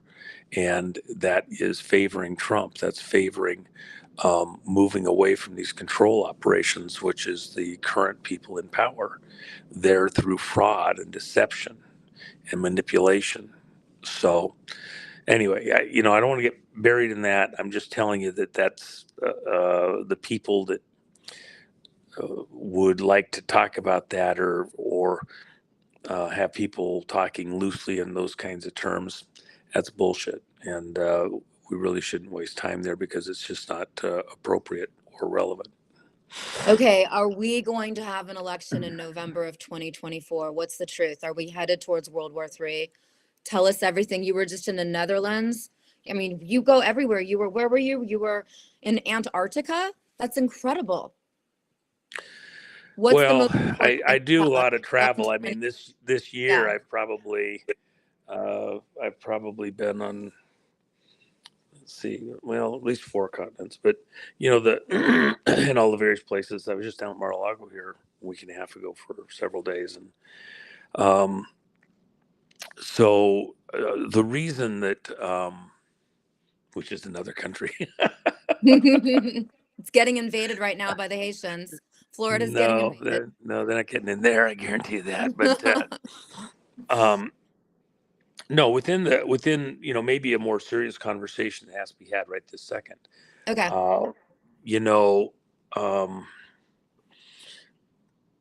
Let me come at it from a kind of wonky direction.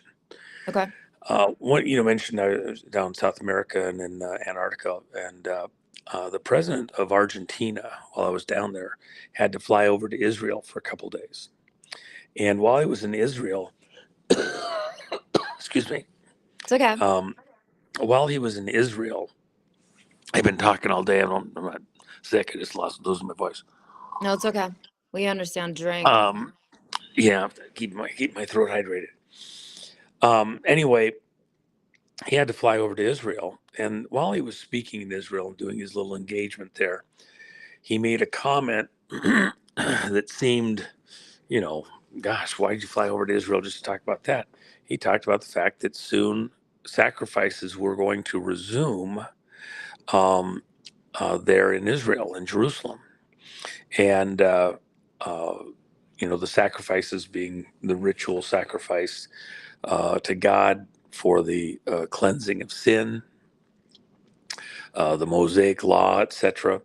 And so, which is symbolic sacrifice of real animals for the remission of sins in anticipation of a act by God to provide a sacrifice that would be the true sacrifice that God would accept for true remission of sin and something from the Messiah. So within the Judaic religion, uh, getting the temple back and beginning sacrifices again is a big part of their worship of God. And so here the president of Venezuela is talking about how they're going to, they're going to resume sacrifices. In order to do it correctly, legally, you need a red heifer, which is a particular DNA essentially of the cows. And they have one that came out of Texas. It's being spirited around in Israel, protected with a herd.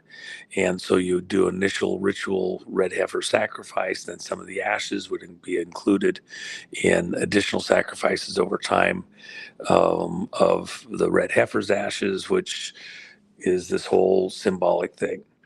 But the reason that that's so important right now is because when Hamas did its attack on Israel, some of the information that was let out at the time was that the reason that Hamas did the attack at the time it did, with the urgency it did, was because there was all this talk of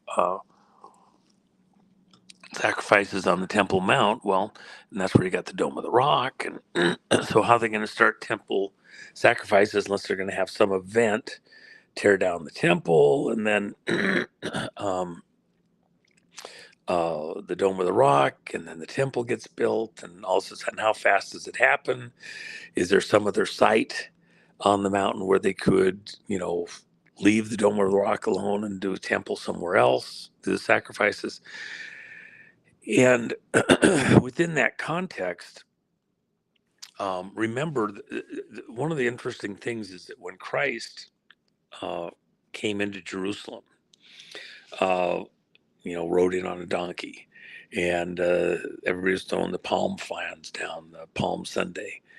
And he was, they were projecting he was going to, be the new king of Israel, and everybody was going to, join him up, and angels were going to come out of heaven, and the armies of God were going to take all the enemies away. And the temple was built by the Romans, or built by the Jews, but under Roman supervision to keep the peace in the area.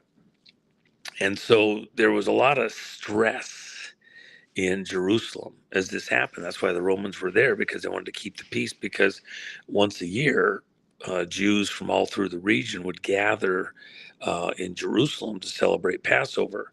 And there was this belief that the Jews, when they're all there, like an army staging for military practice, well, is it just practice, or are they going to war?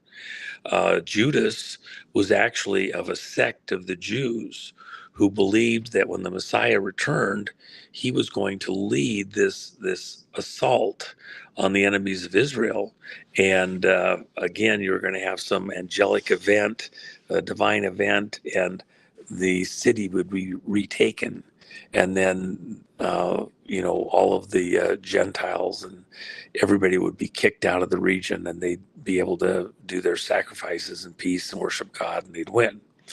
So the Romans were there to stop a insurrection. Okay. Today, when you start talking about you're going to restart the sacrifices, you're talking about some kind of a world spectacle. I mean, think about it. How are we going to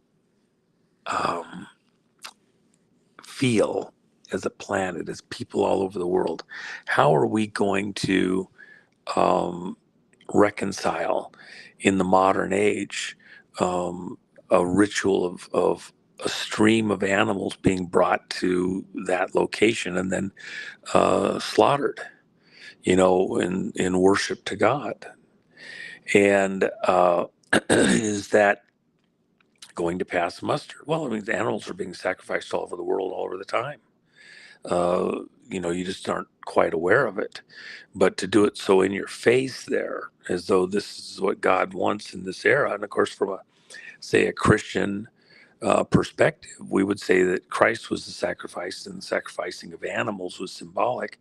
And now the Son of God has come, and he was the sacrifice that was symbolically being foretold, and he has taken the penalty of sin on himself. God putting on flesh like we put on a coat, stepping in the way, and then taking the weight of sin and paying the price that no man could ever pay. God himself doing it and then making a way back to God. The only begotten Son of God, born of the flesh. And because any other man couldn't die in your place because they have their own sin to die for, if you will. And so what context would it happen where it would be acceptable to the world to start sacrificing again there in this, really a spectacle? And are the Muslims going to be good with it? Is the Christian world going to be okay with that? What circumstances would precede that? And has the temple been built? Is the mosque, Dome of the Rock, going to be torn down? There's so many questions. So with that as a background, I should mention to you, Corinne, and your listeners, there's a movie coming out this week, and it's called Christ-spiracy. So instead of conspiracy, it's Christ-spiracy. And you can go on their website. They're out there. The movie's only going to be playing 2 days, March 20th and March 24th. And it's only at selected theaters. There are about 650 theaters around the world where it's going to be at. And young guy, a beautiful guy, Cameron Waters, he went on a trek all over the world for 7 years, living in the sleeping bag in his car, his van, and sometimes not even having that, to make this movie. Netflix bought the rights to the movie, and as they were finishing the editing, and then when they saw it, they kind of were like, we want to take this out and this out and this out. And Cameron and some of the other people that were on the project were like, gosh, man, that's going to screw up the movie. So there was an option to buy it back in their deal, and they decided to exercise that. And the movie would not have been made without Netflix having jumped in when they did. They wouldn't be able to complete it.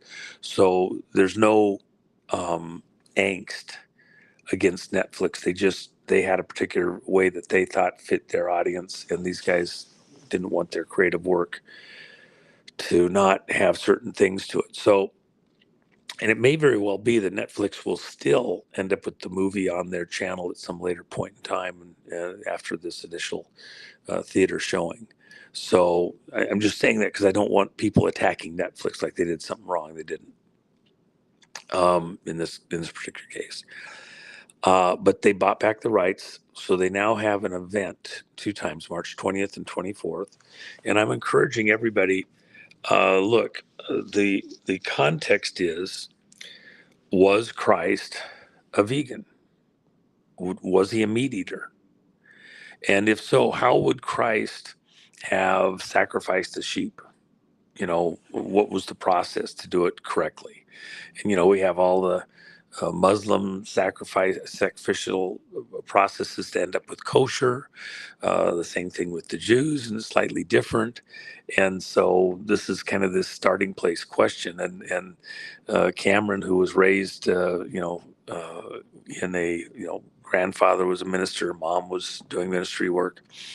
He was a kid and he's asking this question. Nobody gave him an answer that he was satisfied with. So he goes on this world trek to find out. He's a hunter, he's a fisherman.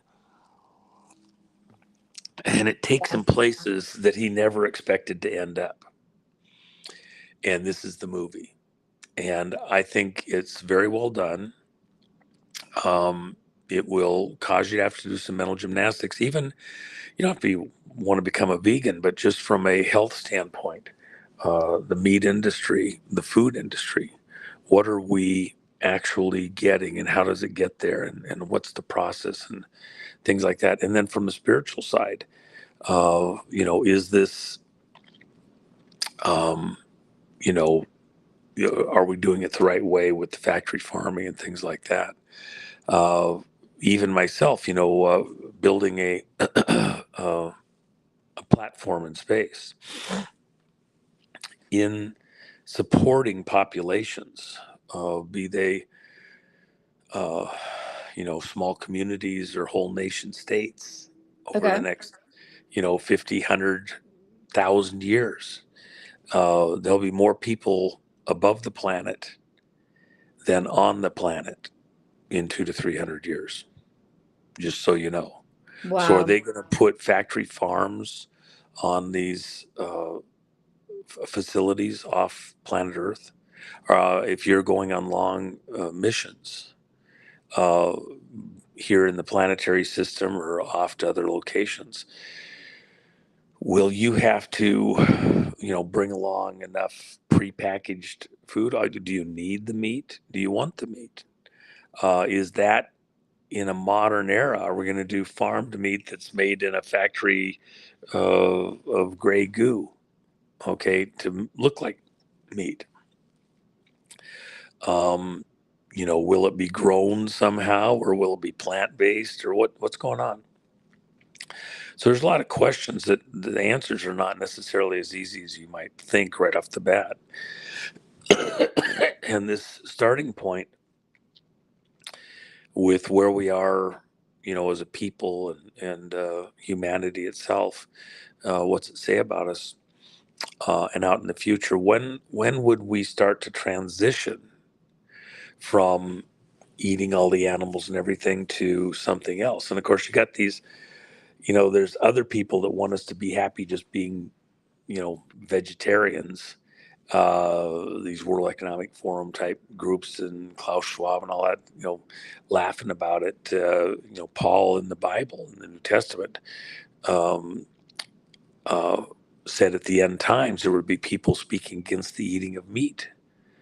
So, part of the question is, and we have dominion over the planet. Well, does that, mean that we're supposed to eat meat all the time? Lots of the great minds over time. In fact, I'll tell you, Tesla was a vegan. Nikola Uh, Tesla. Okay. Nikola Tesla. I had a number of the great ministers over time were vegans. In the garden, before Adam and Eve had to leave the garden, were they eating animals? No. Uh, a sign of the sin when they had to leave the garden was that God slaughtered uh, a couple of animals and then gave them the skins for a covering. So as they left the garden to live out in the world, they were covered with death, a carcass of death to keep warm. Think about that. So, there's plenty of people that, we got to continue eating meat. God wants us to eat it like that. So there's a discussion that needs to be had, because are we, let's say that the world is changing, and do we have the skill, the technology to sustain ourselves without eating animal flesh uh, and stay healthy? Is there enough of the right nutrients available in other ways so that we don't have to do that? And does it make sense? Is the farming methods currently out there? Is it safe? So this is kind of the discussion in a bracketed sense that Cameron has in the movie. I think it's an important movie, and it touched me. I didn't. I was at a friend's house, and he asked me if I would watch it, and so I did a couple years ago, and talked with Cameron for several hours, and we had a pretty uh, enjoyable discussion. And I've stayed friends since and helped him in some of the ideas of getting the movie completed and like that. I think it's an important conversation we all need to have, especially in light of the fact that we're going to have some of this in our face pretty directly as we get into this restarting the animal sacrifices there in Jerusalem. So, anyway, Are you going to become vegan? I will tell you this. I saw it a couple of years ago, and had to do a lot of mental, spiritual gymnastics, and even logistical. People becoming vegan, it is logistically hard to find places that serve stuff that you can use. And then, you know, do you eat cheese? Do you eat animal byproducts, eggs, milk? Is it safe? You know, the stuff that they put in these animals while they're pushing them for production has, you know, if you think 100 or 150 years ago, there were people, very famous people, there was very famous pastors that were vegan because they wanted to be like what it was in the garden, or what they know that it's coming at some point in the future, with the 1,000 years of peace after the Messiah returns and brings peace on the earth. It says the lion will lay down with the lamb. So what are they going to be feeding these lions? You know, mystery meat, grown in a laboratory. It says that a child will play by the den of a viper and will not be harmed. So snakes eat varmints and stuff like that. What's the lion gonna eat? What's the snake gonna eat? What's the world gonna be like in that kind of an environment? Humans will beat their swords, which we use to sacrifice animals and kill them, or other people, humans, will beat those swords into plowshares. And so what are they going to do with the plowshare? They grow things, make tractors, okay, to grow stuff. So is the world going to be changed? And when it does, will it be back to more of like a garden-like state where there's no animal flesh eating taking place by us, even amongst the animals? You know, think of the killer whales. What are they going to eat? You know, plankton? I don't know. There's something, there's a lot there, if you believe from a scriptural standpoint that there's some in the millennium peace. One of the markers of that peace is also peace between all the variations of animal life. Lion will lay down with the lamb. They won't be, you know, running from or eating each other.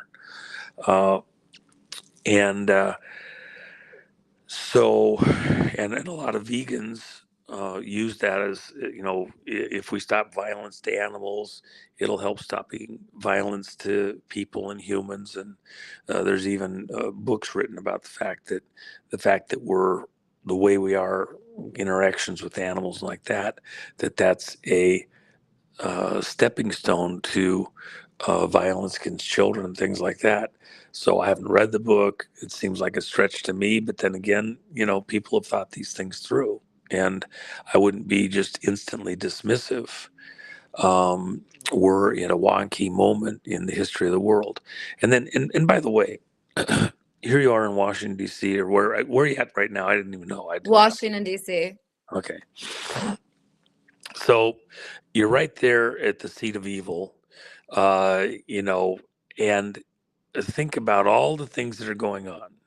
I think about the J6ers every night, 9 o'clock Eastern time, singing with them. The Supreme Court tomorrow at 7 a.m. is going to be huge with the censorship issue. Children's Health Defense Fund is going to be there. And then we have 7 pro-life activists sitting in the Alexandria, Virginia jail waiting for sentencing in May. Yes, continue. DC's wild. Well, and we had the filing last week on the Kerry Lake case, information that was out there, but it hadn't been presented in a legal forum quite the right way yet. And now the declarations will be filed, and then the request for emergency action this week. And that's just cracking the door open. Will the Supreme Court accept the case? Do you think the Supreme Court will hear that case? I think too, and for various reasons, because this is escalating now. We have more and more data that, you know, just they can run, but they can't hide. The data that is coming into play now is radically advanced from what it was even just a few months ago. The super short version is the guys that at a technical level did the work to steal the 2020 election. Many of those are now,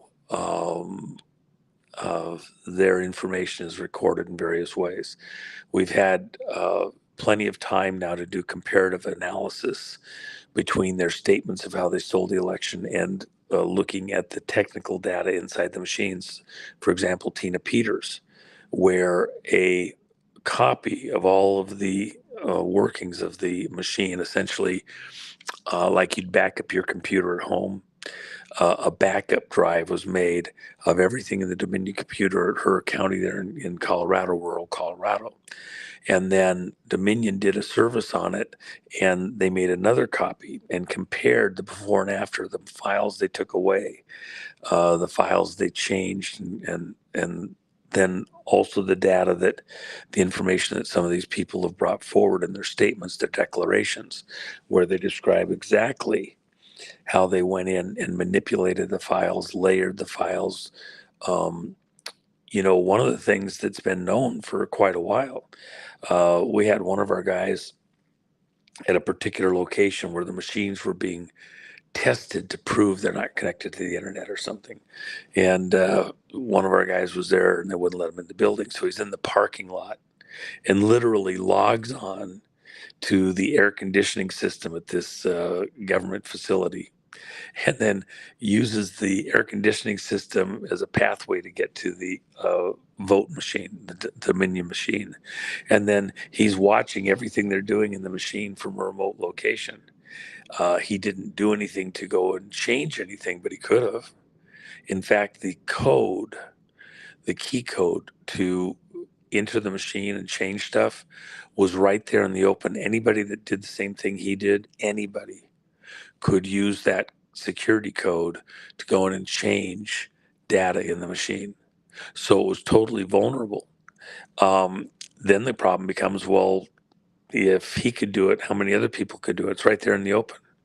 And you have the machines that are supposedly secure open to the public. And they say, well, nobody did it. Okay. Part of the cases that have been going on all this time is, well, just because it could have been altered, do you have any evidence it was altered? Well, we've had evidence brought by computer scientists, mathematicians, other people saying that these patterns of the way the vote propagates or shows, etc., aren't natural. They can't be natural. They have to be manipulated. Okay, so there's a stink there, but where's the actual manipulation? Do you have a before and after? Do you have the person who actually did it? And you didn't have that really anywhere in any of the cases so far. Now that's what's coming out and going to continue to come out. You're going to have the details about some of the players that did it, how they did it, and then the corpus delicti, the body of the evidence. Here's where it was changed, and here's what it was changed to in counties all over the country, hundreds and hundreds and hundreds, to make it look like a closer election, and then to flip it in key locations so that it put Biden in. And so you literally are going to be faced with the conundrum. If this is true, then that means that we have people in office that are there through fraud. If they're there through fraud and they're doing things like taking us to the edge of nuclear war, about to preside over a financial collapse here in the West, and around the world, actually, as stress. If we're in all of these calamities that are coming on an immigrant invasion, even the attacks on the J6ers in the legal system, is that what would be happening if Trump was in office? Would the fight over J6 even be happening if Trump were in office? Because we wouldn't be arguing about this stuff. So with that in mind, what are we doing here? And that's this, this moment that we're in. You have a wonky situation of a lot of people that are in there that doing things that are messing up the whole world. How are you going to put stop to it? If the vote was manipulated, and I'm telling you it was, then what are you going to do about it? The people that are in office are laughing at us. The people that should be in office, can't get to justice at the Justice Department. That's the fight we're going to be watching, including at the Supreme Court, for some time to come. It's just getting started, just getting warmed up. I mean, that's going to be the most interesting thing to watch. What about Guantanamo Bay? Can you give us an update on that? Because a lot of people are asking me, will we actually be able to see what's going to happen there? Well, there won't be secret arrests when the time comes. You'll know about it. It'll be obvious. It might not be obvious the day of, but within just a matter of a short period of time. Why? Because there is no justice unless it's visible. There's no hidden justice in this situation. The world has to see what is done and how this was stolen. And then the justice has to be for cause. You have to show what actually happened, and within a tribunal sense. Look, they brought us to the brink of war. You have something closing on 1 million people dead, not just injured, dead in the Ukraine crisis. Who started that? Who's benefiting by having that happen? Trump certainly wouldn't have put us in that situation. You've got special forces, Green Berets, staging off the coast of Taiwan and some of the islands there, preparing for some type of action with China. If China decides to do something there, you've got 50 or 60 boats off the coast of Africa right now engaged in actions in Yemen. Sudan. And you have Biden, you have the Biden regime playing both sides of Israel. They're giving stuff to the people in Gaza and they're funding the war in Israel. So what's going on here? Well, and again, this backstory of some kind of a drama related to starting sacrifices again. And who's behind that? Who created Israel? Well, the Rothschilds take credit. They did the Balfour Declaration, started buying up the land. The UN takes credit for, when the Israelites, the Jews in this modern era declared themselves a nation, they, excuse me, recognized that nation. By the way, the UN building is built on a slaughterhouse site. There'd been a slaughterhouse for over 150 years, 153 years or whatever, at the time that it was purchased by Rocky Rockefeller. And they wanted the UN on a slaughter site. What's the meaning of that? Well, they had the Lucis chapel inside the building when it was finished. Lucis. There's a crowd that wants the whole world to participate in this. And is that crowd in control of Israel right now? Not the people that are the average people that have been, brought in, suckered in, forced in, but that crowd that actually was responsible for the creation of modern day Israel. What God are they really serving, and to what end? And is this sacrifice thing that's about to occur, is that really of God in heaven or some imitator? So there's a lot of questions there. That's why I think this movie's kind of an interesting thing at this point in time, and the subject matter. Yeah, we got drama ahead. Okay, I have a question. Are there pyramids under the ice? Do they have a power that anyone understands and can be used to enslave us humans? Is there anything under the ice since you were in Antarctica?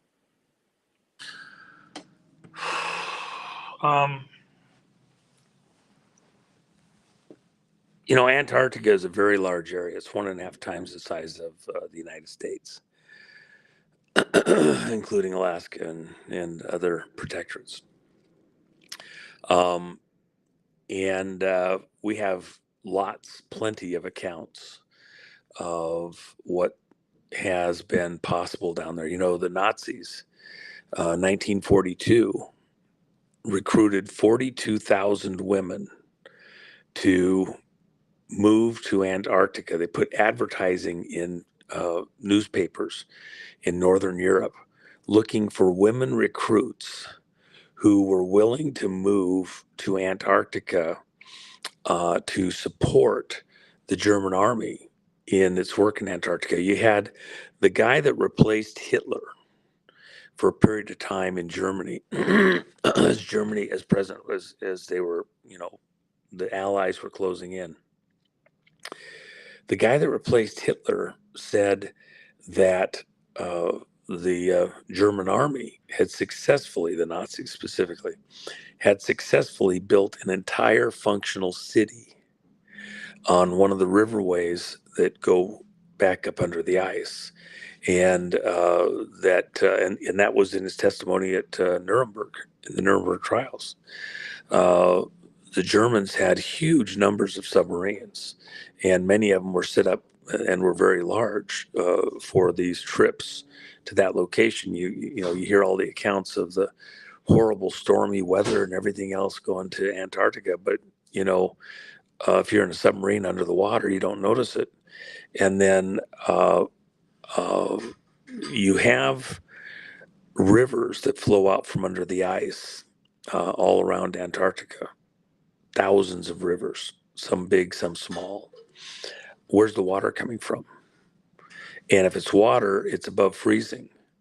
And if you have water that's above freezing running down a channel for long periods of time, you've got passageways melting above it. You know, the ice in Antarctica, it's an average, I think, of 2.5 miles deep. So in several of the lakes that we talk about that are some of the larger lakes that have been, you know, pinged and are known underneath the ice, the lakes are 1, 2, 3, 5 miles wide, 30, 40, 50 miles long with shorelines. And you're on the river, and the ice dome that's melted underneath that ice cap, it's a mile to the roof. It's another 2.5, in some places 3 miles to the top of the ice. And in there, they never have a bad weather day. They never have a storm. Then there's no armies attacking them. So what's been going on under the covers, under the ice? You know, if you sent down 42,000 women, how many guys were there? And what was going on? Did they come back? Nope, no record. So where did on the day that Hillary Clinton, well, let me just mention one thing. When it's interesting, when WikiLeaks happened, and arguably Seth Rich did the download of all of the DNC files that was supposedly the Russians, and then he turned them over through his brother, allegedly, to WikiLeaks, and they posted them. In there with all the DNC communications are pictures from all over Antarctica. Well, what are all their communications? Why do they have all the pictures? They got Pizzagate. They got Podesta and Hillary talking about having roasting a chicken, code for a child, and sacrificing it to Baal, to Moloch, I should say. And in amongst all that, you got pictures from Antarctica. What's that all about? And then on election day in 2016, when Trump won the election, on election day, when they knew Trump was going to win, where was the person that replaced Hillary Clinton over at the State Department, the Secretary of State, John Kerry? Where was he on election day 2016? He was in Antarctica. Hmm. Doing what? And then after Trump won, this senior advisor to Trump, who had helped him, came on midway through the campaign when it became more and more obvious that Trump was going to win. Newt Gingrich, where'd he go? John Kerry leaves after a couple weeks, and Newt Gingrich shows up, and he stays around for 3 weeks. And what's he doing down there? He's kayaking and looking at the seals and the penguins and everything else. Really? And he did that the whole time? What the hell's going on there? Obama, the last foreign trip that Obama had as president of the United States, he takes a whole entourage and he goes on a South American tour. He started it over in Egypt when he came into the presidency, and he ended it in South America. And he makes his stop all the way down to Bariloche at the southern tip of Argentina, Naziville. And then, he goes horseback riding with Michael, and, they're just having a great time. All the bazillionaires show up in their private jets. Everybody's hanging out there. Well, who are they talking to? Where are they going? When Obama leaves office and Trump comes into office, that's when Kerry and Gingrich are making their trips down there. What the hell's going on in Antarctica? Remember, in WikiLeaks too, by the way, you had the whole thing with the spirit cooking and the witch, who's really a guy, not a woman, doing the spirit cooking. Can't think of her name right off the top of my head. Abramovich. And Abramovich, turns out, is the artistic director for the UN for Antarctica or whatever, artistic liaison or whatever. So she's doing artistic art using bodily fluids and, mimicked human sacrifices and like that. And she's doing it for Antarctica. Where's that make sense? Seriously. And then you could go on and on. Under the ice, just like we have hot springs all over, North America, up in Fairbanks, there's a place I like to go out of Fairbanks, about 50 miles, way out in the Timbuktu tundra mountains, whatever. And the guy out there, he's got a factory where he makes tomatoes with greenhouses. Why? Because they have natural hot springs that come up, and they have, places you can go get the tub and go in a hot tub. It'd be 20 below, 30 below, it'd be 50 below. Hot tub doesn't change. The greenhouses work because the heated water coming up from the earth underneath is very warm. But it's, 50 below or something there in Fairbanks at times. Doesn't matter. Down there where that water's coming from, it's the same temperature. You have the same thing in Antarctica. That water comes up and then it forms lakes, and they have small tributaries and rivers. You have a perfect environment to live in. So who's there? What are they doing? And how does that affect what's going on in the world? Exactly. If, Are there people there? Do the developments at SpaceX, apparently breaking through the firmament and possibly worldwide coverage by Starlink, have any correlation with why we are now bringing these people to the table? If that is in fact why Antarctica? If not, are you going to have additional trips to Antarctica? Everyone wants to know about Antarctica and about Q, okay? The question about the people in Antarctica. Do we know how they have the ability to live under a protective dome? Are there people living in Antarctica? That's the basic question. ask it slightly differently. Let me help you. Okay. What would stop you? Just as the guy that replaced Hitler in Germany said that they had cities down there, or a city that was quite functional. If nobody's coming in blowing you up, would you have everything you need to build out? If you have, 42,000 women and a few guys, How long would it take for them to build it out in dramatic ways? And how much would you see of it? You could fly over it all day. Would you see any signs of it? What would you know of it? And, we have lots of information that goes into that. Anybody that tells you to know exactly what's going on, well, that's not quite the way it is. And the people looking at from the science side on the surface, you could be a mile, you could be a few thousand feet away from a lot of that and not really have any idea what was right underneath your feet. And it's a big, big, big continent. So, you've got to follow those tributaries back up to their sources and all the way along. And then with tunneling technology that we have, even for rock, let alone ice, in an environment like that, nuclear powered tunneling devices, piece of cake. So the real question is, what would be the intent of the mechanism that they would want to employ to engage to the rest of the world? Why would the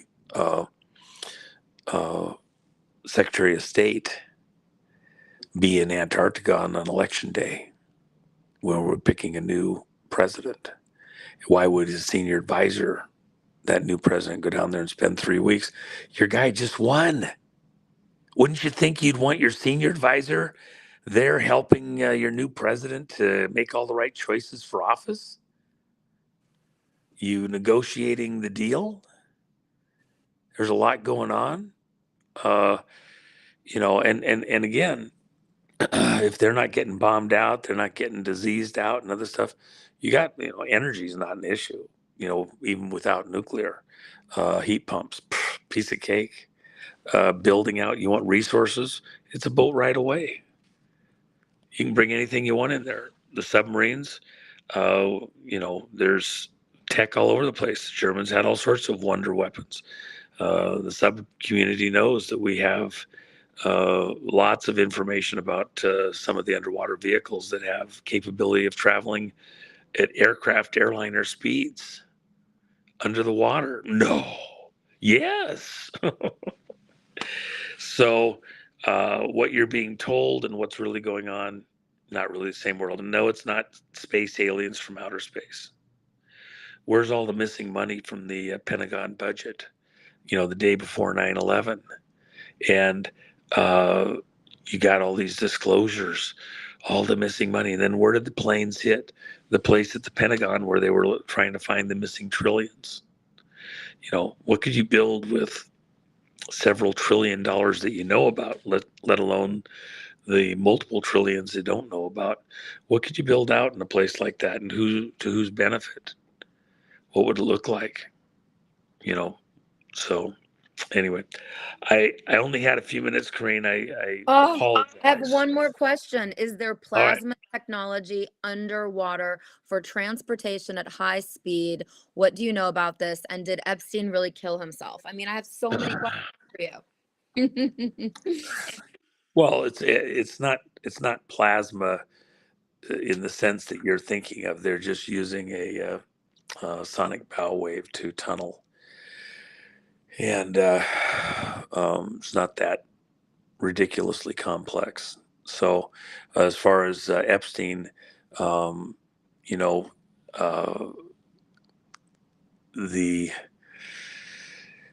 story isn't done yet, and there have been people that have tried to get little glimmers of what they knew out. Certainly, having cameras magically not work at exactly that time in one of the most secure locations on the planet, and guards falling asleep, and all that sort of thing. Seriously. And then the one guy that could sink a whole bunch of serious people croaks. The one thing you have to remember is that, forget the areas where Epstein was actually housed himself. The cameras overlooking the van that came in and got inside the parking facility area.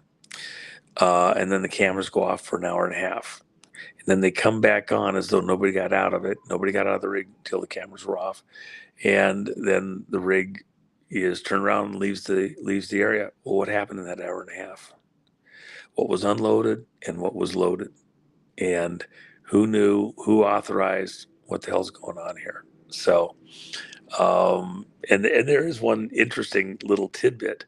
The missing, well, I won't say missing. There's a connection.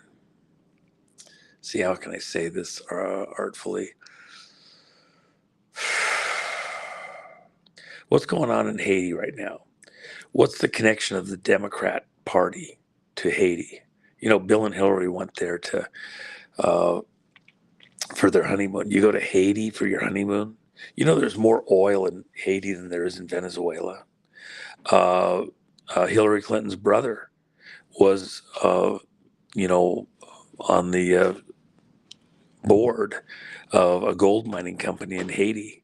They were going to mine, or they were going to launder all of, or a big portion of Gaddafi's gold that they sold out of Libya through Haiti, through the gold mining operation there. And so there's a lot of connection, Democratic Party, to the goings on in Haiti. And why is that coming unraveled right now the way it is? What's the connection? What's the connection? Yes. Are we going to have a 2024 election, Juan? I've famously said for several years that we wouldn't have a 2024 election on time. And more and more of the people in the circles that I run in are in agreement at this point. And it won't be the Republicans or the white hats that stop it. It'll be the crowd that's about to be pushed out of office. They can't take the chance. We can't let them seal the deal, but they'll stop it. And so, no, I don't believe we have the 2024 election on time. In fact, I mean, that's why you can't even see it here, but that's why we have the coin that's on Jennifer's site, thejennifermac.com. Got to put the in there. Thejennifermac.com, our latest one, and my books, page 71 or verse 17, a Q number. 2020, it's not over yet. The song that we sing. It's not about 2024 at this point, and that's what all the election stuff is all about. In fact, New York Times writing the story yesterday.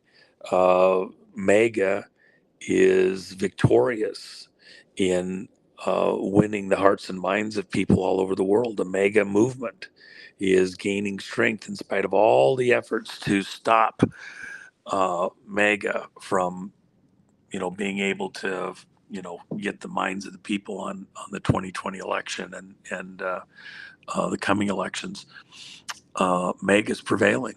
So with that in mind, it's not about 2024, it's about 2020. Trump won. The data's becoming obvious. Will NESARA be implemented in our lifetime? Fuck no. Shit, oh, Franken dear. If I get asked that one more time, I'm telling people, you have to understand that was a Democrat Hillary operation. That was a globalist insider scam. Bitcoin to be 3 million an ounce, or a coin by this point in time, had they won. Trump was brought in to preside over the bankruptcy of America, and he's still going to do that. A good bankruptcy returns the assets to the original owners, where there's fraud or where there was wrong, the people that were actually hurt, and the padding and the falsity is weeded out. So the people that are pushing a NESARA theme and you know, dinars and Zim bonds and everything else, that was cover that was going to be there to mask what was really going on, which was a theft of the wealth by individuals under the ruse of returning power to these individuals. Look, if you did a NESARA type of an event, I've said this several times, and people they just don't want to let go of it. You know, everybody's going to have $1 billion. and your relative who is smart enough to get there first, he'll have billions of dollars. He's going to buy a ranch, and he's going to take care of all the veterans, and he's going to take care of puppies and alien children, okay, from Mars. And it's just going to be a wonderful, wonderful world. Look, if you throw that kind of paper out there, first of all, the ones that were going to get it were all the insider secret handshake club, and you'd never get there on time. Somebody else would get there before you, and you just look like, and a few for display purposes. I remember I went to an auction. I was living down in Montecito, and there was an estate auction, and so right off the bat, during the morning period. And there was a car that I wanted to go up and bid on. And so I got, bag full of cash, and I'm going up to the auction. And as I'm going to the area where the paddock was, and they had a bunch of Bugattis in there, and I'd known the lady that was there. And so as we're going up there, this gal is coming down. She's making a huge demonstration. She's all excited, and she's so excited. I can't believe it. I can't believe it. I can't believe it. She bought this basket or something at the auction, and it was just a grab bag of things. Nobody knows what it is. It's just been sitting underneath this counter in the building, and the, people that are managing the sale of the estate items and all that have just, tagged everything, and they didn't go through it all completely. And so whatever. So she's found a diamond, and it's just a loose diamond in the bottom of this basket. And somebody else is miraculously there who knows diamonds and has his glass out and looks at it and says, this has got to be worth $80,000. And she only paid, like $500 for this basket that had, some sewing stuff in it or something. And so everybody else now, and there was something else a couple hours later with another miraculous thing, and somebody got something. And later in the afternoon, we're out at the garage, and there was something that happened with some, special car parts, and it was, a special ornament off a Rolls Royce that was ultra rare, and some guy had bought it, and he's making video. That was all set up. The auction people had set that up.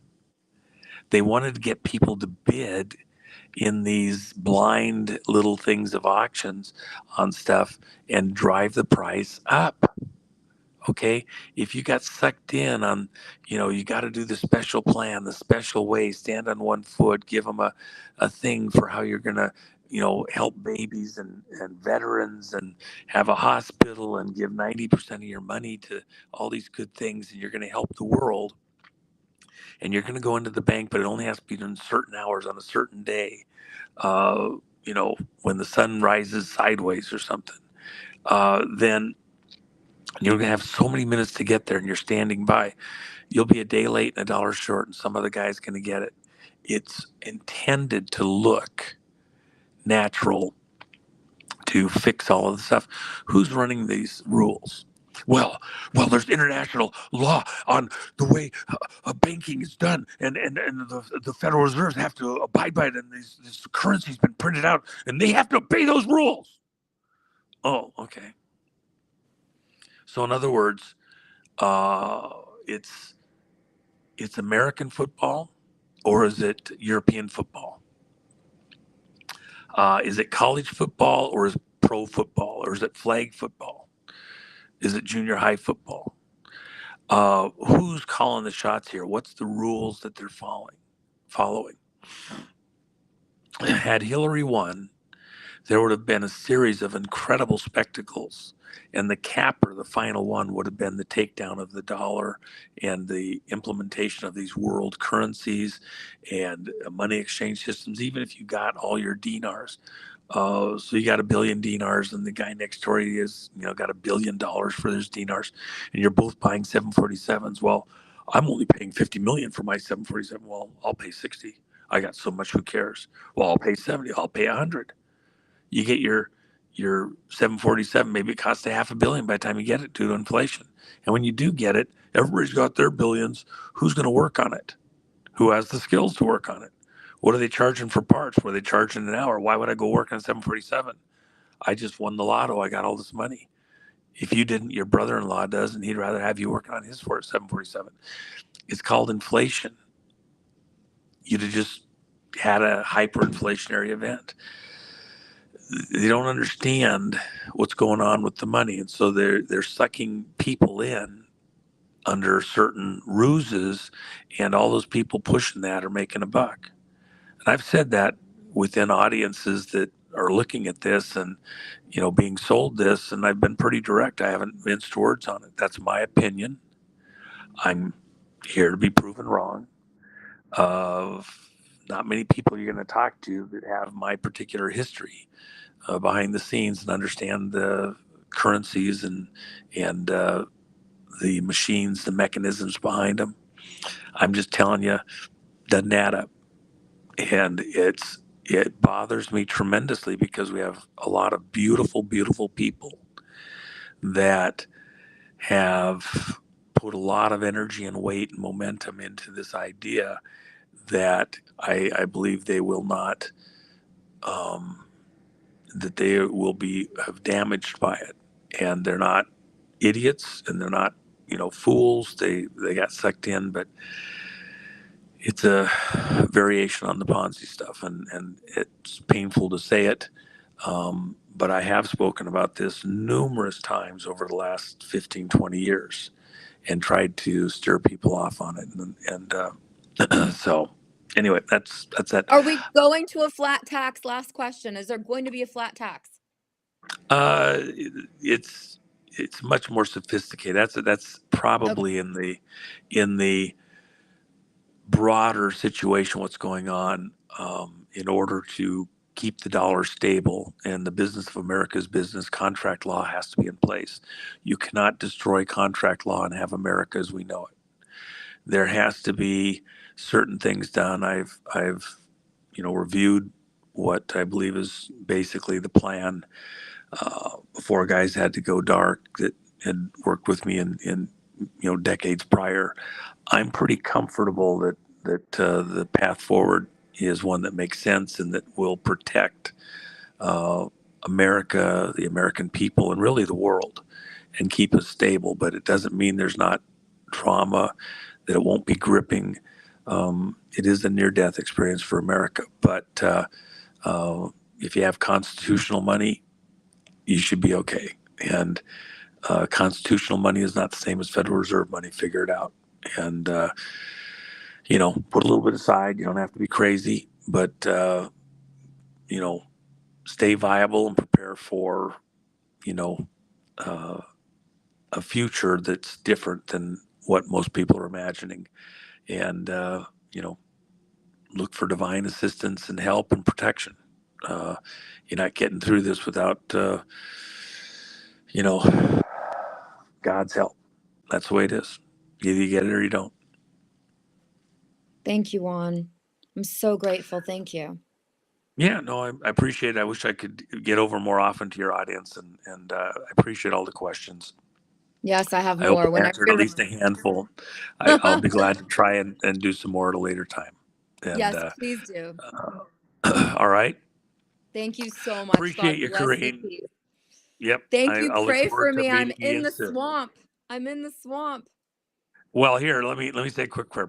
Father God, I pray for all of those people in Corinne's audience. I ask you to give them clarity of mind and understanding, that they would hear your voice when you call to them, that it would be a very personal, individual thing, that you would make provision for them so that they can get through the times to come.